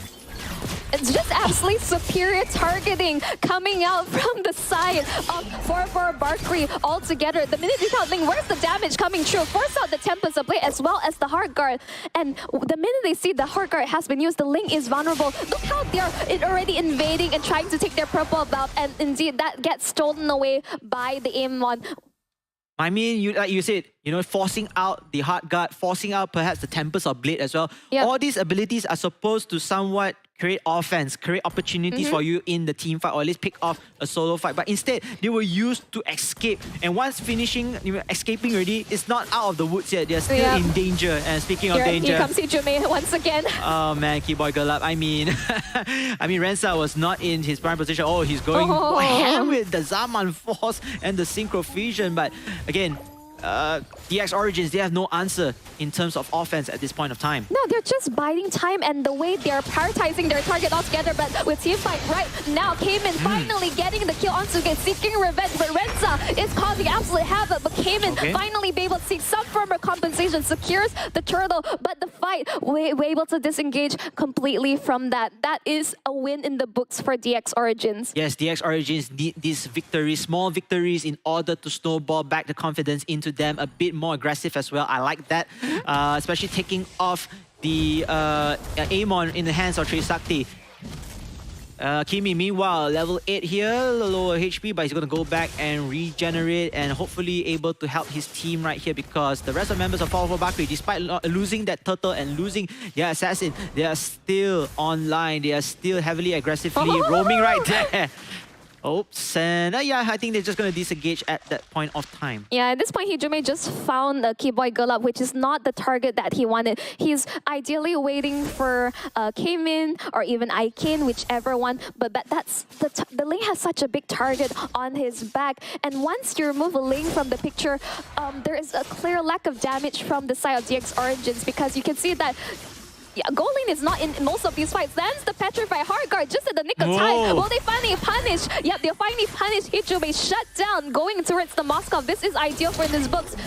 Yeah, this Moskov could be the key in order to win the victory right here. But then DX Origins right now going in for the fight. They're returning the favor. However, Kimin though kills off one member for 4-4 Bakri. 4-4 Bakri. Ooh, they're losing HP here. But however, DX Origins, they also cannot sustain for long as Siska. He's trying. 2 versus 3. He is really trying, but then it's not going to be enough. Alberto going in, diving into the turret. Siska still alive, but it's not going to be for long. 4-4 Bakri winning that skirmish, unfortunately, for DX Origins. Man, when you think the fight is finally turning in the favor of DX Origins, Rensa just pops in with Y Walk, and he just able to just completely wipe the floor with DX Origins accordingly. They have so many burst damage coming out from the side of 4-4 Barkley, but something to also take note, these are main source of magic damage, but it seems like Hijume will be in a bit of trouble, has to force the rough waves to get out towards safety. signs of life as well a bit, or I would say consolation, is DX Origins. They know that the Moskov is going to be very key. You know, they keep the Moskov alive as much as possible. If the Moskov is able to get what you mentioned earlier, the Trinity build, he is able to sustain, to dish out so much damage and the attack speed. Trying to force this to late game, I think this will be the key for DX Origins. However, for Bakri, they also know that, you know, they need to finish this game as soon as possible. No, absolutely. Because as I said that, once DX Origins able to build up sufficient magic defense, this is where, you know, things will start to become very tricky. You can see the Spirit Destruction. I don't think it's quite landing its mark as of yet. But as you say, 4-4 Barkley is aware of the item power spike coming to the side of DX Origins, and they have to play this very carefully. Yeah, playing this very carefully as for Bakri, Trisakti one-on-one with the Lord right there. He does need a little bit of support before his HP depletes into very critical conditions. Speaking of critical, Siska, meanwhile, with that Terizla using the penalty zone, great move right there. But then where's the follow-up from DX Origins? DX Origins are around the map but could not give the support that this Terizla needs. Nonetheless, however, Alberto able to walk away unscathed, as did Aja as well, zoning out the rest of the opponents. Okay, boy, Gola spotting something. He wanted to use Implosion as well, but then it's not going to be enough. The Lord continuing to be harassed, but then will get resetted because the fight is more important right here. Taking down multiple members of Team DX Origins. The Tempest of Blaze. Is that enough though with the Heart Guard though? Yes. But the chase, the hot pursuit is live. And this will be for Bakri's win, despite the DX Origin disengaging at the right time to minus casualties. Oh, then endless shards connecting at that point. But thankfully, the Tempest of Blades as well as the combination of Heartguard will keep Cayman alive in that situation. But it seems that DX Origins were just completely caught off guard because they were thinking that Farfar Barkri were going for the objective. But no, they just completely split up the fight and started just picking off members of DX Origins one by one. Yeah, they were baiting Team DX Origins using the Lord objective as one of the objectives. And speaking of objective, oh my, Kimin, he needs to run away. He does get the Heart Guard there, but that is not going to be enough. He's down for 32 seconds. A double kill for Trisakti, taking down the Terizla. And Trisakti, he is a man on a mission. He does have that Lord as well on the top side here, and then forces all the members of DX Origins to fall back. This is not the time to go and engage in team fights right now. We need to defend our base. Yep, 6k lead. For DX Origins are unable to find any form of compensation or any room to breathe because 4-4 Barkley are just breathing down their necks. Breathing down their necks, not stopping the first fight that they have already won. They continue on further, pushing it further. They have the battle of attrition in their favor. And now, ladies and gentlemen, will this be the lot that ends up everything again just like the last game? I don't think so, because Kimin is able to get a kill out of Trisakti's Amon, and now things are going to look a little bit well for DX Origins. However, they are still in defensive stand.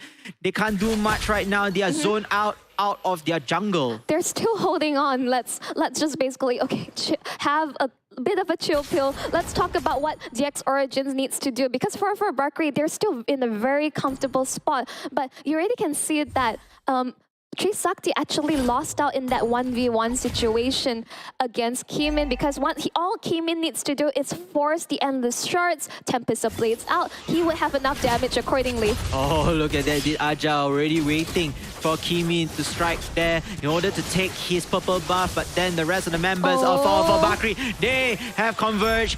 They have consolidated as a group, hoping to catch that that Link off guard, but then nonetheless, however, they stole the buff, I believe so. Yes. And still zone out DX Origins. Yeah. At this point, it's like, yes, they were able to somewhat narrow the gold lead just ever so slightly.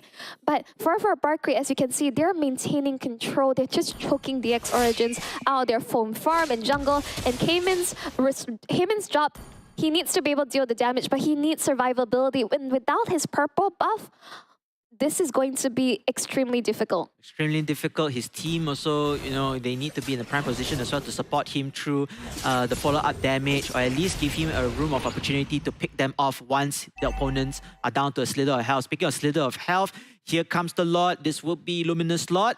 Will be in point of contest from both parties, but it seems like for Bakri, they are going to do the bait and switch mode again. Well, I think, as you see, they are targeting Siska very Oh, heavily no. and now force the flicker, and they believe the job is done. Oh, what? Then the chip comes in with the teleport on the shortcut. And then now multiple members around, but then it will be in the favor for Bakri. They are getting kills left and right. A double kill on the Trisakti. Trisakti is a man on a mission, as I said earlier onwards. And now the whole team is in full confidence, perhaps, to end this game. Alberto, though, loses his life, but then Trisakti is still alive here. DX Origins are now they're fully in shambles, and 4 Oh, Barkley no. is aware of that. They're just Icane. looking to push in. This may be looking towards the end as they close this out in the clean 3-0. What a game! 4 Barkley are your champions. 404 Bakri has opened up the brooms and have swept their opponents DX Origin to claim the champions for the Samsung Galaxy Gaming Academy Campus Series Mobile Legends Bang Bang. What a series. You can see that 4 Barkley just absolutely convincing. No matter what kind of strategy or draft, they are able to pull it off, and they say no matter what we do, yes, we can give away the Angela Ling, we can give you the chip, but we knew exactly what to do to counter all that, and this is why they are your champions. And ladies and gentlemen, thank you so much for all the support. We have another round of free MLBB Diamond Drops. The code is down below. Quickly grab it. Quickly grab it indeed. But then what a phenomenal play coming in for 404 Bakri, being undefeated across the regional playoffs, not even dropping a single map point. Untouched, unscathed, and they are deserving for being the champions right here. Nonetheless, shout out to DX Origins. I can feel their efforts really wanted to try to stop whatever. And then that third game, it was, a little bit momentum also shifting to the end, but eventually they just got outmatched. Nonetheless, however, they'll be walking away with 3,500 USD as the second place finishers. And congratulations to our champions for Bakri for taking away 7,500 US dollars. As we look towards the highlights, you can see that the amount of disruption that 4 Barkley have, Hijume was so effective with the rough waves, and just the constant pressure of Chit could just come in and just offset whatever advantage DX Origin have. They just had the upper hand, and they're so patient in waiting. The minute they see that, okay, key ultimates has been utilized, Tempest of Plates, the Heart Guard, this is instantly like, okay, this is where we can focus our energy towards, and this is why they're able to maintain that advantage and push forward for victory. Yep, in addition to what you just said, when we talk about during the fights, they forces the Heart Guard, they force out the Tempest of Blades. Those two skills, I would rather use it for more offensive plays or at least team fights. But then instead, you will use to juke out or to escape back to defensive position. So it's not really that impactful in terms to start the fight. And now you're depending the rest of your three members. Yes, Gold Lane Marang, we do see a bit of signs of life with the Moskov going online a bit, but it wasn't enough to sustain throughout the entirety of the skirmishes. Unfortunately, the minute came in on the lane was eliminated from basically from the game altogether. They were starting to have a bit of a damage problem because they opt for Angela mid, so they are lacking burst, and Gold Lane require a good number of time as well as items in order to start coming online, because this is a late game pick, the Moskov, and instantly all these fights you can see for Barkley, they're just picking them clean completely. The way they engage, the way they start fights, the way they end, this is just textbook gameplay coming out from this Indonesian team. Yeah, great disengagement, great re-engagement, knowing when, alright, they have used their ultimates already, they have used their skills already, they're on cooldown, let's go back and bite them even further.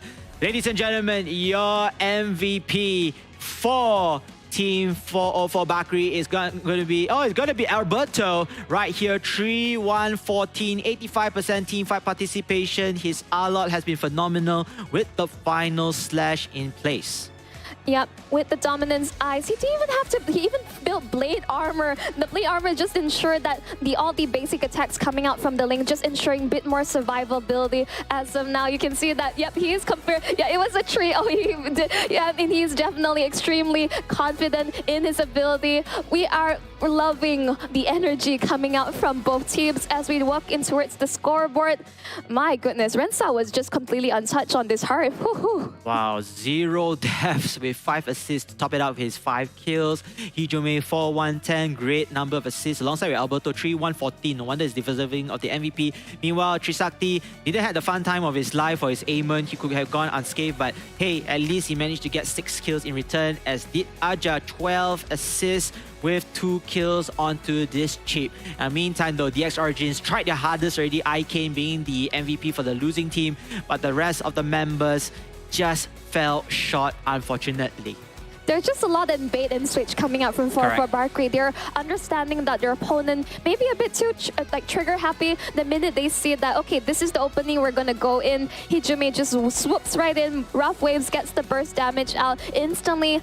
That is a big source of damage eliminated altogether for the side of DX Origins. Yeah, I mean, you know, kudos to both teams again for putting up a great fight. Nonetheless, however, I think this is the end. Yeah, this is the end of our entirety of the tournament right here. Congratulations again, nonetheless, to 404 Bakri for walking away $7,500. I'm wondering what they're going to use that money for. I mean, if there's anything, you know, they're amateur players. They're aspiring to, you know, become greater as they progress with their esports journey. But everyone, thank you so much once again. This tournament would not be possible without your support. Please claim another round of these free MLBB Diamond drops just for you. Yes, and of course to the rest of our teams, including DX Origins, now later, and again, Venus Vincier, they played their hearts out there. They are deserving of that cash pool as well. And of course, the teams that got eliminated yesterday, you know, we have UITM Raw, Miracle Gaming, Team UTP, Choco Babes. Again, congratulations, and GGWP as well for making all the way so far. Hopefully you can take this experience as memories in the near future and become better Mobile Legends Bang Bang players. We're looking forward to see you all soon in the next upcoming tournaments to come.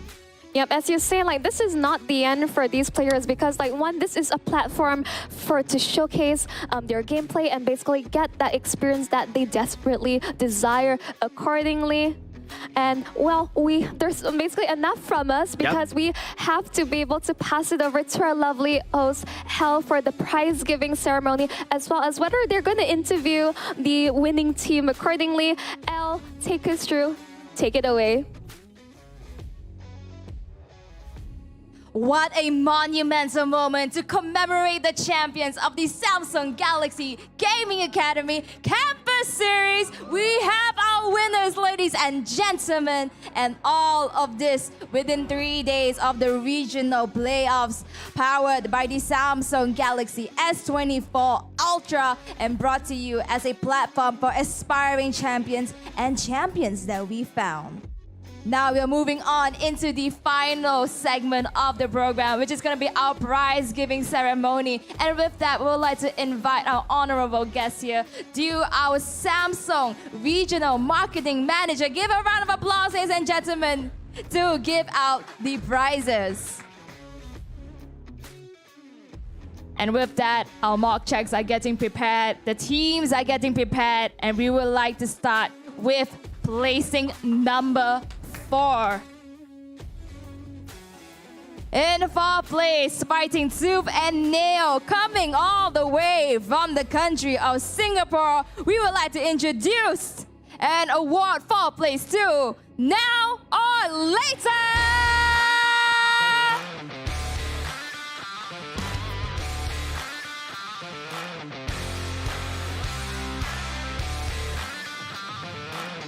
Remember to smile for the cameras. Come on closer, guys. Take your center stage. This is your moment. 1,500 USD being awarded to Now or Later.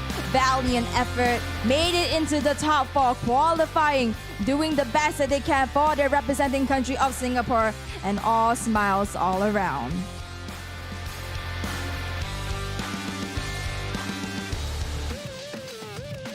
Next, we have a bit of a crowd favorite here, giving us content after content, smile after smile, and victory after victory, just before they were pushed down by our home background legends. But we have from Indonesia, we cannot forget Venus Vincier winning the second runner-up position, taking away 2,500 USD, rocking the suits throughout the whole tournament.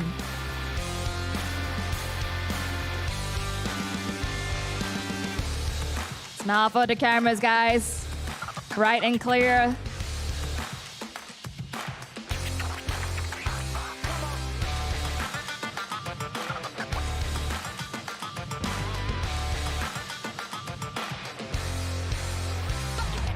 And a beautiful moment for Venus Vincier, making it all the way second runner-up, a feat not to be dismissed.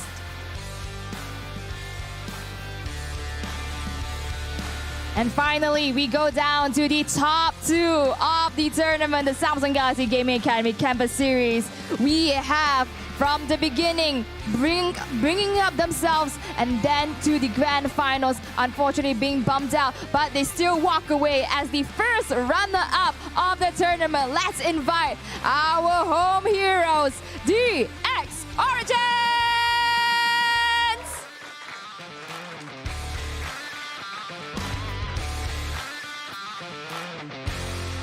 Walking away with 3,500 USD here. Our first runner-up. They're matching uniforms. Looking so dapper. Smile for the cameras. This is your moment. Take it in. Breathe it in, guys.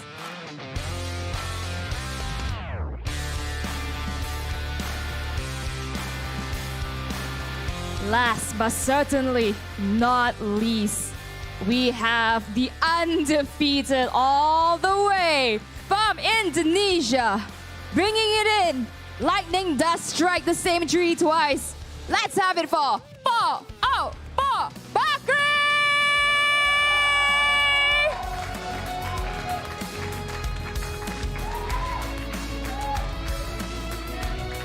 Our champions will be walking away with a total of $7,500. The grand prize.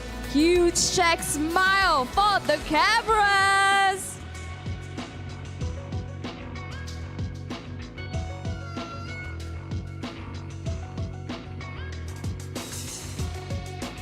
Thank you so much. 404 Bakri, our champions. And fun fact as well, they were our first opening series of the whole tournament in the regional playoffs. And with that, I also like to thank you here for joining us as our prize giver earlier. And our teams, of course, for coming in and being so sporting. Our top four walking away with a prize each. Now, as we are going towards the end of the day, we would like to thank everyone here that made this tournament possible. Our audience, give a round of applause for yourselves. Our players, teams, coaches, every supporter, as well as the people behind the cameras, and our casters as well, Monchel, Safa, and KBC, for rocking the casters desk and bringing us an amazing, entertaining show. And with that, I would like to bring this to the very end. Of course, all of this is brought to you, powered by the Samsung Galaxy S24 Ultra, and bringing you the best entertainment and mobile device for your gaming. And of course, my name is Eliminate, guys. I am your host, and I will be ending it here for the Samsung Galaxy Gaming Academy Campus Series. Thank you, everybody, and good night.